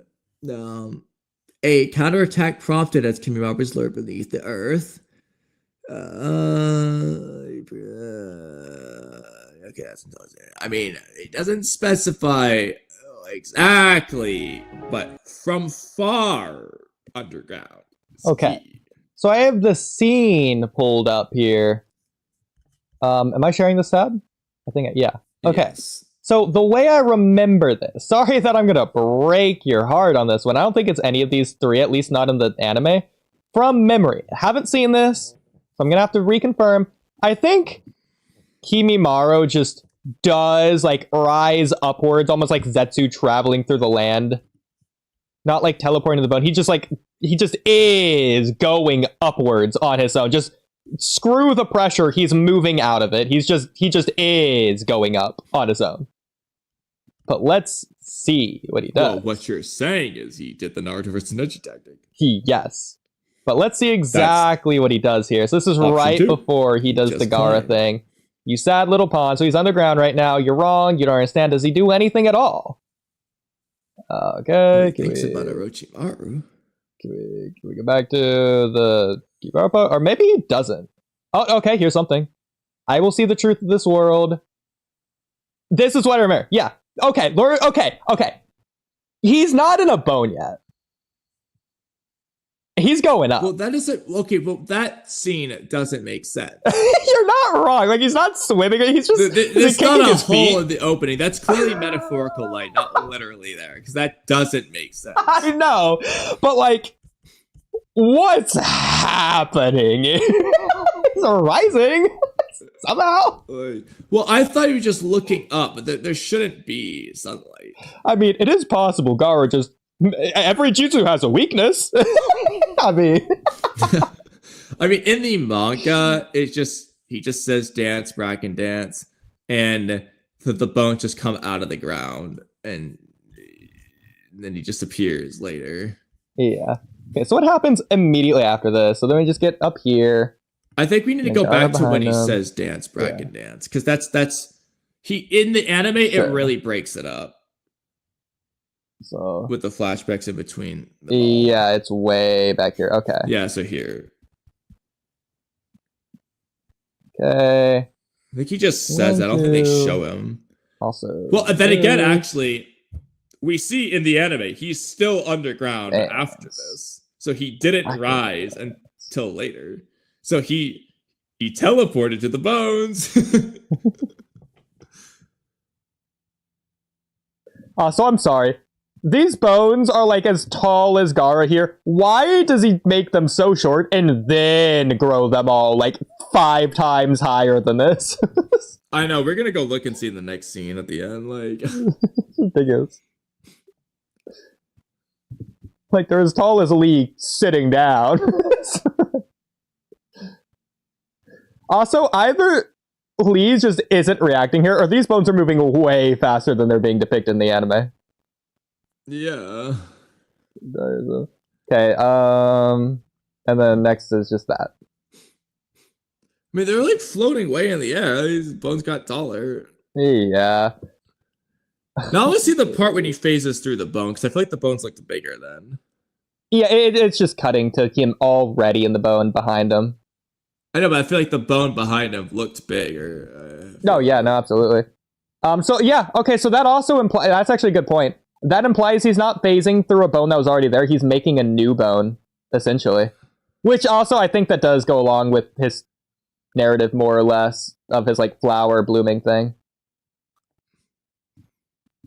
So did he make a big bone that's 200 meters tall? I think so. I think it's kind of like, yeah, in fact, for the Haku parallel as well, I should write this down. I think it's like both times, actually, when Haku makes a mirror right next to Zabuza right before Kakashi Raikiris him, rather than, like, teleporting to a mirror that's already there. Yeah. Okay. So in that case, did he make a bone, just an extra bone, then teleport to it? Did he make a 200-meter tall bone? Or did he climb up through the sand and then make a bone and then teleport through that? Well, Kamui, isn't it clear? He swam up. I mean, but then again, though, but then he would just be in the light and why? They would just see him. He's climbing out of the ground. I mean, it's fair to say he swam up to the surface and then made a bone because he saw Gara in the sky. I mean, even then, if he can swim through the pressure, that's even crazier than walking through the pressure. He swam. What I will say, though, getting to the pressure thing, because I feel like that itself was also inherently assuming something. I don't think the 200 meters thing has to be higher pressure. In fact, it could be lower pressure than the sand coffin. Well, he said it was so much pressure you won't be able to move a muscle. And that's after Kimimaru moved his muscles through sand coffin. I know. So I know. can't think that's gonna work if it's less pressure. Well, first of all, on the previous topic, I think Niwashi or whatever his name is saying, oh, it's impossible that our side could have lost. It's just something he's going to say because he's a loyal, devout Leaf Shinobi who can't imagine the Leaf Shinobi losing ever. It's like if the Anbu say Hiruzen lost. I can't believe it. Can't be that tired. Okay. It's just because their side lost. It doesn't matter who they're fighting. They could have been fighting Shiba. You know what? He's thinking, yeah, it is impossible. That's Kakashi and Kai who lost the strongest Jonin in the village. Okay. But like that, I would say for Gara here, it's a little facetious. I think it's probably the same pressure. The difference, imagine it like an egg, a thin egg versus a thick egg in terms of like the egg shell. The egg shell itself isn't going to be any harder or denser, but if it's thicker, it's going to be harder to break through. And so I think it's just like a 200-meter thick sand coffin that is surrounding him. Not that it's any more pressure or more denser. Well, ignoring the fact that Gara specifies the pressure thing, that wouldn't negate the feat. So let's just say it's slightly higher pressure than Sand Coffin. I think that's coming from the fact that he's 200 meters underground, which just in general has higher pressure. Sand. Well, it's because 200 meters underground you just have a lot of pressure, regardless of whatever Gar is doing. So it's like what Gar he says, I'm sucking you down and burying you 200 meters down. With that sand pressure on every inch of your body, you won't be able to move a finger. Yeah. So I think it is just Gara's normal Sand Coffin worth of pressure with the addition of whatever being 200 meters in ground worth of pressure would add. Okay, but again, that's still more pressure. Whereas, yes, I don't think that's a lot of extra pressure, I'll be honest. I think it's more or less the fact that it's being applied to like every inch of his body. If he thinks, after seeing Kimura walk out of Sand Coffin, no problem, that he won't be able to move a finger. It needs to be a bit more. Okay, but at the same time, Kimaro's entire body wasn't submerged in Sand Coffin all at the exact same time. Also, in the data book, it's mentioning pressure again. Will completely unable to move a muscle. Thus, then the sand glued onto their limbs applies pressure on their whole body, so they can't even twitch a finger when they are sent back to their maker. Okay, but Kamui, Gara doesn't have a glue The style. bottom of the earth. That's clearly hyperbole. Okay, you do not think the Earth is 200 meters, 400 meters in diameter. Okay, running to Orochimaru's hideout would not have taken 3 days in the anime if that was the case. Right around the corner. I mean, it didn't take long for Kimura to go from the hideout to that location. Like it's a freaking Super Mario World planet or something. I like the idea that these bones are just 200 meters tall. I like that too, because that means if he's on the surface, he's a skyscraper. He's in New York City the whole way That's around. what I'm saying, bro. He summons that shit underneath the three-way deadlock and he kills all three of them instantly. I mean, but that being said, I still don't think it's coming out of his body because that doesn't make sense. But that's okay because of all people, for something to not make sense on, it would be the omnipotent Kimimaro. It doesn't have to come out of his body. It just needs to start where the height of where his body is. Yeah, okay, no, I'm fine with that. But no, I do think it is more or less the same as Haku. It's just like he's making water in the environment into the beers. I think Kimimaro just turning the same with Gara, how he turned the land into sand. I think Kimaro's doing the same thing with his bones. The iron or calcium in the dirt or whatever you want to say. Well, okay, that's perfect. So there's all that sand tsunami underneath the ground right now. He's making a sand tsunami's worth of 200 meters below the earth bracken dance. Well, there you go. I mean, this jutsu is just destroying like at least half the least village right there. Easily. No wonder Kabuto and Orochimaru said that if Kimura was there, that Orochimaru was just going to kill Hiruzen. Yeah, he's just going to do bracket dance on the Chunin exams arena and GG. I mean, of these three possibilities, which one did you think it was? It shouldn't be the teleport one. Well, we just saw him swim. But that would make it very hacks. If it's the climbed one, that's not the jutsu, but just Kimimaro himself being OP. My favorite's number one. The bones just are that big. With curse mark too, at least.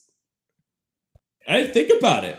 If the bones are normally like 6 meters, Jirobo's weaker curse mark makes him 10 times stronger.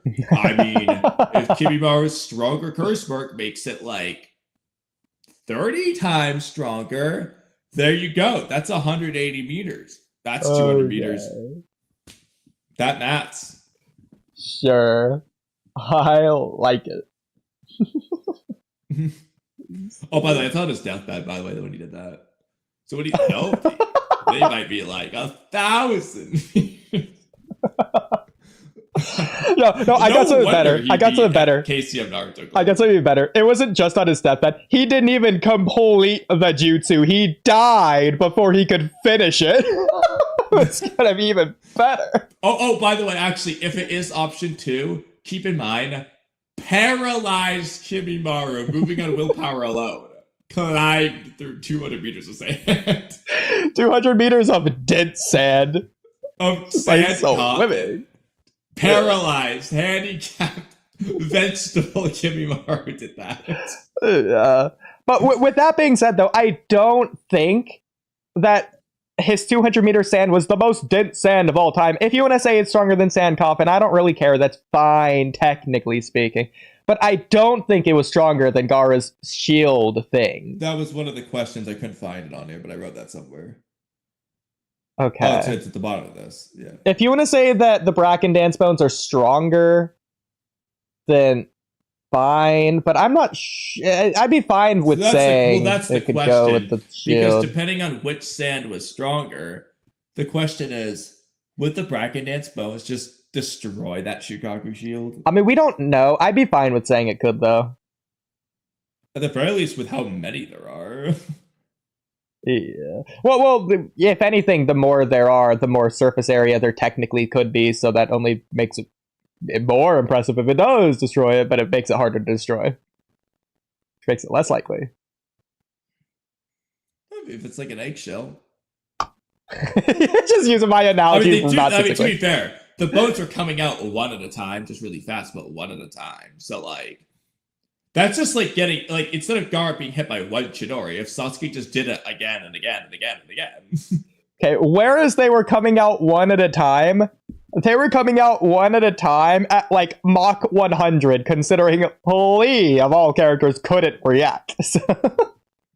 Speaking of Lee's speed, okay, oh my god. Kamui, this is not meant to be a topic podcast.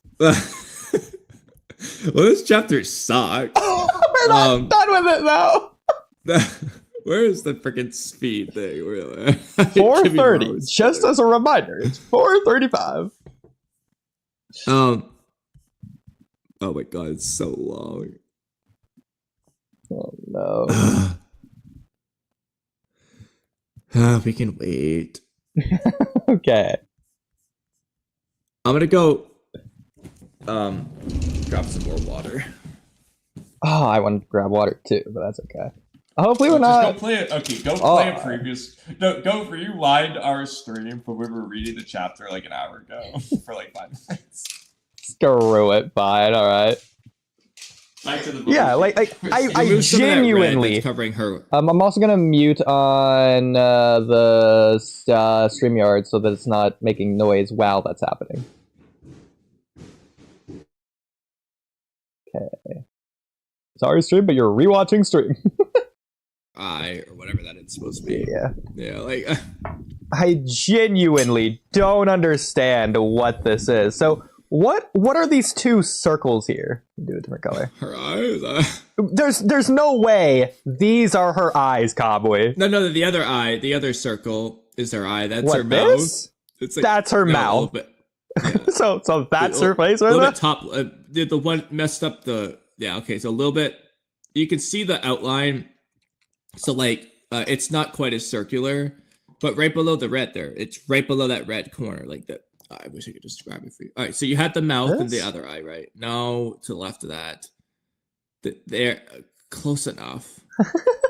Just follow the black lines on it. Yeah, I get that. Okay, but Kamui, I don't understand. What is this like boomerang shaped That's her thing? beard.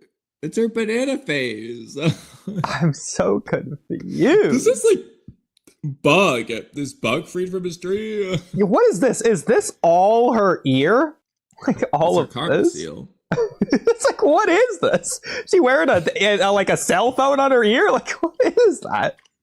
And before Mana complains about us zooming in, I bet you we could pick out a random Chocho zoom out panel from any other chapter where it's clearly Chocho and not whatever this is. At least I could make that out. This, I've been looking. I still can't tell you anything about any of this.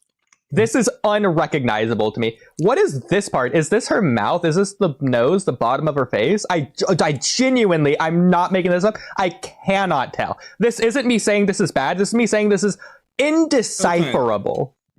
So this doesn't make sense given the potential eye and mouth, but maybe that whole thing is a strand of hair that's covering part that's just in part of her face. This is part of her hair too. But then what are those circles on her hair? Unless we're gonna say it's like braid. Yeah, she had like butterfly things in her hair earlier, so maybe it's like something like that. Okay, so then if that's the case,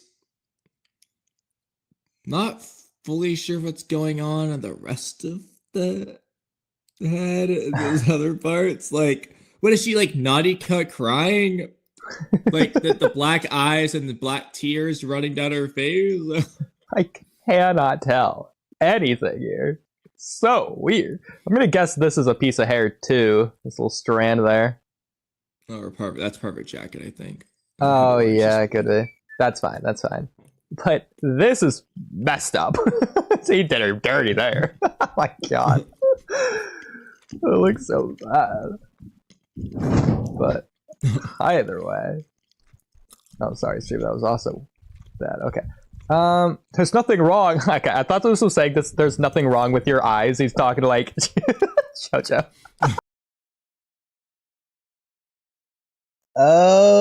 Okay. Thanks, past Kamui and Oodie. That was a great intermission. Got to clear our heads or whatever, and mentally prepare ourselves for the second half of this chapter. This is better. I mean, I feel like we have to be over halfway now. Well, I feel like we're in the last segment, probably. Let's look on the bright side, Kamui. It can't get worse from here.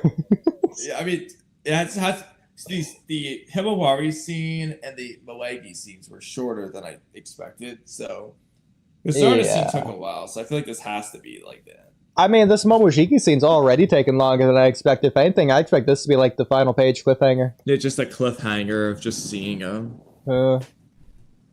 But, oh my god, yeah, so right. So back to ruining Boruto's character. Man, so remember when he wanted to, like, defeat Juro with Kawaki? And he wanted... Hey, you remember when You know how he didn't want to let Momoshiki out? Yeah, and if he does, then Kawaki can kill him. Did Boruto know about Momoshiki's depression or not? Like, he doesn't seem surprised. Yeah. So, like, if he knew that Momoshiki was just depressed... And clearly, so unless he's saying he wants Momoshiki to give Boruto his power while Boruto's still consciousness, aka Momoshiki's not taking over, unless he's somehow saying you can defeat Juro. Well, he's asking for his power, though. Like you just said that previously. But if you can defeat Juro. So which is it?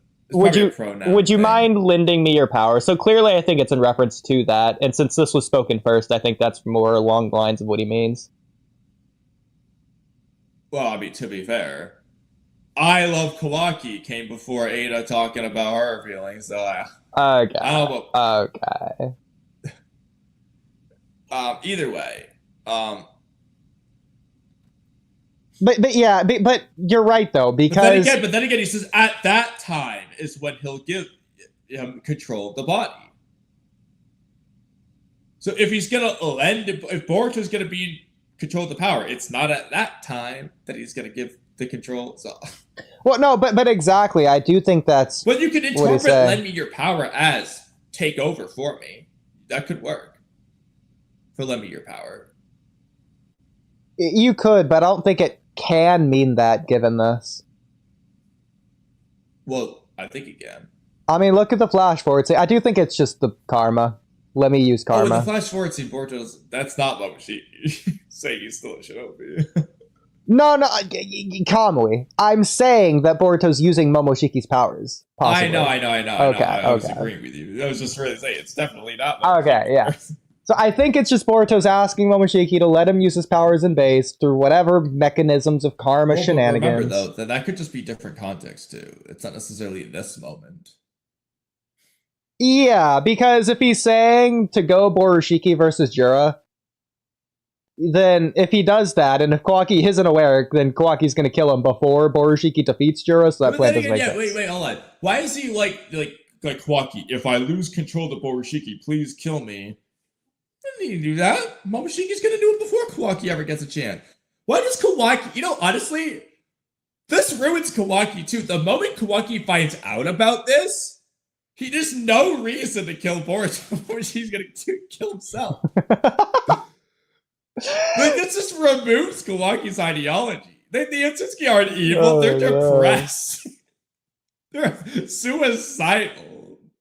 Momoshiki can't take over it if he wants to. Boruto has to let him.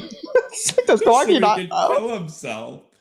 Like, oh no. Again, it's worse than kill himself. He wants to no longer exist. Like, again, like, Kawaki wants to extinct, like, he wants to kill Boruto so that Momoshiki can't wreak havoc on them. It's like, bro, Momoshiki wants to just die. Bro, this is the funniest thing. Momoshiki and Kawaki have the same goal. Boruto's the one stopping them. Kill Momoshiki. They're gonna team up. That's the team up right there. Oh my god, Boruto really is the final villain. Up against Boruto to kill Momoshiki. This panel made Boruto the final villain of the entire Boruto franchise. Oh, so stupid. I can't believe I'll it. be right back again in 20 seconds. Okay. But man, Kamui, you remember that time when Boruto asked Kawaki to like unsummon, or sorry, I guess to summon Naruto? Unseal Naruto to train him so he can get stronger so that Kawaki can defeat Juro? Do you remember that? When he said that, Kamui? When he asked Kawaki to, you know, unseal Naruto? You remember that? Wasn't that crazy when he did that? Naruto trains to get stronger instead of relying on the Otsutsuki and stuff. Instead of asking an Otsutsuki to give him power before killing himself. Man, you remember when Koji said he's undoubtedly, definitively, 100% without doubt going to die, and then Boruto said, screw you, I'm gonna go anyways, and changed possible futures?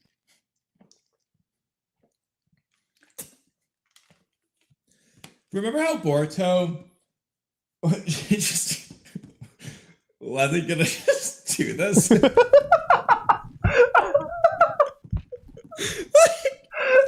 What is Boruto's character? Like,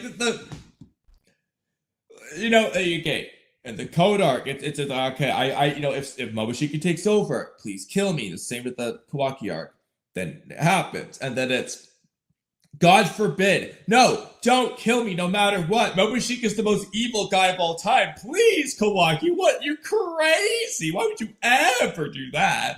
And then it's, Kawaki, if I ever lose control, just kill me.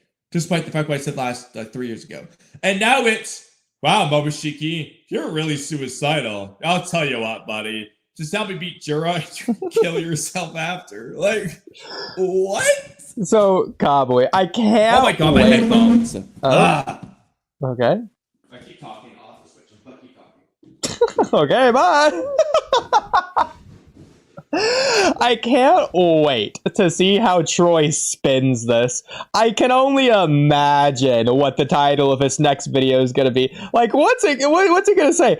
The next title is going to be like, Boruto, the best main character of the new generation. Like, how Boruto has defined the legacy of new manga. Boruto, the greatest protagonist of all time. Like, what's it gonna be? Okay, hold on. I lost you for like 20 seconds because my headphones didn't reconnect immediately. So the best character of the new generations. Okay, what's after that? Do you know what that's in reference to? The Troy stuff. Yeah, okay. So what do you think it's gonna be? Well, he's The gonna title say of the generational for sure. This is generational narration, in fact. No, Kamui, what do you think the title of Troy's next video is going to be? Because I think it's going to be something in regards to Boruto being the best main character of all time. Just trying to figure out exactly how he's going to word it. So Sarada's the best heroine of all time, Momoshiki is the best villain of all time, and Boruto's the best main character of all time. Oh, I'm gonna break your heart real quick, Kamui. J-Man made the video why Jura is the best antagonist of all of Boruto or whatever.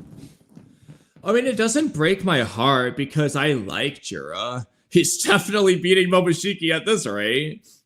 Okay, here, I'm gonna see exactly what J-Man titled the video. That's H-Man, but close. For me, Jura, as of right now, Jura's been a good character, but as an antagonist, I don't think he's. Well, it's Naruat. I know, it was just autofill. I just was curious what it would pull up.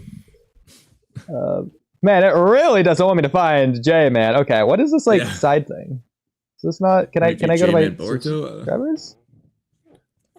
Okay, I guess I'll just scroll down and hope J-Man uploaded sometime in the past 7 days.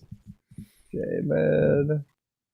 Yes, Jura is the perfect Boruto villain. Greatest villain since Madara. I mean, for me at least, I like his character, but as a villain and antagonist, I think Ishiki was better. Momoshiki was better before the proxy arc. And Deepa, I still think is a better villain. I know I'm biased for Deepa. Deepa was perfect. Oh no. Bro, it's hard to explain. But obviously Jura has way... I shouldn't say way more, but Jura has more character than Ishiki, I would say. They're trying to do more with it. They're giving Jura a character arc. Whereas Ishiki was more about his role than his character arc. Yeah. I didn't realize I was still sharing that one screen. He does have character, but you get what I'm saying. Yeah, I'm going to go back to sharing my full screen instead of just that one tab. I forgot I was doing that. But yeah, here's the video. Yeah. Okay, anyway, chapter. Back to worse than JJ. Now, I recant my statement. It's worse than JJ. I think I agree. I haven't read it. Wait, what's he say there? This body, all of it. This body, all of it, okay. This body, all of it, yeah. Yeah, so much for loving Himawari, by the way. Yeah, not even gonna say bye to her. Considering what Momoshiki... Okay, Kawaki's gonna kill you, I guess, but how do you know? Is he gonna do that? Plus, I mean, is Kawaki gonna kill him, or is Momoshiki gonna kill him? Well, see, that's the problem. He's trying to entice Momoshiki by giving him something he wants. Momoshiki would only take this deal if Momoshiki thinks he will be able to defeat Kawaki. Which means Momoshiki's only going to take the deal if he's relative to or surpassing Kawaki, meaning Boruto knows there's a chance that Momoshiki can just kill and defeat Kawaki. And then... Yeah, it has to be a good match. Then kill everyone in his family, devour a chakra fruit, eliminating the world. Just doing what Juro wants to do himself in his own body, with Boruto crying from the back of his mindscape, watching it with his own eyes. His biggest, greatest fear of all time since he was a child. Well, also, again, this is so pointless. Why doesn't anyone just try asking Damon? But Boruto's already gone behind Kochi's back trying to change fate. I don't know. It's worth a shot. Just ask Damon. Because Damon's still going to be stronger than you. Bro, he's resorting to giving up everything, risking the world. Instead of just talking to David, instead of just trying to just ask. At the very least, you don't even need to be pathetically begging. Just do your best to trick or manipulate him. Be like, hey Damon, I heard that Jira guy's pretty strong. Exactly. Get Ada to do it. It's just really it's not that hard. Even just walk up to David. Hey, David, did you hear what Jura said about you? Yeah, Jura said he's stronger than you. Exactly. And he has Ada lie to pretend she heard that. She's yeah, he did say that, David. David's not going to be having any of it, bro. He's going to go right in there. It's like, when Code said he was the strongest, Damon wanted to show him up. So, Oh my god. So good.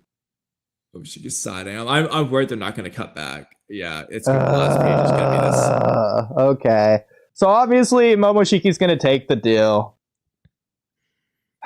Whatever. That's so stupid, though. He didn't have again, Boruto had to give a Momoshiki a plan so he could be a villain. Imagine, again, Kurama's just not trying to break out of the seal. Naruto's, begging Kurama, please, let me rip off the seal, Kurama. Let me. And Kurama's okay, I guess I'll do it. Fine. Only if you'll give me your body. It's just what? Yeah, by the way, Boruto doesn't even need to ask Momoshiki this. Just activate Karma. Now I need to understand, what is Boruto losing control to when he activates Karma? I love the way you worded it. Boruto isn't begging Momoshiki to be a better villain. He's begging Momoshiki to be a villain.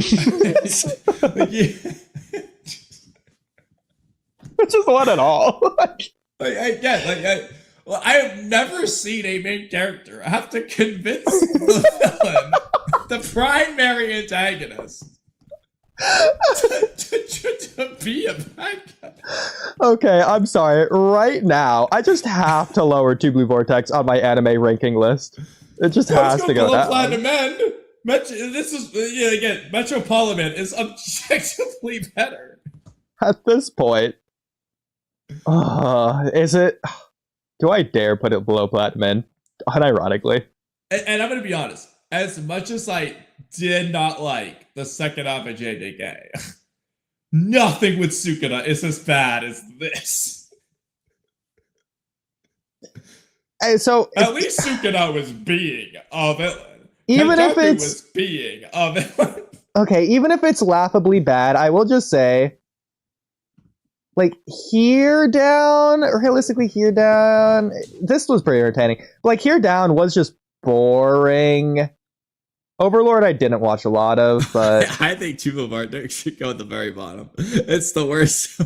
You know what? It's too funny. At this point, it's a meme. It is the worst anime. Okay, at least for the meme, I'll do it. I'll give it to you. Oh my god, what?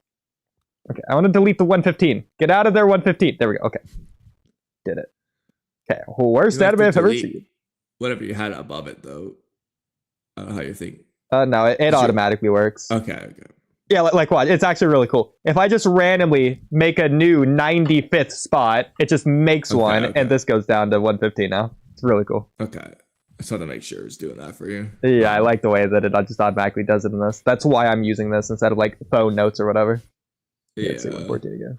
So it's just cool. But yeah. So yeah, the main character is convincing the villain to be the villain. Okay, great. But Boruto-kun probably hasn't realized it yet. That we have feelings for him. I mean. Just he has. You said it was obvious. How stupid can you be? Well, actually, maybe Sumeray's onto something, because I don't know if you were talking about Sumeray, but considering the previous scene with Boruto, how stupid can you be? Maybe Boruto just is. Maybe everyone here is just stupid. Okay. Ikimoto's Boruto maybe doesn't know. Kodachi's Boruto was a genius. He picked up on small, subtle cues. He knew, bro. It was obvious. Not just probably. There's no way he has. Oh, when Sarada hugged him and blushed and looked awkward after, there's no way. You guess that's a good thing? Don't you want to date him? But I guess that's a good thing. He doesn't know. So, given their dynamic, as opposed to Sakura and Ino, again, I guess Ikimoto just wants to be as different from Kodachi and Kishimoto as possible. Are they trying to both be with Boruto at the same time? Is this some polyamorous thing they're going for? Like, I mean, no, I don't think they're trying to be born at the same time. They're trying to be together themselves. that's unironically the vibe I'm getting with this panel. Unironically, yeah. They're literally like on a date. Also, what is Sarah's ankle? What is she doing? She's walking, by the way. She's walking. She's like twisting her ankle. Oh, she's really getting worked up for this. Okay, we are absolutely putting this in the IRL Naruto tab. Oh no! I'm so glad you got that. This chapter was. Walk like Sarada. God, with heels. Oh my God, we're going to the hospital. These are not supposed to have been that way. Ow! Every time Himawari's leg was broken. Oh no, bro. Oh my God. Started taking notes from Sumire. Jesus Christ, she doesn't walk. Bro, unironically, I do feel like this is like going to be a shipping pair now. Like in Endgame, I can totally see these two actually ending up together. Bro, like if Boruto dies. Had that romantic panel earlier. They're like looking at each other, the sparkle I in their eyes. know, yeah. Like, screw it. Now that makes it easy. Ada can get with Boruto. Like even that. Fucking, Jesus, why are they They're frolicking? like skipping, and then like with like the next fiddle down, I think it's I yes, that's the way know. they're looking at each other. They're like they're about to kiss. Where's Cam when we need her? I know. Oh my God. Okay, Kamui, at some point, we have to do like a Cam binges to Blue Vortex stream where we react to her reacting to it. Yeah, dude, I can't wait to get to this chapter. Oh no. This chapter's gonna make it worth it. I can't believe it, bro. Like, we obviously would have to go through it way infinitely 6,000% faster than we go through it on our first reaction. And just like Cam mostly do stuff, and like we just bring up like whatever silly goofy stuff, like the shipping thing here, or like the feet in the final panel. But like, for the most part.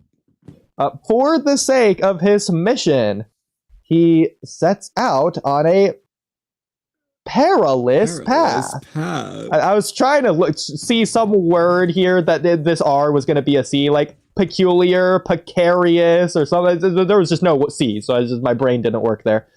Perilous path. What will Momoshiki's response be? Oh my God! Oh my God! Perilous. It's full of danger or risk. What's the risk? Momoshiki kills himself? It's what you want Glockin to do anyway. So... Oh, by the way, you know, if Boruto's just gonna ditch Sarada. Oh my God. Yeah, oh, Sasuke, you know I said I'd protect Sarada. Yeah, dude, I'm just gonna kill myself in Momoshiki, bro. Well, that's the thing, though. So unless he's planning for that to be end game, late game, something, I mean, there just could be a situation where he fights Jura again before he kills Hidari, aka before he frees Sasuke.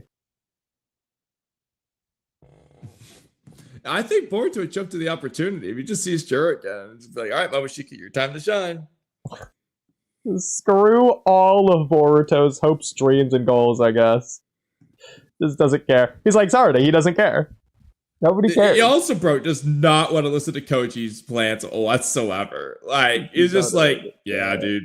You know, Koji, you've got a plan that's gonna work. Fuck that, bro. Momoshiki, kill me. Like, Boruto hates his life. Bro.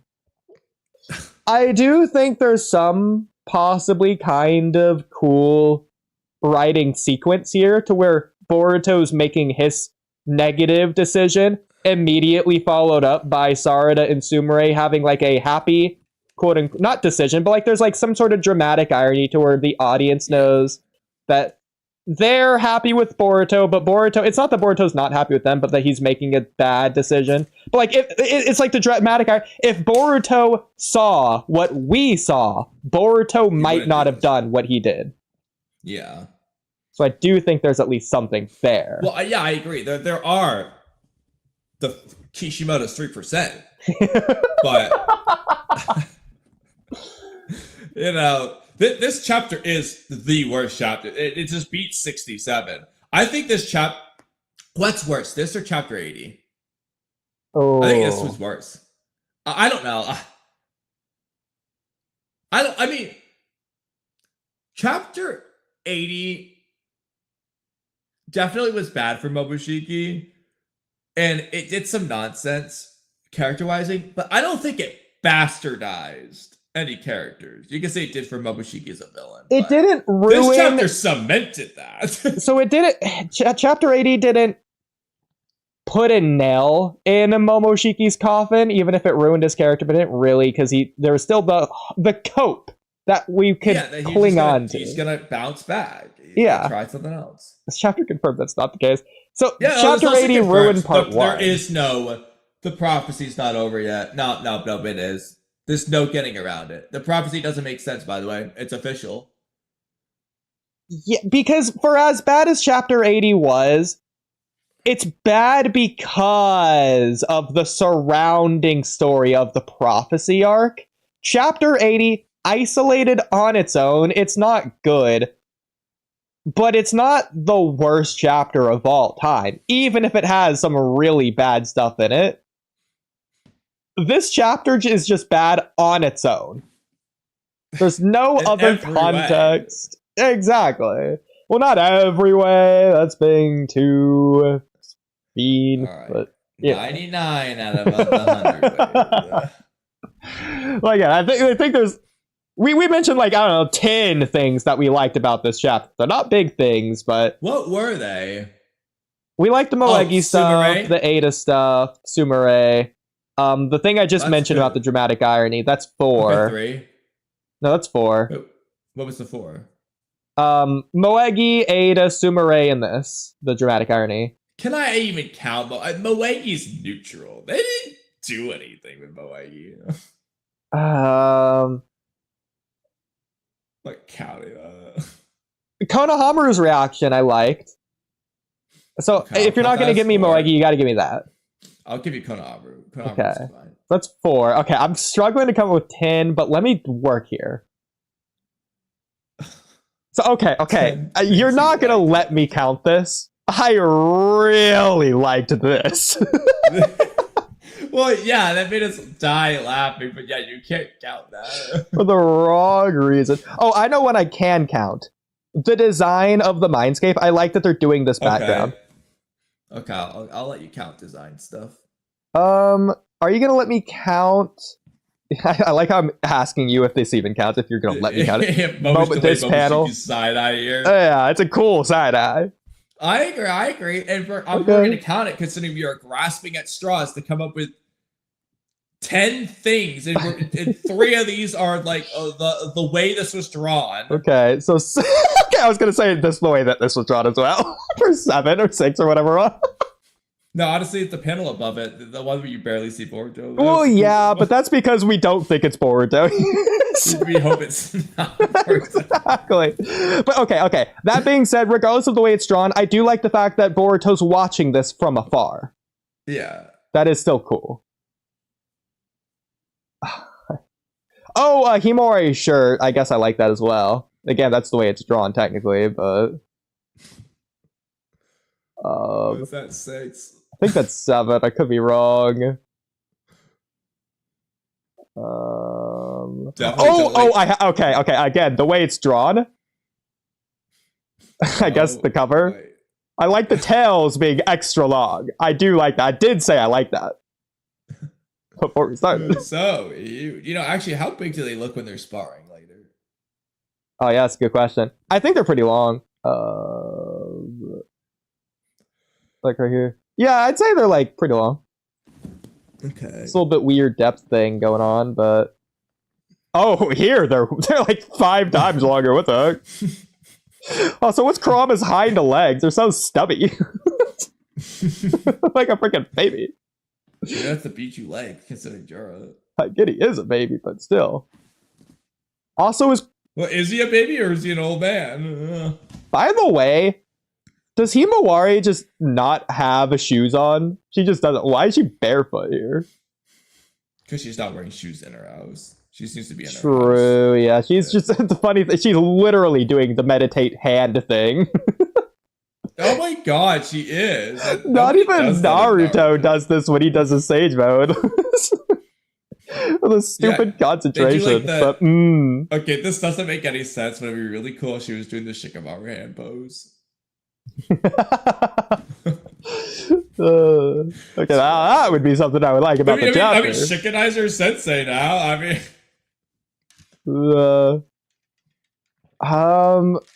everything else I feel like just is too far of grasping at straws to say I like it. So yeah, I think I'm capping out at 6 or 7 things. Again, Shikamaru Tamari, that's not going anywhere.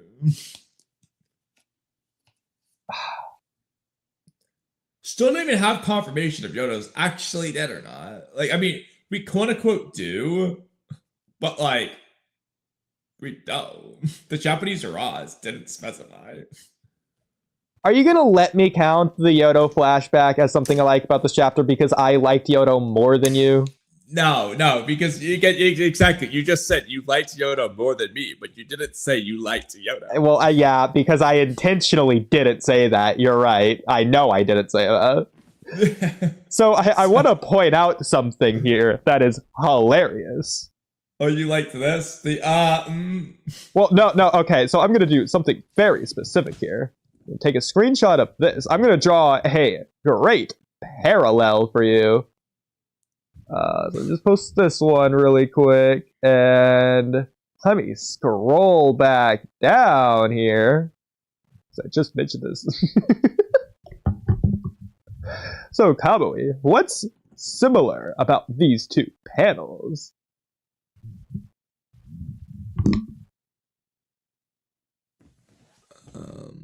I'll give you a minute. Sweatbeard. I'm not so sure about that. It might be something else. I wonder.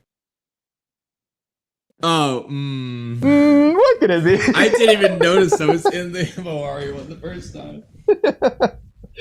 Like, if at that point, he might as well just do the Om. She Sarah should have been making the hand pose. That's so stupid. Oh my god. My god, mom is just like, oh, what?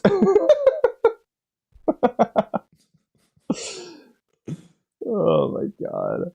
Okay. What is this? Too much. This looks cool. What is this? Is this the like Boruto Naruto flashback? Arc, one of the chapter covers. Yeah. Oh, chapter cover. I thought it was just one of those flashbacks when Boruto's like trying It to might thing be a on. flashback of Naruto. I don't know. It's something. This does look really cool though. I do like this. Naruto's eyes looks a little bit wonky, but besides that, I do think this looks good. Yeah, Especially Naruto's like it's ripped overall up pretty sleeve. Yeah. Oh my god. I think it's from Ikimoto's other manga. Yeah, or like a Ikimoto fan art of Naruto. When did all these things happen in chat? Young Ino, okay. People been popping off. Is this all during stream? Oh, ever since 5 a.m. Oh, by the way, I was wrong earlier when I said it was 4:35. The 3 was actually a 5. It was 5:55. And now it's 5:32. Well, that's crazy. So, I just can't believe how bad this chapter was. Like, I'm just so astonished.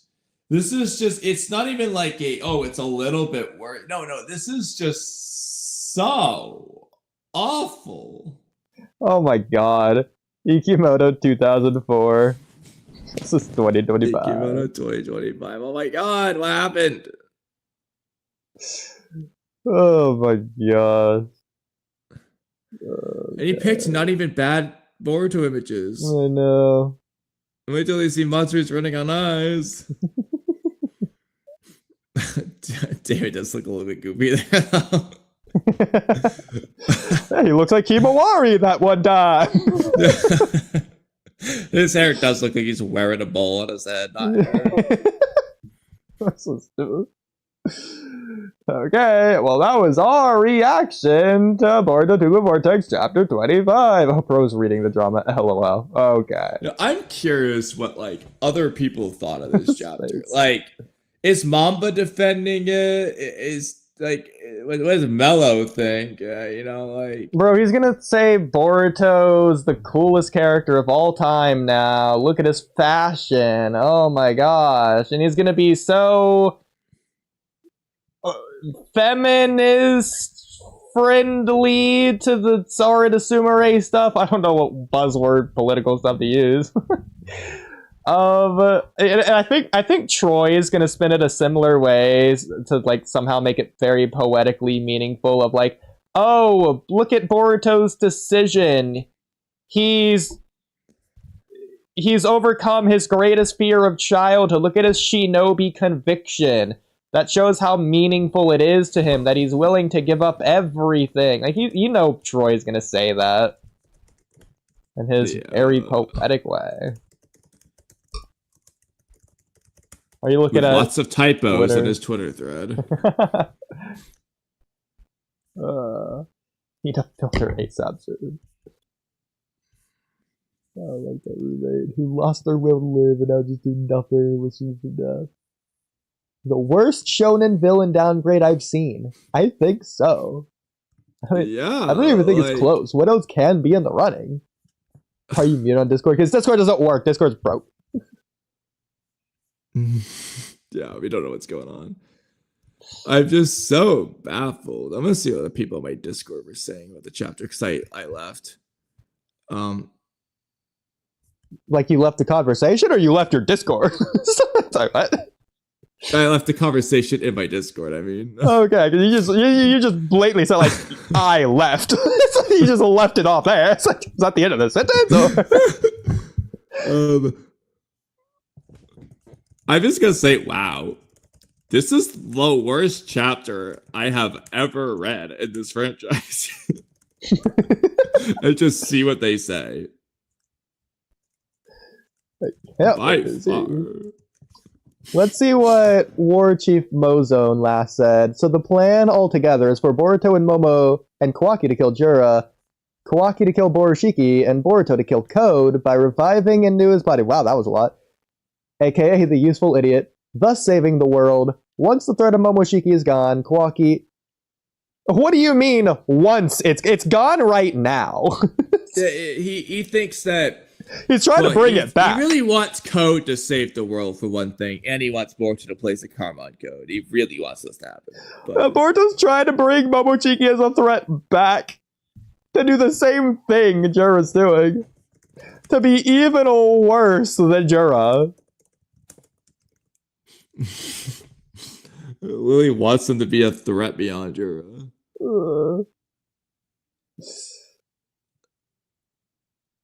May Kamui have nothing but daughters? Is this a reference to the chapter? Is an inside joke? What is this? No, I have no idea.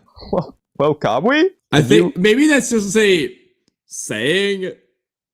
Is that a saying? May blank have nothing but daughters. Well, Kamui. Is that a thing, or is it a people want nothing but daughters, and he's may Kamui be blessed with nothing but daughters? Kamui, can you confirm live on stream all of your children as of now are indeed daughters? Well, yes or no? No, I can't confirm that. Oh, so you're hiding it. No, I don't know.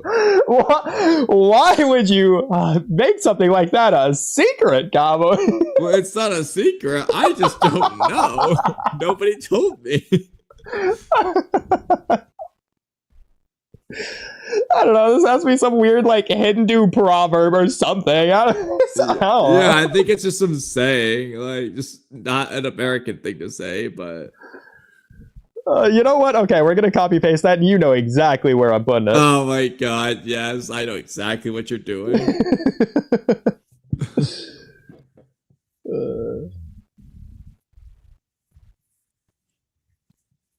Okay. No, that's a good point. Actually, no, he's mentioning how Boruto wants to get rid of Code, Momoshiki, and Jura all at once. 10 tells everything. So, like, he just says, oh, can you kill Jura just this one time? So, like, if Code isn't there, it's still a thing to be concerned with. I know Kawaki is seemingly stronger than Code now, but, like, he's still there. Something to deal with. But I want to deal with that first.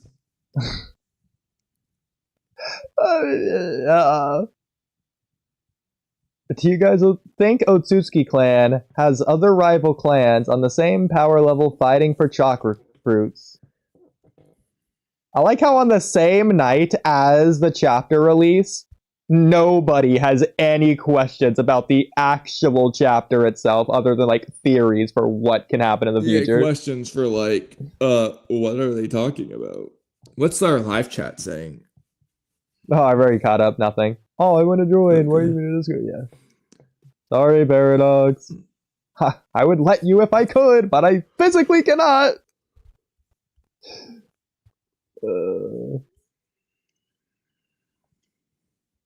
But I don't think they have rival clans, but I think they have internal conflict, but not outwardly, only inwardly, until they betray one another.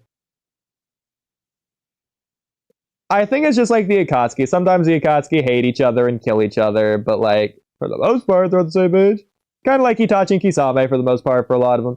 The chapter has little going on. Okay, I wasn't expecting that excuse. I was expecting people to say this is like a bridge chapter. The point isn't to discuss this chapter, but everything that came before and everything that will come after. Or even better. That's not true with this chapter. There is so much to talk about. I know, even better. And it's all bad. I can't wait for people to say this is like either a transition chapter or I forgot what I was gonna say. Because it was even better. I mean, this is probably a resolution to this arc. It's like Sarda's the main part of the chapter. That's like resolution on that. And watch, because Mello has Sarda as his favorite character. Leggy, off-screen freeing Shinki and Gaara. So yeah, this is just like the end of that arc. Watch, this is going to be Mello's favorite chapter because Sarda's his favorite character. And Sarda has a lot going on in this chapter. Yeah, and he's going to completely ignore all of Sarda's nonsense. Exactly. And when we explain why it's nonsense, he's going to find some way to justify it. Yeah, because she's the strongest. It just... And the thing is, like, comparing the, like, when Ada and Mitsuki talked, the words that, other than I love Kawaki Bismuth translation, the words that came out of their mouths made sense. They weren't overly fluffing what they were saying. They weren't going back and forth contradicting their character. They were just having a conversation. And it was good. Again, Sumire, I have zero problems with anything Sumire did. Everything Sumire did in this chapter was totally fine, other than maybe holding hands and looking at Sarda like she wants to kiss her. But Sumire is fine. Totally cool with Sumire in this chapter. I don't like Sarda anymore. Okay. Okay, reading these 4 things that Noob posted. Sarda and Sumire discussed their feelings, freeing people from being trees, Himawari training, Boruto selling himself out to Momoshiki. I do feel like Himawari training of these 4 things is the thing to actually most talk about from this chapter. like, ignoring the nonsense there, I do think there is new stuff to discuss as it pertains to this chapter rather than how it's going to play out in the future. Like, why? Oh, Himawari's pure chakra. About, like, Kurama's advice of focusing on chakra instead of your, I guess, taijutsu. Yeah, but he's saying that because she's not a human. And this is the Biju. And Bijus are pure concentrations of chakra. You need to think of yourself as the personification of chakra because you're a Biju, Himawari. Even though you're clearly freaking human with human DNA, human body parts that came out of two humans. Well, yeah, but that works backwards as well. Because she's not human, he's telling her to use chakra instead of attacks. Doesn't even make sense if she's not human. He literally explained, you're a Jinchuriki. She was human before she was a Jinchuriki. Where did the human part go? How did she just become a Biju? Nothing changed. Man, remember when, like, the entire narrative of Shippuden is that Jinchurikis aren't monsters, but humans as well? And they had to prove that to the whole world? You know, also, still don't understand why Kurama's back or any of that shit. Everyone's given up on caring. We know one thing's for certain. Sarada doesn't care. Yeah. Neither does Momoshiki. Neither does Boruto. Anyone, apparently. Neither does Koji. Wonder how Koji's doing after all this shit. Boruto hasn't gone back to see him. Like, are Boruto and Koji just done? Are they parted ways after this? Yeah, what is Boruto doing? He's just not going back for no reason. I don't think Koji told him to do this Momoshiki shit. So I guess Boruto's, like, hiding his chakra signature. Just going rogue, bro. Like, we have, like, a Koji, like, a Boruto retrieval arc where, like, Koji's gonna try to steal Boruto. Actually, I have a good... okay, here's a question. Did Boruto just flying Raijin them to the middle of Konoha? And fly away? Because regardless if Boruto's hiding his chakra signature, the sensory team is going to pick up.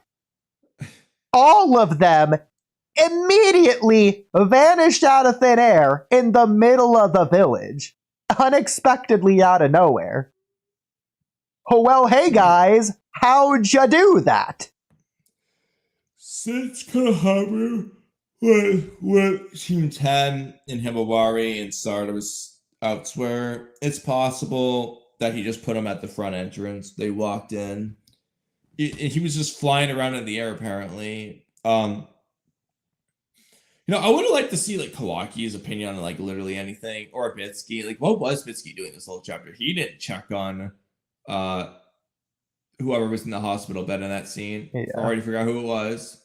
Well, real quick, let me just counter something you said. Because, yeah, it's totally possible. I completely agree. Boruto could have just... Well, no, he couldn't have. No, he did teleport to the middle of the village because he wasn't in cahoots with Koji. Koji isn't randomly having the frog in the village randomly go to the outskirts of the village for Boruto to teleport them. He's teleporting them to where that frog is, which is in the village. Well, would he teleport him to the frog, or did he just teleport him to some random marker that was lying around somewhere? He doesn't have a random marker lying around somewhere. That's the problem. Like, he would have had to drop it off in chapter 13. So you might have teleported to Shikamaru's office then. Again, that would still be, like, in the middle of the village. That's still weird for the sensory team. Like, is the sensory team gonna tell Shikamaru? Like, what's Shikamaru gonna say? What are they gonna say?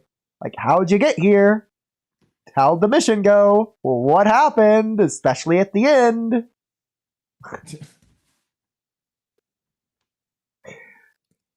But anyway, okay, anyways, to actually counter something you said, yeah, you're right. So, hey, Kamui, you remember when Koji got into the village? You remember how he did that? He just jumped down. He like did some weird fall jump thing over the roof, the wall. Right. And why did that work? Because his chakra is registered or whatever. And he's like hiding his chakra signature. He's not, but the idea is that he's hidden from like the sensory ninja, basically. Yeah. So it's same for Boruto. So yeah, go ahead. I think that answers the question because they're all registered. They just don't set off an alarm. Well, no, I do think they do set off an alarm, but not an alarm. But I think the sensory ninja know. Yeah, not an alarm, but I think the sensory ninja know. Why didn't they know that Jiraiya was just randomly in their village? So, I mean there are people walking in all the time. Changed over the Boruto time skip, but no, I don't think that's the case because I think it's more along lines of chakra signatures suddenly appeared in the village rather than just like walking in and out like people every day. Yeah, but they know the location, so there'd be someone jumped over the wall. But think about when Jura and Hidari invade. They say 2 chakra signatures, one of them Sasuke, the other one's unknown. Yeah. Well, then why did Sasuke set an alarm off? What, did they put him in the system, I guess? They might have like put him as a specific person to watch out for because he was a traitor. Okay. Or Jura set off the alarm, and then the fact that there's another person with him and it's Sasuke came afterwards. So then are we going to say that the alarm is for people that they specifically set it for? Or is it for everyone, and the not alarm is for people they specifically set it for? Well, there might be 3 options. There's the alarm for new, alarm for specific rogue ninja potentially or whatever, and then the registered people who don't set off the alarm. I mean, that's a good point too, because you have to remember, at least in that one filler episode, there's like thousands of like civilians that just like go in and out every single day that are new from other villages that are visiting or for whatever reason. So there's constantly an inflow and outflow of people in the Leaf Village. Exactly. So they can't be having that like alarm thing going off 24/7. There has to be a system. Yeah. It's just weird. It's realistically it's just whenever the plot needs it to be a thing. But ignoring that. But okay, anyways, that doesn't matter. So, okay, Koji sneaks in regardless of being undetected, just like Boruto or not. What is Koji doing?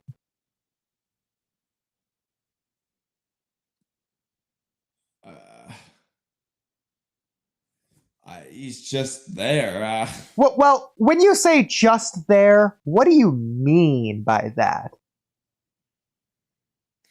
Because not doing anything. Okay, interesting. Where is Koji not doing anything at? The Leaf Village? Well, more specifically in the Leaf Village. Where is Koji inside the Leaf Village? He's in some hut. Okay, interesting. An abandoned hut that nobody enters where Koji's hiding in, away from everyone else. Unlike Boruto, flying up in the air in the open sky in broad daylight in the middle of the day. Do you see the difference here? Yes, there is that one similarity between Boruto and Koji. Maybe they're both undetected. But there's a big difference. You know what Koji wasn't doing? Flying in the air. Yeah. He's not being Delta. You know who's being Delta? Boruto. Yeah.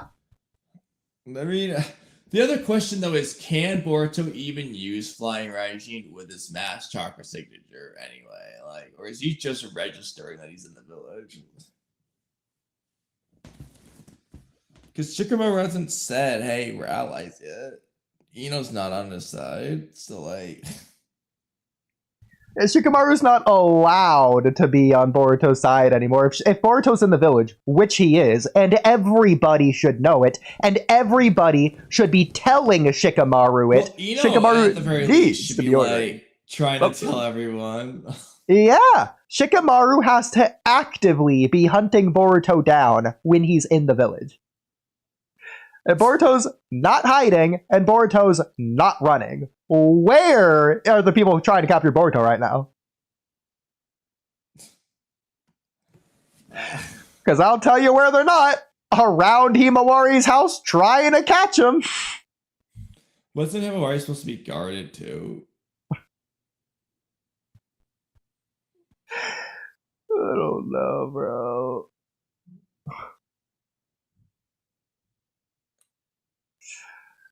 I'm getting very sleepy, I'm not gonna lie, but don't blame you. This whole chapter is just mind-bogglingly bad. It's just, I feel like the more we think about it, the more we're gonna say it doesn't make sense. It's not just the fact that Boruto's flying around in the sky. It's the fact that he's just following, just tagging along, clearly directly above Sarada and all the gang, Konohamaru, all of them, clearly an ally to them, and them an ally to Boruto. There's no hiding it, there's no getting around it. Boruto's an enemy to the Leaf Village. He's the guy that killed the 7th Hokage. Like, there's no explaining that. That's why Ikimoto didn't explain it, because there is no explanation. Well, I mean, he's not gonna explain the it. elders know. Well, Haribo say that he didn't kill Naruto. I can't wait for next chapter when Konohamaru calls Shikamaru out for allying with Boruto, and Shikamaru has nothing to say. Considering Konohamaru just did the exact same thing. Can't wait. I can't wait for the sword chip to just be meaningless. I mean, they made half of the story meaningless this chapter. Maybe they'll do the other half next chapter.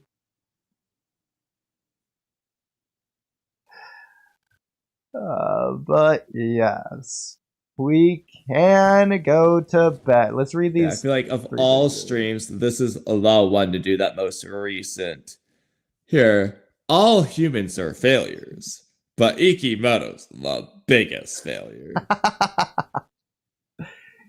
Yes.